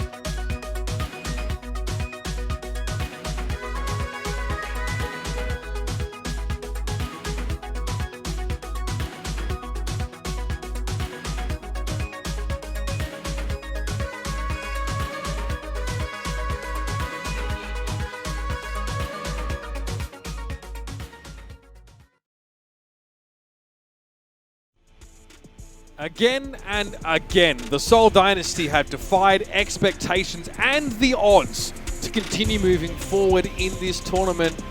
And now at this point, we're heading into map 6 in our grand finals presented by IBM, Matt. And they're going to have to do it once more on a map that they didn't look so good on against San Francisco earlier on in this grand finals run. Yeah, so we'll be going to Hollywood for the next map in the set. And you do have Super coming in here for the San Francisco Shock yet again. So a lot of Roadhog play going to be in action for San Francisco. And like you mentioned, they looked really good the other day on Hollywood against the Seoul Dynasty. Can they do it again? I think this is a much different looking Seoul Dynasty, though. They've made the adjustments from the other day coming into this series. It's been very close. And honestly, this may be a stroke of fortune for San Francisco, who, in general, when it comes to pure escort maps and assault maps, have been pretty poor at them over the course of this tournament. In fact, they haven't won any of them. So a lot of all their wins coming from Control, coming from Hybrid. This is a hybrid map, and this is a must-win for Seoul Dynasty to force a final map presented by IBM and avoid just having it all over here and now. This map, part of them is final map Control. That's right. Yeah, well, exactly right. The tough part for Seoul is that, you know, they had a lot of problems breaking San Francisco's hold on point A, but the treacherous part for attackers on this map is point B. Against Double Sniper on this high ground here in what we've dubbed the Westworld phase of the map, it can be really, really hard to break defensive holds. Seoul Dynasty have given us magic time and time again in this series, Matt, to stay so strong. Let's see if we get it here again. The Pharah from Prophet would be exciting to see once more. Yes, I fully expect it. I think the Shock expect it as well, with Violet on the Batiste already. It's just, can you get value out of this Pharah? He has to play so good on it, like so safe, because you know, you're not just dealing with Ons on the Widow, right? I mean, Striker on Ashe is just as top tier, top caliber. It's so difficult to play the Pharah into 2 hit scans, let alone 1. We'll see if Prophet's able to make it happen. If there's anybody who can make it happen, it is Prophet. Pause called in the match there by Super. And it seems the San Francisco Shock may have a technical issue or two that they need to iron out, but this is a chance for us to continue to explore this map a little more. The last time, Matt, that San Francisco were actually able to, you know, to play this map against Seoul, it was a freak Widow shot from a grapple hook from Ards that really opened up the fight. But much in the same way as Hanamura was so strong initially for Seoul, that Pharah is really hard to break. Like, if you're a Widowmaker and you're attacking, where do you find that defensive Pharah? How do you prevent them from just dominating you in the choke? You almost kind of have to do like whether it's a grapple shot over the top, you have to kind of get into the server room area, maybe try and take one of the players out, just playing the cross on the point, or you're relying on your tanks to just be able to push up and get control of high ground. If the Pharah can stay above, hovering above that choke, control that area, it's very difficult for the Widow to hit any types of shots, get any types of line of sight. We've seen teams so locked into a meta over the course of this tournament. All but the Dynasty. We saw Genji, an incredible pick from Prophet, a mercurial hero at the best of times, but he got everything out of it that the Dynasty needed. And of course, Pharah, I mean, this is vintage Prophet. We've also seen him play Ashe in this series. We've seen him play Hanzo. I mean, the Trace is there as well. This guy can play everything. I mean, and it's pretty hard to argue that he may be one of the greatest players who's honestly ever touched the game of Overwatch. The Shock, though, they're the one that wants to walk away with a trophy as well, of course, and Arndt will go up for an early grapple, sees nothing. Tobi's down early. That's not what the Dynasty are looking for at all. It's traded out at the very least, and great save by Gesture. Seoul Dynasty able to recover. And what these Shock try and do is they try and throw the Immortality Field to the left and push in behind it. Try and save everybody from a lot of that damage coming down, but Creative hits another big Biotic Grenade. I don't know if you can live through another fight like that, though. If you lose your Mercy early on, you're gonna be in trouble. 3 minutes and 11, so that cost him about 50 seconds of Shock. And Prophet, there's mixed up his positioning now. Super gets hit with an accretion. Striker somehow coach gunning himself upwards and trying to find the 180. It's Gesture that's gone down, though. Super's been effective at shutting the enemy Roadhog down, but he was clinging onto life himself. But with Creative gone, man, how did the Dynasty fight back here? They've done the hard part. They get through the choke. It's going to be almost impossible for the Dynasty to fight back as Marvel uses the Gravitic Flux. He will get taken out, and that's a few more players here left alive as Tobi will get hooked in by Super. But if you're, like I mentioned, if you're not able to hold that choke with the Pharah, you're not going to get a win with it. San Francisco, they push right in. They're able to get control of the choke. They push the Pharah out. They're able to get the payload. And what do you make of this? Profit hasn't switched off the Pharah yet. I feel like you're going to have to. I mean, especially this part of the map. You know, there's not really like a huge choke that you can hold down. So, yep, he'll go over to the Hanzo. So the Hanzo to control that high ground. And this part of the map seems so hard to break for attackers here. Marvel goes low, but is able to save himself with the kinetic grasp. And like, how do you get the Dynasty off the high ground if you're San Francisco? Like, maybe a lucky hook, maybe you force them down, but Fitz finds a pick on Striker. There's just no shielding for San Francisco. You know, me and Josh and Bren were watching the game the other day, and I feel like this is one of the hardest positions to get past, is when this team can control that high ground. You almost have to have somebody like almost like the Shock are doing right now, move the cart. Self-destruct from Choi over the top, maybe just trying to buy some space. He connects to Tobi. That is magnificent. Really, just to try and open up some space. He gets the enemy Mercy, but it's Jester and Profit, the dynamic duo, stepping up. No way. Profit finds Striker there in the backside, and now Super is a little tentative about whether he wants to come forward. Profit still rules the skies. He's going to be able to. Is a beautiful hook there from Super. And all he needs to do is just get this cart around the corner, right? Deny some of that high ground up by the bridge. Excellent from San Francisco, able to break it. They have to use just about everything to be able to do it, though. We saw the Dynasty, though. This part of the map towards the end, they really showed up and slowed the Shock down once more. Gesture's going to hold the corner here, and you can see the shield delivered. Choihyobin stunned up there. A Striker playing from the high ground, but sees nothing, and that's a crucial kill. When it counts, Gesture finds it.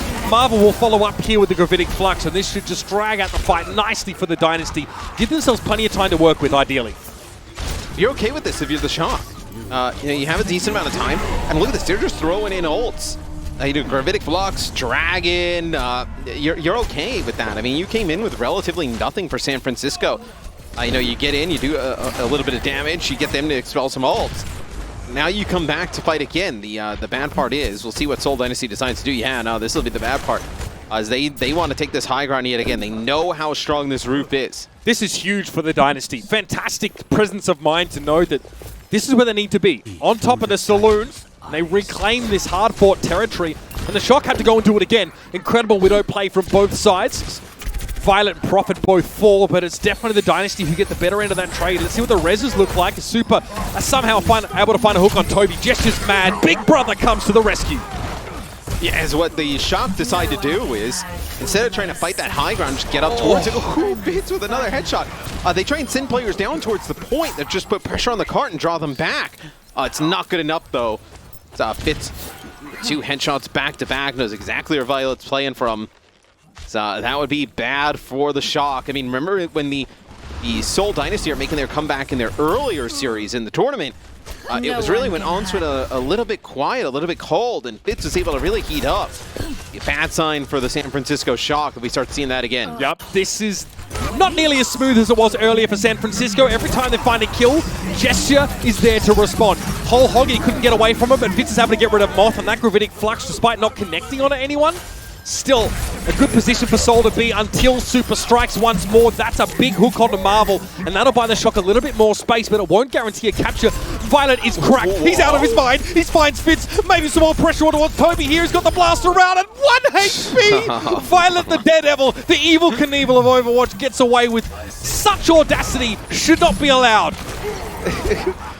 How many Zens do you see go up to that position? None, because none of them relatively alone. None of them are remotely as psycho as Violet is.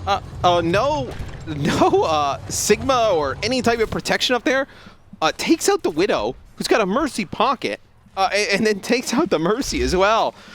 Just a wild play from Violet. But look, talking to our resident Widow expert, the Brito Maker, rest in peace, he mentioned that it is hard to hit the Zen with that sort of left-right strafe move. Even when you're boosted by a Mercy, it doesn't mean the shots are easy to hit. I mean, that's incredible. Presence of mind, but what a sleep. Striker, though, will be sat on. That's not going to be enough. Choi tried to protect him, but the Dragon Strike will chomp him up. Overall, though, this is a pretty good defense for the Seoul Dynasty. You can get a hold here. You have Infrasight, you have Whole Hog, and the Nano Boost. You get a hold here. All you have to do for Seoul is just do not let them finish the map. Gives yourself a really good shot here going into their offense. That's all it took on Hanamura, and they really followed up after that.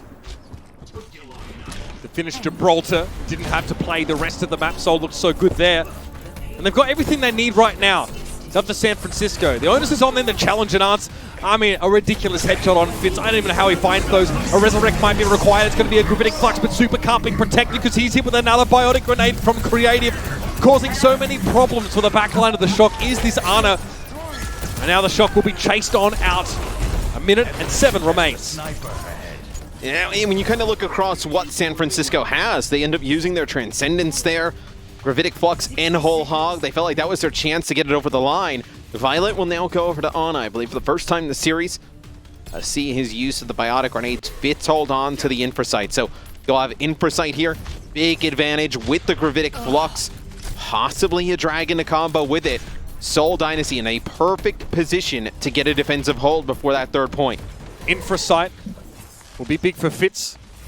Not required now as the Sonic Arrow does all that work on a shorter cooldown. Gravitic Flux for Super. He is in trouble. He's yoinked out of it as Marvel will not be denied. It's going to be the Valkyrie from Moth here. He thought about it. Risky though. Not going to happen. No Resurrect opportunity there. Super will have to walk back the old-fashioned way. Still 13 seconds remain and a chance for the Shock to move. They just stay cagey around the car right now and try not to give over any more casualties. But this is where the fight really begins. That's a sleep down on Gesture. Is there capitalization? No, not possible. Gesture's going to pick himself back up and Violet gets caught by the Dragon Strike. Profit comes up with the goods. Violet has to be resurrected here. Tobi was boosting Profit, but now he'll be looking for a flank kill on this Hanzo from the high ground. The Shock have to go. They have to keep on the cart now. Super dodges the accretion. 1 comes out. And Striker with 2. They find Tobi Profit on the high ground. And now he gets to flank. Gesture with a whole hog keeps most of the Shock off the cart. But now they return. It's all orange all the time on the cart. Marvel has to step forward. Another incredible Biotic Grenade from Creative, but it may not be enough. Nano Boost fits. If the shoe fits, he'll wear it. And apparently the Shock make great moccasins right now. Marvel hangs on to the cart. It's just Super. Can he keep it alive? Striker comes up to join him, but Fitz has the off angle. Let it take a breather. It's not enough. Fitz, you absolute monster. The Dynasty hold on, and they deny the Shock the map completion. Oh my. That is a huge fight in just terms of overall momentum. The Shock, they think they have it. They think they have the map complete. Fitz with 2 headshots back to back. Marvel on the point, Mitch. You know, he gets hit with the nano boost. He builds up a Gravitic Flux. So careful. He has to kind of like tread to the middle ground between raising up with the Gravitic Flux, but also contesting the point. And the remainder of Seoul Dynasty floods out of the spawn. Because right now, if you're Seoul Dynasty, you look at this, hey, if we complete the map, if we finish Hollywood, we get a final game. Look at this from Fitz. Absolutely absurd. He's styled on Arns this entire map. Look how low he is. He's still looking for the flank. No concern for his own safety. Oh, these shots are just so crisp. Well, he's just killed 2 of the hardest heroes to hit in this game. Like, those hitboxes are impossible to hit. I mean, Fitz has 11 kills, 4 deaths. Arns is 4 and 3. That is the Widow difference you're witnessing right now. And that's what kept Seoul alive. Incredible stuff, and now they know what they got to do, Matt. You said it. Finish the map, force map 7. And I think the 2 bigger differences, I think, or biggest differences, I think you would say, early on in the series was Ans's ability to win the Widowmaker battle, and then also Super on the Roadhog was just dominant against Gesture early on in the series. Both of those things have come back to about an even game. Gesture has started to play much better as the series has gone on. Same with Fitz. Again, it's Creative. He's the player I'm looking at. These Biotic Grenades are disrupting the Shock so much. Just when they think they're safe, just when they think they can heal up, that's when they're wrong. And actually, the Shock give up so much of this choke here, though, so they allow the Dynasty to take the high ground. And like on the face of it, it looks like the Shock just put themselves in a weaker position here. They were trying to potentially play a little bit closer, maybe challenge that high ground. But Violet got hit with a shot, and they needed to kind of back up, make sure he was okay before kind of coming back out. Striker playing cagey. They get Gesture early. May still be a resurrect there. And Striker goes down, so it's a trade. Now, you see Super push up here, try and take space and make that resurrect possible. San Francisco get to take a breather here now as the Dynasty are a little deep. May get staggered if they're spotted here. Creative is deep in enemy territory. But they're not being aggressive, the San Francisco Shock. They almost want the Seoul Dynasty to kind of push on in and separate. They feel like they have a better opportunity to just kind of pick players off one by one, especially playing the Zen. As, now you'll see Seoul Dynasty as an entire team wrap around this left-hand side. They know this is where Violet plays. This is a level of cautiousness from the Shock that we just don't see very often. It's respect for the Dynasty. No res. I mean, respect's not going to save you from an arrow trained at your head like that. Transcendence from Violet. He doesn't want to deal with those arrows coming at him, and Prophet now goes on the hunt. Gesture goes down. Tobi can't resurrect right now. That hurts the Dynasty in a big way, but still, Fitz is able to find a big pick on Violet now. Choihyobin has no idea where to be looking. Super gets rid of Creative though, and in a long fight, the Dynasty might struggle. Prophet has to go for a hero play. Can't find the shot. And you have a Gravitic Flux here coming in from Marvel on the other side. Valkyrie pumped here from Tobi. So the Gravitic Flux doesn't result in anything, and then you have Prophet dying on the backside. Gesture with a change over to Wrecking Ball. Seoul Dynasty, this has been really odd offense so far. I think it's almost because the Shock are playing so passive as well. As Seoul's just trying to find an opening, they haven't been able to do so at all. 90 seconds left in the round. That's all that stands between Seoul and a loss in this series. And a championship rendered over to the Shock. They've got to find something special now. Creative is getting close to a nano boost. There is a Dragon Strike afoot. Inversight here for the Shock, though. You're not going to push into this if you're Seoul Dynasty. You have to wait this out. This will allow the Dragon Strike to get built up. Striker has a really good idea, obviously, after the walls and with the Sonic Arrow, where they're playing from. 60 seconds so, left. And they've gotten really, what, 2 fights if that? Gesture though, look at him. He wants it so bad. Nano boost, he ignores the Dragon Strike, walks on around it. He's coming for the crown. Zap back on the point. Moth goes for a Valkyrie here. And Marvel's forced to turn his back on something. Arts is flanking around on the Widowmaker. This is a big risk. Will it pay off?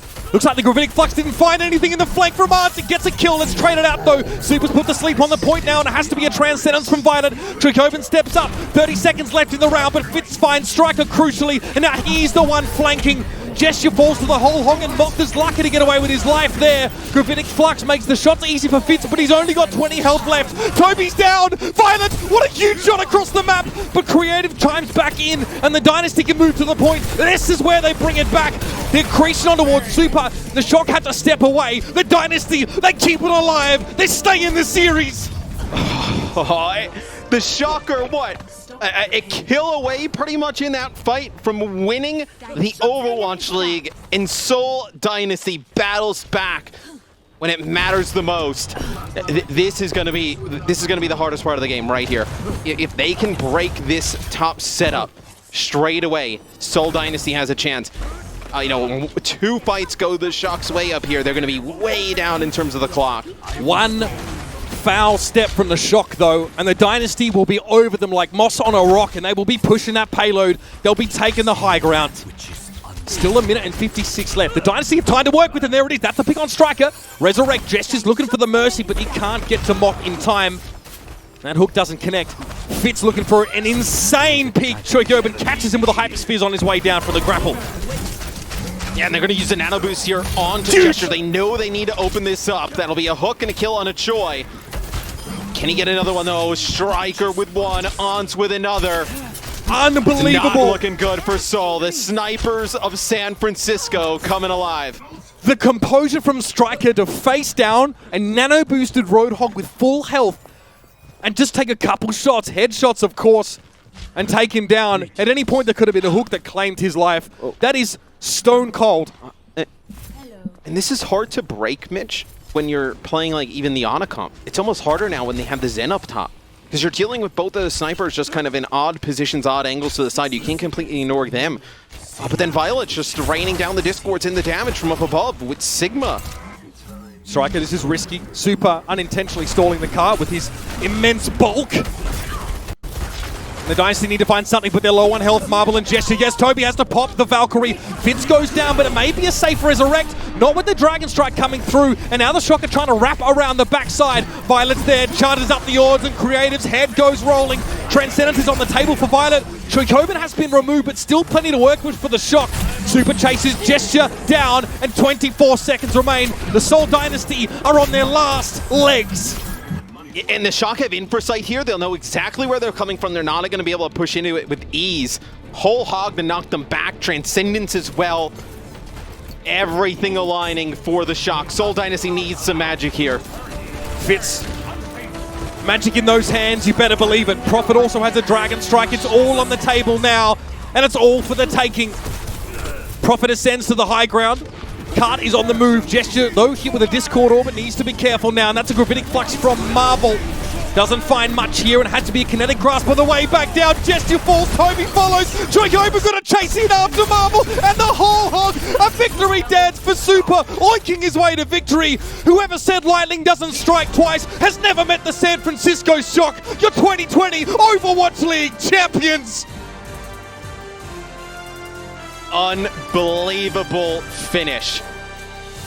At every moment in this series where there was like a need to respond, you know, a big play, the San Francisco Shock always came up clutch. And Seoul Dynasty pushed them to the brink in this match. Like no other team we've seen them push to San Francisco before.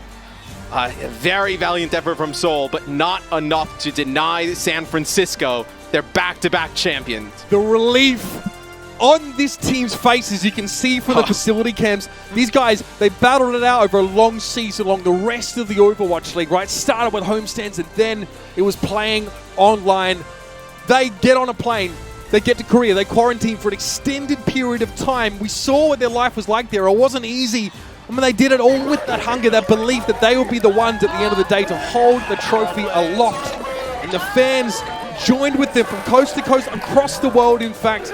San Francisco has cemented themselves as the greatest team in Overwatch. Back-to-back champions. And just the fashion they did it in, right? So much up against them this season. You know, traveling, then going back home, they changed to online. Like, so many different factors that go into it. And it doesn't matter. San Francisco just battles throughout all of it. To win a back-to-back, a second championship for the San Francisco Shock. This is a team, a lot of people early on in the season were like, hey, you know, they don't look the same. Maybe they're not as good. It did not phase these players at all. They knew how good this team was. They believed in the coaching that they have. Everybody on the roster, top to bottom, made an impact throughout the entire season. A huge, just organizational victory here for the Shock. And to so many fans around the world, it was a polarizing sense of bravado with which the Shock went about their business, right? You either loved them or you hated them. You appreciated the sort of brash behavior of people like Super on the stream or the rest of the Shock saying that they had it, or you sort of felt alienated by it and you thought, maybe this is a bit cocky, but ultimately it was a Shock that in the face of unprecedented conditions around the globe, put the brave face on, stepped up and did it with a smile. And now to see them take things out here at the end of the Overwatch League is incredible to see. Yeah, and you just look at this roster and how they've used it throughout the year. Everybody has made impact at times, right? You know, you've seen Twilight come in when they run the double flex support stuff for Moth. We've seen Super, you know, Reinhardt early, Genji in the middle, comes in, you know, doesn't really play much during the playoffs to get here, but in the grand finals presented by IBM, plays a huge role playing the Roadhog. You know, just incredible job by Krusty, the rest of the coaching staff, to put all these players in positions to succeed, and also just a tremendous roster, top to bottom, everybody top tier at their position. It really speaks volumes. You know, it's the kind of thing that you see on a motivational posters or a motivational speakers, like getting the most out of people, right? Understanding how to utilize people's strengths in the greatest way possible. But you have a deep roster here on San Francisco. Every bit of it gets utilized. Super gets sidelined by the looks of things for quite some time, and so the memes, the jokes start to pop up about, you know, him sort of, you know, stepping aside and, you know, maybe being a caster. But, I mean, when you see the guy hit the game like this in those final moments, I mean, the Shock had a lot to work with there. Still, Creative punishes them with a biotic grenade. Super just says, nope, this is it. This is our moment. He reaches for the cup once more. And it's with a whole hog celebration that San Francisco come out victorious. Incredible scenes. And finally, Matt, a little bit selfishly, it's incredible to see such a close final. The Seoul Dynasty, the way that they developed over this season, you know, finally truly offering the fans what they were promised so early on was the team a powerhouse, a juggernaut, and they have absolutely become that. Yeah, Seoul has a lot to be proud of with how they played this season. How they, they've kind of gone up and down throughout the season, but how they kind of came together around playoff time, really kind of hit their stride. You have a lot of nice players, and this is a team that's going to contend for the future. But today is the Shock's day yet again. This one's got to feel just as special, if not more special, than the first one last year. Right, different environment. I know, obviously, not in the arena with the fans, the confetti kind of coming down from there, but just the amount of camaraderie they had to kind of build throughout the year, right? Teams traveling, teams kind of living together through all of this. They had to have become much closer as a team than they've ever been in the past. I bet you this one means just as much, if not more to them. I mean, 5 championships now under their belt if you include the Countdown Cup, May Melee, and Stage 2 finals. And that is an impressive rap sheet from a team that was sort of developed, with the long term in mind, right? In the Season 1 of the Overwatch League, we often mention this part of the Shock's history. They were not compelling until towards the end of the season. But they've done such a job of cultivating this culture amongst the team of excellence in hunting that, and it's created this kind of roster that, it's a legacy that may never be broken in the history of the Overwatch League. Winning 2 championships in a row, especially in the short history of the Overwatch League that we have now, it's an incredible feat. I mean, you just hear kind of, even just like in traditional sports, right, just how difficult it is to win 1 championship, same in esports, to win 2 back-to-back. It is very difficult. I mean, you don't know how, like you mentioned, when you would see this again. There's so many factors, especially in a game like Overwatch, right? The meta has to shake out your favor. You have to have a good seed in the regular season through all of the games, right? You have to kind of play well in terms of the cups that we have. To kind of put that together over the period of time that they've done already, you don't know when this is going to be seed again. You also don't know when this is going to be defeated. This looks like a team that is not slowing down anytime soon. Yeah, and what's incredible is that obviously there were unprecedented conditions that teams faced with how hero pools operated, right? It required a vastly deeper involvement by coaching staff in terms of developing these compositions. Every team had to crack the code of a meta essentially in advance, or they'd risk losing so many of these matches. There were many teams that did it, but nobody did it quite like the San Francisco Shock, and it's my pleasure now to head down to the floor, as we'll call her. Danny Lim has some words from the victors. Mr. Matt, thank you very much. What is up, everybody? Danny Lim here, joined by Super from San Francisco Shock, and we do have a special guest. We have John Spector, our Vice President of Overwatch Esport, who is going to have a few words for our winning champions. John, go ahead. Awesome. That was a truly incredible match. Congratulations, Super, the entire San Francisco Shock team and organization. 2020 threw countless obstacles at you guys, and every single time you climbed back on top. Winning back-to-back championships is an incredible. You guys should be so proud, and congratulations again. Danny, back to you. Thank you, John. All right, John, thank you so much. Can we all get a virtual round of applause? John, can we do a little clap, everybody, for the San Francisco Shock 2020 Overwatch League champions, baby. Yeah, Super. All right, let's get on with the interviews. I do have to ask you about the last part, bro. Like, that whole hog. How did it feel? Like, that winning moment, you guys won with that whole hog. Like, you won it. I mean, you and the team won it, but, like, how did it feel? Yeah, it's actually kind of funny because we had a very similar situation like that before. And I remember Krusty got mad at me because I didn't, like, push the advantage enough. But this time, I was like, I heard that the hog uses heal, so I was like, you know what? I'm just going. And then I just whole hogged in, I went in. And, you know, I think I got like 4 people, but, you know, I had to like run out of here because I was like alone in this room. I had to zoom out to the other room to be with my teammates, but feels good. Feels good.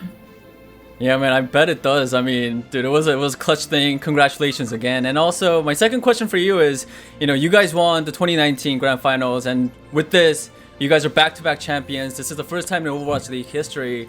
What is this whole winning the Grand Finals twice in a row? Like, what does that mean to you? You know, I thought about this a little bit before, and I knew this would make us the best Overwatch team of all time. Overwatch League, pre-Overwatch, no matter what you say. I think you would have to put us in that discussion no matter what. But I also think that it goes beyond Overwatch, and it's like you can talk about us with like the best esports teams of all time, not just Overwatch, but if you branch across every esport that's ever existed, I feel like you can put us in that conversation with those teams who are dominant and have been a dynasty, and they've built a dynasty in the past. That is absolutely correct. Everyone, you heard it from Super right now. Super, thank you so much. Hey, this is a special post-match interview, so Super, can you pass on that mic to Ons, please? Yes, I can. Thank you, Danny. Thanks, Super. All right, Overwatch League fans, we have Ons. Ons 선수 안녕하세요. 안녕하세요. Now, I do want to sort of ask you. I think we saw you, cry a little, a tear. You're shedding a tear of excitement of winning the grand finals. How are you feeling right now? 아까 보니까 조금 살짝 눈물을 흘리신 걸 봤는데 지금 일단 소감 한 말씀 듣고 싶어요. 어떠신가요? 일단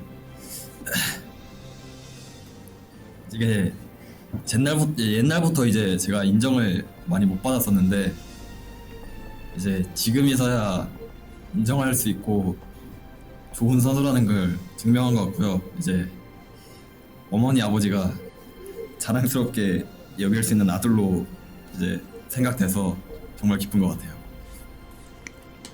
Alright, I think ever since long time ago, ever since I started playing Overwatch, there were a lot of people who were doubting me, and I think through this moment, by winning the grand finals with San Francisco Shock, I think I sort of proved to all those doubters that, I deserve to be here, and I sort of proved that, I don't have to be doubted as a pro gamer, and especially I do want to, I think my parents, my mom and my dad will be super proud of this moment and of me right now. I cannot agree. That is so true. I feel like everyone in the Overwatch League and every one of San Francisco Shock fans will be proud of you. So good job, Ons. I have one more question. For you, this Overwatch League, this was your first year in Overwatch League, and this was your first grand finals, and also in your first year you've achieved so much by winning this grand finals. Did you ever think that you would get this far in your first season of Overwatch League? 자, 이제 두 번째 질문으로는 이제 안 선수는 어떻게 보면 이번 년이 오버워치 리그 처음이고 또 그랜드 파이널도 처음인데다가 그런데 또 너무나도 잘 하셔서 이렇게 우승까지 하시게 되셨는데 처음부터 리그를 들어오면서 어떻게 이렇게 잘 풀릴 거라고 좀 예상을 하셨나요? 솔직히 말해서 이제 한국 부트캠p 이제 한국에 그랜드 파이널을 하게 데려왔을 때는 그때는 되게 몸 상태가 좋았어서 당연히 우승할 거라고 생각을 했었는데 이제 연습실과 이제 팀원들과 같이 생활하면서 제가 몸 상태가 좀 많이 안 좋아졌어요. 그것 때문에 이제 우승을 나 때문에 못할 수도 있겠다라고 생각했는데 이제 팀원들이 잘 버텨준 덕분에 우승할 수 있었던 것 같아요. Alright, so after we moved to Korea for the grand finals, right at that time frame, I really was in a good condition. My health was really good, so I felt really good, and I really felt like we could win the grand finals. But after a little time passed, I wasn't feeling too well, so I started having doubts of myself. But we won at the end, and I think it was because of my teammates sort of helping me out throughout the matches, and that is how we won. And Ons, one more thing, I just want to, just ask you, like, if you have anything you want to say, just say it to the camera. 마지막으로는 질문이 아닙니다, 안 선수. 오늘 너무나도 잘하셨기 때문에 카메라 보고 뭐 하시고 싶은 말씀 있으면 다 하세요. 제가 많이 인정받지 못했던 선수였는데 딱 이 한마디만 하고 싶어요. This year, 2020, I'm the best player in the world DPS player. All right, thank you so much. What An said before his statement was that what he sort of wanted to talk to all the people that had doubted him or people who didn't believe that he was a good player. So An's statement were for those people. Ans, thank you so much. Now, can you pass on the mic to head coach Krusty, please? 크러스티 코치님한테 넘겨주세요. 감사합니다. Thank you, Ans. Ladies and gentlemen, we have the man who made the team, the mastermind of San Francisco Shock, Coach Krusty. Coach Krusty, 안녕하세요. 안녕하세요. How are you feeling right now? 지금 어떠세요 지금 기분? 심정 어떠세요? 아직도 약간 실감이 나지 않습니다. 이게 이게 우승을 한 건지 정말 이번 연도가 엄청 저에게 힘든 한 해였는데 다시 한번 이 우승컵을 지켜냈다는 거에 큰 의의가 있는 것 같아요. 지금 너무 행복합니다. All right, so I still can't believe it. It definitely the whole season, this Overwatch League 2020 season was definitely not easy. But the fact that we were able to defend our championship and win it again this year was a huge thing, and I am super happy about that right now. Now, Coach Krusty, of course, you sort of briefly mentioned this right now, but because you had to defend the championship, I'm sure there were you guys felt a little bit of pressure. And I know there were a lot of eyes on the San Francisco Shock. What was your team's mentality coming into this match against Seoul Dynasty? 일단 방금 감독님께서 말씀을 해주셨지만은 어떻게 보면은 이제 작년 우승자로서 좀 어떻게 보면은 이번 경기를 들으면서 살짝 긴장감이나 좀 이렇게 부담감이 있었을 것 같아요. 뭐 그런 게 있으셨는지 또 아니면은 이번 경기 마지막 결승전을 들어오면서 좀 어떤 생각으로 경기에 임하고 또 팀원 또 이제 선수들에게 또 어떤 말씀을 해주셨는지 궁금합니다. 일단은 이번 2020년도가 유난히 이제 힘들었습니다. 이제 코로나로 인해서도 그렇고, 그리고 저희는 이제 한번 우승을 해본 팀이다 보니까 이제 선수들도 이제 약간 동기부여가 될 것들도 상당히 이제 결여가 되었었는데요. 이번 연도 저희가 정말 선수들이 다 같이 힘을 합쳐서 이 우승컵을 지키기 위해서 이렇게 힘든 한 해였는데 너네가 집에 그냥 아무것도 없이 돌아가면은 너무 후회되지 않겠느냐. 이번 연도 다시 한번 이 우승컵을 지켜내자. 진짜 이 하나로 저희 팀들이 전부 다 버티고 여기까지 올 수 있게 되었던 것 같습니다. Alright, so definitely again, 2020 season was pretty difficult because of the COVID-19 situation and everything. Because we also won last year. While I was talking to our team and to our players, I sort of told them that if we don't win and if we don't defend this the championship, I feel like we're all gonna regret it. So I sort of told them and we all as a team had that mentality of we have to defend this as a team and to win it again. So that's how we did. That's how I did it. Okay, Coach Krusty, thank you so much. Do you have anything else that you want to say? 마지막으로 뭐 하시고 싶은 말씀 있으십니까? Hey guys, are you shocked?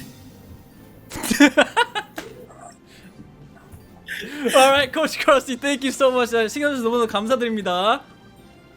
감사합니다. Alright, everybody. So that is it for the post-match interview, but now it's time that we've all been waiting for. It's time to reveal the T-Mobile Grand Finals MVP. Are you guys ready? Here we go. The Grand Finals MVP goes to Striker from San Francisco Shock. Striker, you are the T-Mobile Grand Finals MVP. Congratulations. Alright, so before we talk to Striker, John, everybody please welcome back John Spector. He is going to congratulate Striker. John, go ahead. Thank you, Danny. Congratulations, Striker. Your performance on Tracer the entire Grand Finals was legendary and incredible. Popped off at all the other heroes you touched. The Hanzo play to close it out was incredible too. You deserve this. The team put on an incredible performance, but you really stood at the top with play entire time. So congratulations on becoming the T-Mobile MVP and enjoy the extra $100,000 as well. Danny, back to you. Alright, John, thank you so much. Okay, Striker, again, big congratulations on winning the T-Mobile MVP. What does winning this T-Mobile Grand Finals MVP mean to you? 자, 일단 쉽게 첫 번째 질문을 할게요. 스트라이커 선수 일단 너무나도 축하드리고 당연히 우승도 축하드리고 또 이제 팀오브 MVP로 뽑히신 것도 너무나도 축하드립니다. 이번 상을 이렇게 받은 거에 대한 좀 이렇게 의미가 있다면 좀 어떤 특별한 의미가 있을까요? 스트라이커 선수에게. 일단은 제가 이제 프로 하면서 이런 이제 그랜드 파이널에서 MVP를 받았다는 게 엄청 뜻깊은 것 같고요. 그리고 이제 저는 약간 저보다는 그래도 안스나 바이올렛, 뭐 슈퍼, 뭐 보스 이렇게 그래도 이제 다른 선수들이 MVP 받을 줄 알았는데 제가 MVP 받아서 너무 좋긴 하네요. You know, the fact that, you know, getting this T-Mobile Grand Finals MVP in the Grand Finals, you know, definitely does have a lot of special meaning for me. And to be really honest, I thought players like, players like Ons, Violet, Super, or, you know, even any other teammates that played with me on stage, I feel like they would have gotten, I thought they were going to get it, but the fact that I was chosen, I was the one that received MVP, I am super grateful and very, very thankful. And also, Striker, John sort of mentioned this, the winning prize is 100k. How are you gonna spend all this money? 이번 이제 이 MVP로 선정이 되면서 이제 요게 운이 좀 들어오시게 되는데, 네.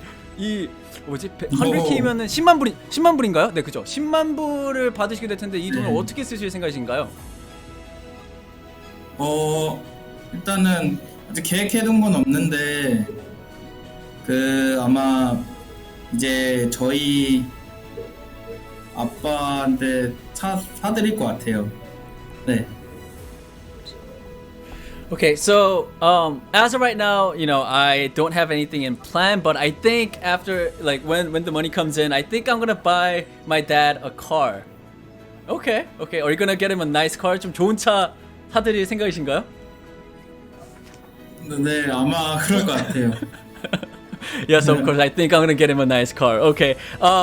Let's ask one last question, Striker. You know, San Francisco Shock won 2019, and 2020. Do you think San Francisco Shock could win three times in a row for 2021? 2019년, 2020년 두 번이나 벌써 샌프란시스코 쇼크가 우승을 했는데 어떻게 스트라이커 선수가 보시기에는 2021년도에도 가능할 것 같나요? 네, 일단 저희가 이제 저희 선수들과 이제 코치, 스태프 사람들이 이제 똑같은 목표를 가지고 있고 노력을 이제 언제나 열심히 한다면은 가능할 것 같아요.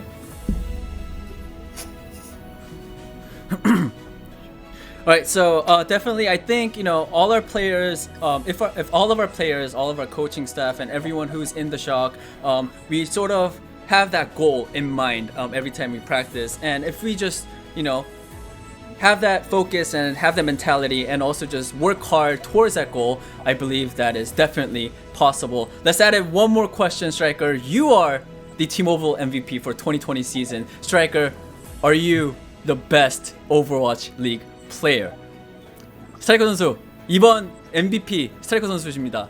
스트라이커 선수 확답을 듣고 싶어요. 제가 스트라이커 선수가 이번 오버워치 리그에서 최고의 선수가 맞습니까? 저 일단은 트레이서는 제가 베스트가 맞는 것 같고요. 그리고 이제 나머지 딜러들은 그래도 탑급인 것 같아요. 탑급이나? 일단 이번 플레이오프에서는 그래도 잘해가지고 네, 그래도 탑급이지 않을까 생각을 합니다. 네. No, I want your, you know, strong answer. 이렇게 좀 이렇게 얼버무리지 말고 확실하게 얘기해 주세요. 맞습니까, 아닙니까? 맞습니다. 제가 베스트 플레이인 것 같아요. Alrighty, he did say that he is the best player, but before that, he was sort of on the fence. He said he is definitely the best tracer, and all the other DPS he was on the fence about, but he did say he was sort of up there with all the other best players. But for sure, he is the best player for tracer. But again, he said it as a bold statement. He is the best Overwatch League player by winning the T-Mobile Grand Finals MVP. Striker, thank you so much. 너무도 감사드리고요.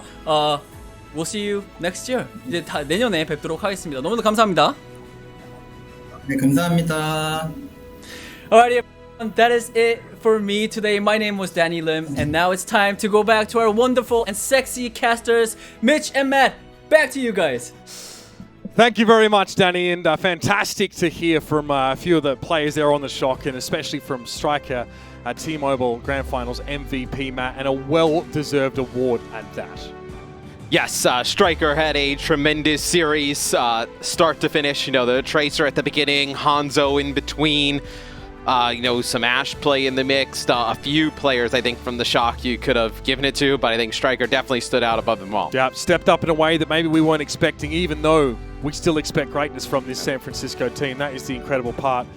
Ladies and gentlemen, the sun is rising here in Southern California, and so it sets on a magnificent 2020 Overwatch League season. I know it's been a crazy year, a weird one for many people, and maybe a lot of you at home are feeling isolated and a long way away from other people, but sometimes, times like this, I feel like we as a community and as Overwatch League fans have never been closer. We're united in our shared circumstances right now in the world. We're united in, from what I've seen, our desire to change the world, and I think we're united in the love of the game. And so thank you very much for joining us so far this season. This is goodbye, but just for now, let's make sure you look after each other, listen to each other. We'll see you soon, and we're going to head now over towards our Watchpoint Pro Show to break down an incredible capstone to the 2020 season. Thank you, and we'll see you later.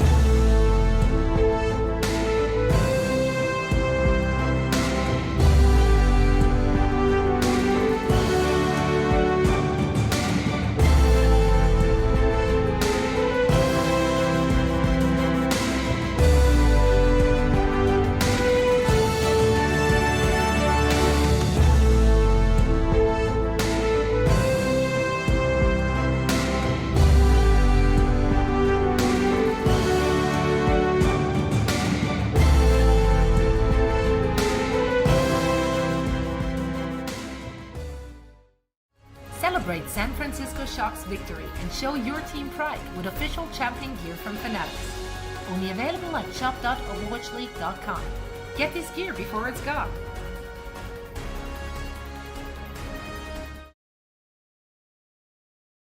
What's good, everybody? Welcome back to the Spawn Room. I'm Golden Boy, and it's time to play Overwatch Hero Trivia. Hope you're ready, because the question's coming right at you.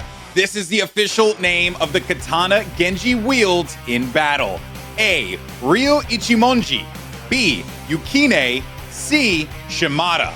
The answer is A. Ryu Ichimonji. Congrats to everybody that got it right, and I sure hope I pronounced it right. So much more to come from the Spawn Room and more from the Overwatch League 2020 Grand Finals. Don't go anywhere.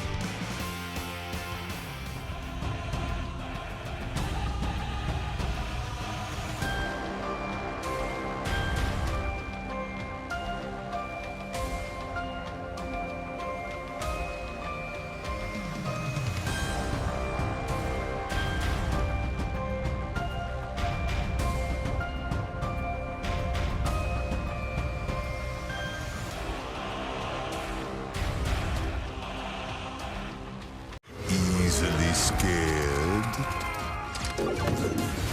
Spine-tingling tricks and treats of 8. Bob, do something! Will you survive?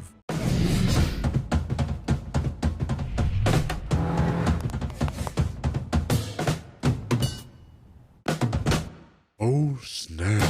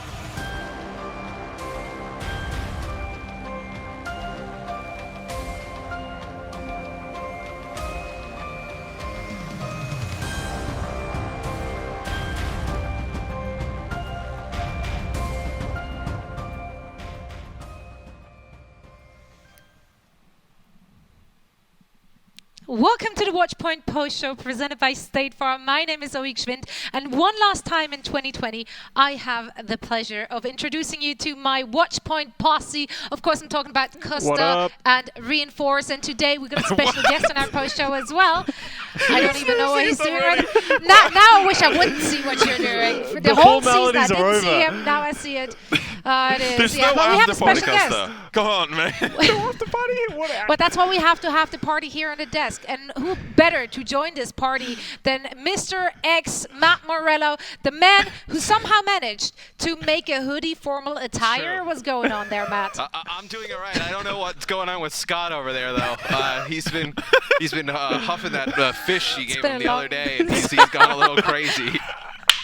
It was all part of the big plan. Yeah, he's a little loopy.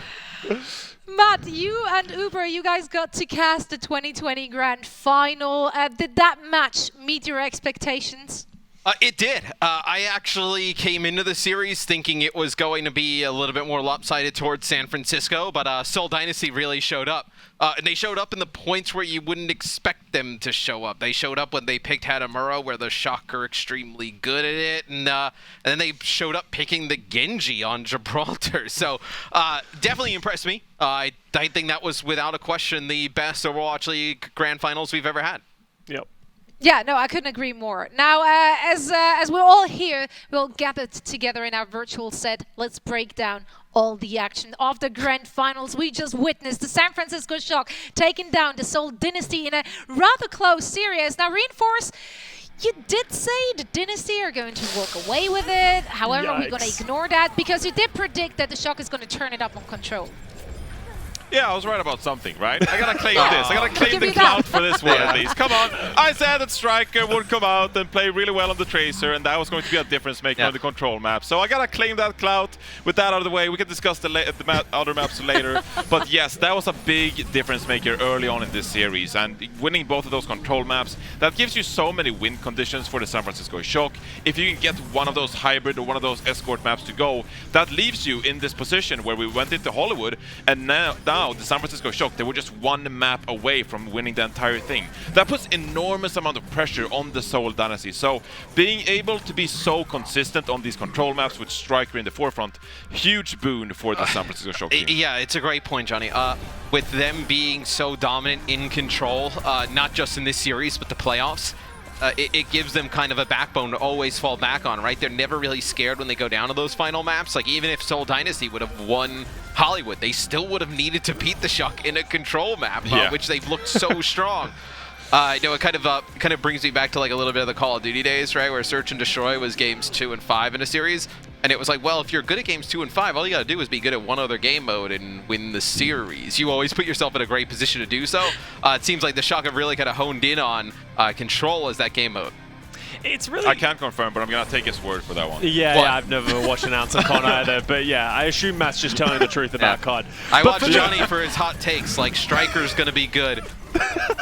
Who would have thought? Who would have thought Striker was going to be good in the playoffs? Yeah, they're also going to play a match today. I really appreciate that Matt predicted the Fusion to win this Grand Finals, man. I did. Good job, Matt. I did. Yep. I mean, that's a hot take, right? I mean... But, okay, for me, the San Francisco Shock, the thing that impressed me the most about them is they did what they always did.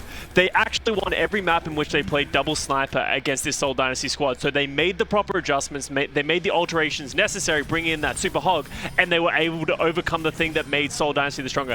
There was definitely some wrenches thrown in it with the Genji from Prophet, and then some weird adjustments from Shock on Hanamura. But you got to give props to Seoul Dynasty. This was by far the best Grand Finals we've ever had.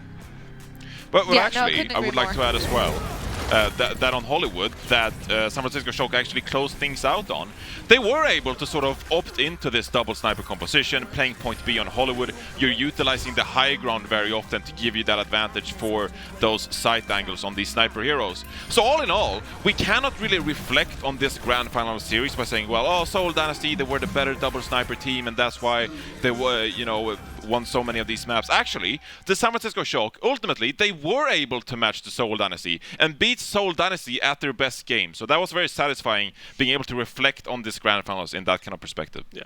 Yeah, I was just very, very impressed with looking at individual plays when individuals such as Fitz or even Choihyobin, when they whiffed really crucial shots or really crucial ults or fat-fingered something, and they had the mental fortitude to actually be above that and just kept on going and not crumbling. And that is a high pressure situation, which I don't think any of us can really relate to. So for them to be able to still play it on such a high level and not let those little mistakes get to their heads and just keep on going and still make it such a close series, that is hella impressive. So big shout out to every single player who performed today. It's been an absolute blast to watch that grand final. Now, our MVP of the match presented by Xfinity did end up being Striker. We also got to vote. Mr. X, was this an obvious vote for you, or could it have gone either way? I think it was really close, to be honest. I thought there were a few players who made a huge impact on the series from San Francisco.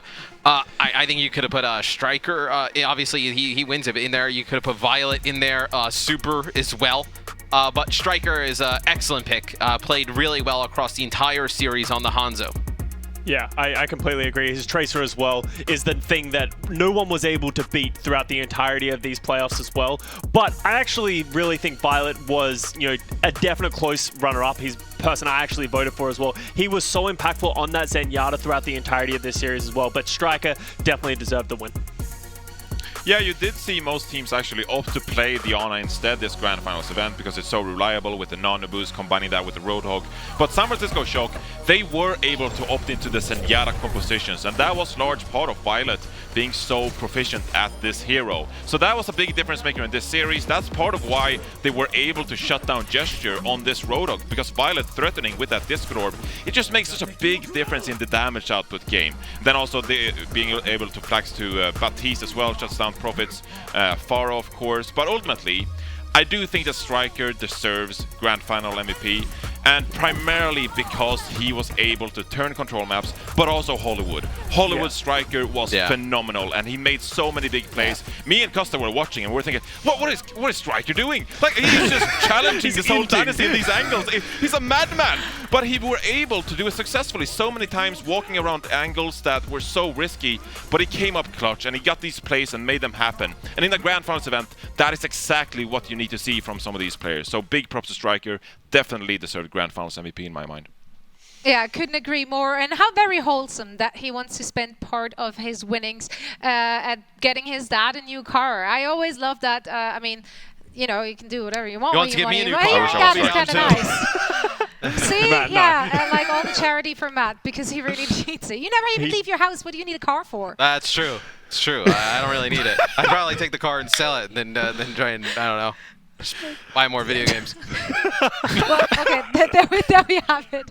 Well, guys, it's definitely been a very interesting season and a fantastic finale, but we had so many changes in-game and out of game. So the big question is, what are our big 2020 takeaways? And for that, of course, we're going to have Hindsight 2020 for you. Mr. X, why don't you start us off? I think for me, in hindsight, the ability to adapt was probably something, we talked about at the beginning of the season, but something that mattered even more than we even expected, right? With all of the circumstances that were thrown in this season. At the beginning, we're talking about going to homestands, right? The adaptation to be able to kind of deal with hero pools, deal with travel. Then everybody goes home. Now it's kind of the how do you adjust to online? Now you're trying to get new players in. Still hero pools in the mix. We changed the format to have tournaments in play. It was just the ability to adapt, I think, this year, and adapt not even as a team, but as organizations, right? To be able to kind of put your players in the best position to succeed. That really kind of ended up solidifying, your top four, solidifying the top places in the league. For me, it really came down to the tournaments we were able to witness throughout the entire year. There were talks early on that we were going to have regular season games and homestands, of course, and that was going to be our main source of enjoyment. But being able to have the likes of Main Melee, Summer Showdown, Countdown Cup, and have those narratives built in leading into the Grand Finals event, that was just such a fantastic experience. Because now we saw the Shanghai Dragons, they were able to win 2 of those events, of course, leading into this Grand Finals event. Just made it so much more prestigious. You saw the San Francisco Shock, how they dominated dominated in the main melee and also the Countdown Cup. We knew that they were the best team in North America going into this event. But also, for the likes of Philadelphia Fusion, they weren't able to win one of those tournaments and earned themselves this stamp of being the team that never can quite win when it matters most. And that is now a storyline that we'll be able to reflect on and bring into next year, 2021. So I'm so thankful that we had these incredible tournaments put forth, and those narratives will now guide us towards 2021. So I hope to see more of those. Personally, for me, I think Hero Pools brought this really interesting dynamic to the game that we've never seen before. We had to see all the players' flexibility on so many different roles and situations and heroes. We, in the past, especially 2019, we saw a lot of the same thing throughout the entirety, and it was very hard to see the strengths of a lot of these players and not really the depth of these rosters. There's a reason that we had the San Francisco Shock, the Shanghai Dragons, and the Philadelphia Fusion as the 3 finalists on top of Seoul Dynasty, being at the very end because of how deep their rosters are and how flexible they are. On top of that, we had Fleta being the Overwatch League Team Mobile MVP for the entire season. It was because of how flexible he was and how he was able to adapt to those hero pools. So I'm really impressed by what a lot of these players brought and what they showed us about things we haven't seen so far in the history of Overwatch League. Well, my hindsight 2020 is that, you know, everything's fine. Kinda. We somehow managed to pull everything off, really echoing everything Mr. X already said. We were able to kind of adapt on the fly, and we somehow made it work, and quite frankly, absolutely. And we also shout out to whoever drew this. I absolutely love it. Nori That's awesome. Wait, is that Yeah, Jaws can say he made it to the grand finals now. Nice, finally Jaws. did it. He finally did it. He did it. No, but guys, like, for me, honestly, 2020, it just showed me that absolutely nothing, and I mean literally nothing, not even a pandemic or an apocalypse or whatever, can get in between us and our beloved Overwatch League. We somehow managed to put on a show from across the world. Everyone somehow in their living rooms, in their bedrooms, in their kitchens, wherever the heck we are, we somehow managed. And I just want to give a shout out to everyone who made that possible. Like, I wouldn't think that is something which is possible, but it was. So in hindsight, everything was fine. Kinda. So, thanks for that. Now, guys, I know that everyone is itching to know more about what the 2021 season is going to look like. And, well, unfortunately, we don't have any official news to share with you. However, I do feel like that certain talent, looking at you, Costa, have a tendency to leak the script every once in a while. Don't believe me? Well, I feel it's let's take a look. Okay. It was Sideshow's fault, okay? I want everyone... So in the Year 2, Season 2 Championship, Shanghai dominates Seoul Dynasty. They're the new champions of Overwatch League. They complete what the Cleveland Browns have never been able to do. They go from not winning a game in Year 1 to taking everything in Year 2. We've also gotten rid of the MVP award because we just determined it was going to go to Fleta forever.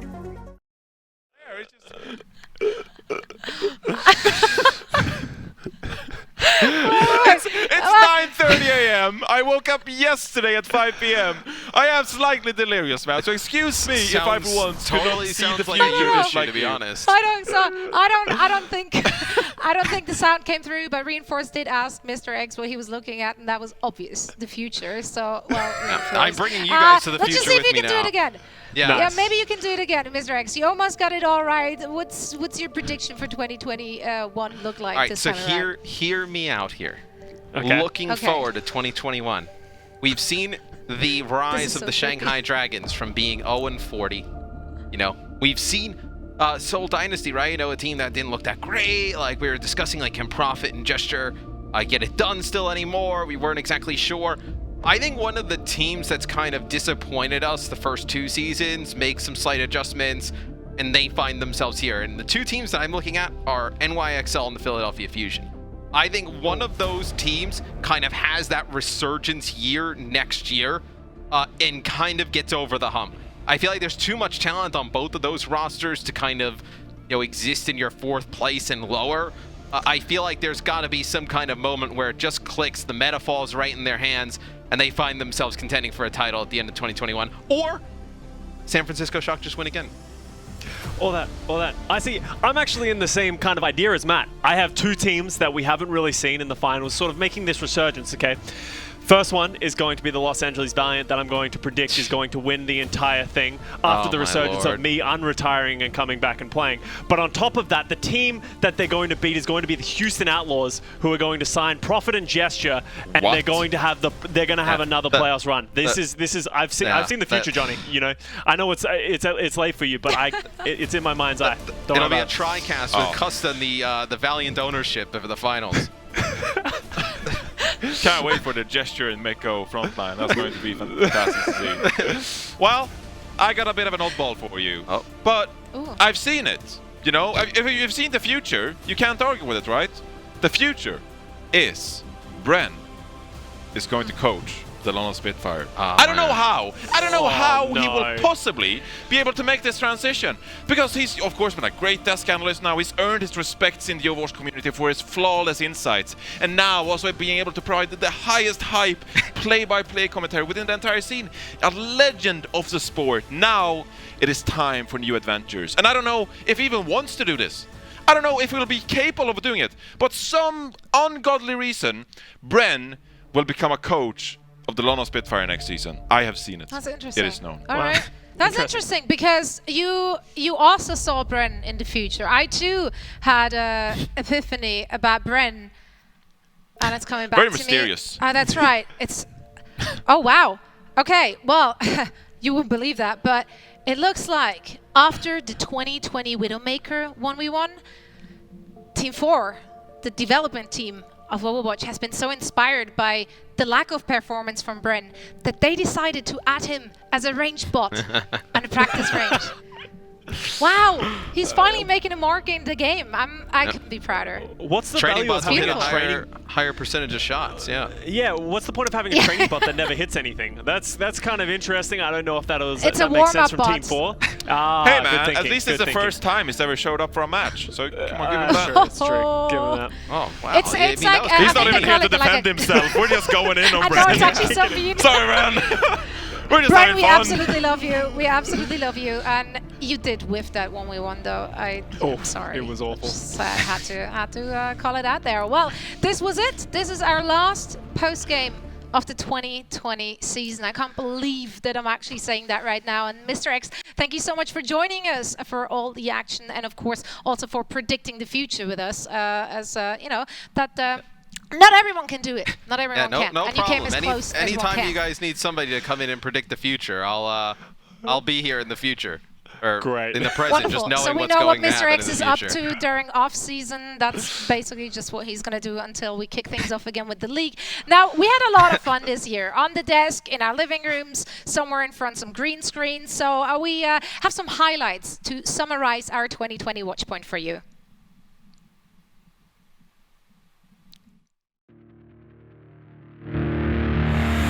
What is this? Well, okay, so to spice it up, you know, like if you get an answer wrong, you will have to take a shot of one of these beautiful hot sauces. No! Not shading. Well, we might not have him for our match break. Here's the thing, okay? Americans, for some reason, they love the segment Swedish Chef. I don't really know what it is. We don't make fun of Swedish people in Sweden. I'm supposed to be a Swedish chef. Am I supposed to do a voice or something? I don't even know. You talking trash about my Swedish accent? Yes. How dare you? We have never... Johnny, we have never... First hero to be removed from the rotation in the 2020 season of the Overwatch League is... Mr. Wilhelm, run it back. I gotta ask you, what is it like being removed from the hero pool? Can you tell me that? Nori, look at any card. Make it May. Oh, okay. There we go. May! Nori works! The system works! Nori did it! I'm a little kitty cat now. This is Stonks and Donks. The stonk is rising, as it were, and it is going to be BQB, or as I often mistake him for, barbecue. BQB has been going off. You know, this was just happening so... Was that a door? But we don't even have a door. Wait, it's a live show. It's a live show. What are you doing here? An outrage. An absolute outrage. I can't believe this is happening. I want to go, okay? Firstly, I agree with Matcha, but I think Matcha way overrated, okay? I'm gonna be honest. I'm gonna put myself on a limb. I think Matcha tastes like grass. Secondly, because I am so ignorant of House Watch Point, first of my name. Just On cue, guys. Johnny, you were late. Johnny, you ruined it. How's been the experience so far for you in the Overwatch League 2020? It's good to be on a team that actually wants me there. It's good to be on a team that's... I'm slightly scared for your safety. Oh, that's my bodyguard. We're good. I love the party you have going on. Yeah, why is this? We're having a good time in here. Chat now as well. Dogman, you heard it here. Cookie and his team decided to go up against the rain. Is that a mistake, you think? Bro, this dude just said, like, he wants a team that, like, they have, like, a chance to win. You just picked us, man. You guys have been getting mollywopped for the past, like, couple years, bro. 20-something seasons now. It's a big strength. Yo, I can't deal with this dude in the background, man. He's the LARPing. That's crazy. My name is Frankie Ward, and I'm joined by my two desk waifus. I've got Custer and I've got Reinforce. Both of you seem really unhappy with being referred to as my waifus, and I don't understand why. I'm a fabulous waifu. He calls me dangerous while he's dressed up as a Bond villain over there with his turtleneck and his jacket. Yeah, Reinforce is the San Francisco Shock sim. So we just accept that and we move on. But I'm feeling good. I'm not too excited about working with Josh again. We did that in the preseason and I wasn't particularly fond of it, so we'll see how this goes. That's incredibly rude. Is that why tank player is the easiest role to play in Overwatch? Excuse me, Mr. Lucio. Oh, okay, yeah. It must be hard walking on the ground the whole game, yeah. Shock is just this steamroller who just walks over the squad, so that would be a fun matchup, but I do have Shock. I don't know what dimension you're traveling to right now, but I have mad respect, dog. Which heroes are the vegetable on the plate? Call the supports vegetables, I dare. So, you both received a package, didn't you? Custard just opened Smurf. They're so weak. What? It's everywhere. It's everywhere. Don't you know that those cans are packed with like, it's like so tight that it explodes when you open it. So you're supposed to do it outside in like the bushes, so it doesn't. Just open it way too quick. I was too prepared everywhere.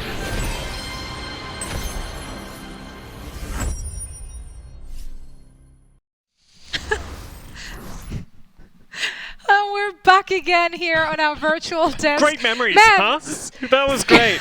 That was awesome. That was a good time. Yeah, that was, Honestly, whoever cut this together, we could have ended it on a high note. Instead, you actually went for the Surströmming moment. And now that I'm seeing it up close, how it splattered on you, I almost feel bad. Almost. I honestly almost feel bad. Almost? Just a little bad? Well, I'm mainly feeling bad because I know you're going to get back to me. It's coming. At me for this. Like and I know that I've been watching my shoulder ever since this happened. And I'm actually scared at what's coming my way. Because I may or may not deserve it. But Reinforce, what's been your favorite This is the most entertaining thing. moment? Just witnessing the two of you just like have the greatest argument in your life about Swedish fish of all things. It could have been anything. It could have been anything. Literally anything. Swiss cheese, Australian Vegemite, it's Swedish fish. And it's delightful. I love it. This is the best dimension I've ever lived in, and I've only lived in one. I don't know why I went there, but I love it. I love it here. This is great. I don't even have to talk about Swedish off-tanks. I can just rely on Surströmming now. Costa, what were your personal highlights? I mean, we already saw a lot of it cut together in that beautiful package. However, there was so much more happening on our desks. There's just been so many great things. First of all, it's been awesome working with you guys, except for Soy at the very end. That was tragically awful. Okay. But it's been so good having you guys help me integrate. I dressed as a plumber in the first day, and that's when I sort of understood the ropes of what I was about to go down with. But I think the transition to online as well has been an eye-opener and very interesting for me. But just doing all the dumb things, having fun, and really embracing everything that is Overwatch and Overwatch League, which is just enjoying great matches and having a great time. Yeah, I absolutely echo this sentiment. It's been such a blast to work alongside the two of you. Big shoes to fill, considering that we had the greatest hosts of all time actually hosting this desk before me, and that is, of course, Malik, Pocket, and Golden Boy. Big shout out. It was so nice to see you guys involved throughout the season still, even though you weren't physically able to come to the desk, but neither were we in the end, so I guess we're all in the same boat anyway. But yeah, it's been an absolute joy to get insight from the two of you, learn from the two of you, and just have fun whilst doing so. And that's it. This is it for our Watchpoint post show presented by State Farm. This is it for your Overwatch League 2020 season. We got to witness the San Francisco Shock becoming your champion yet again. And you know, you can still follow us, of course, over on Twitter. Make sure to follow at Overwatch League, at Costa, at Reinforce, at Mr. X, and at Zombie, and of course every other talent out there who's providing you with content throughout the off-season. Now, once more, congratulations to the Shock. Thanks everyone on camera and off camera. Thanks for all the people who put in the work to put on this show. It's an immense effort, and that has been carried by more people than I could mention within, I don't know how many hours we have left in the day, to be honest. I don't even know what day it is, to be perfectly honest with you. I think it's Thursday. It's been quite a roller coaster. Sure, let's go with Thursday for now. Well, thanks to everyone involved, and thanks to you. Our viewers, our fans, thank you for making this possible. Without you, Overwatch League would just not exist, and we're eternally grateful for your support throughout the season and of course also during the off season. That's it from us here at the Watchpoint Post Show at our desk, and we hope to see you again in 2021.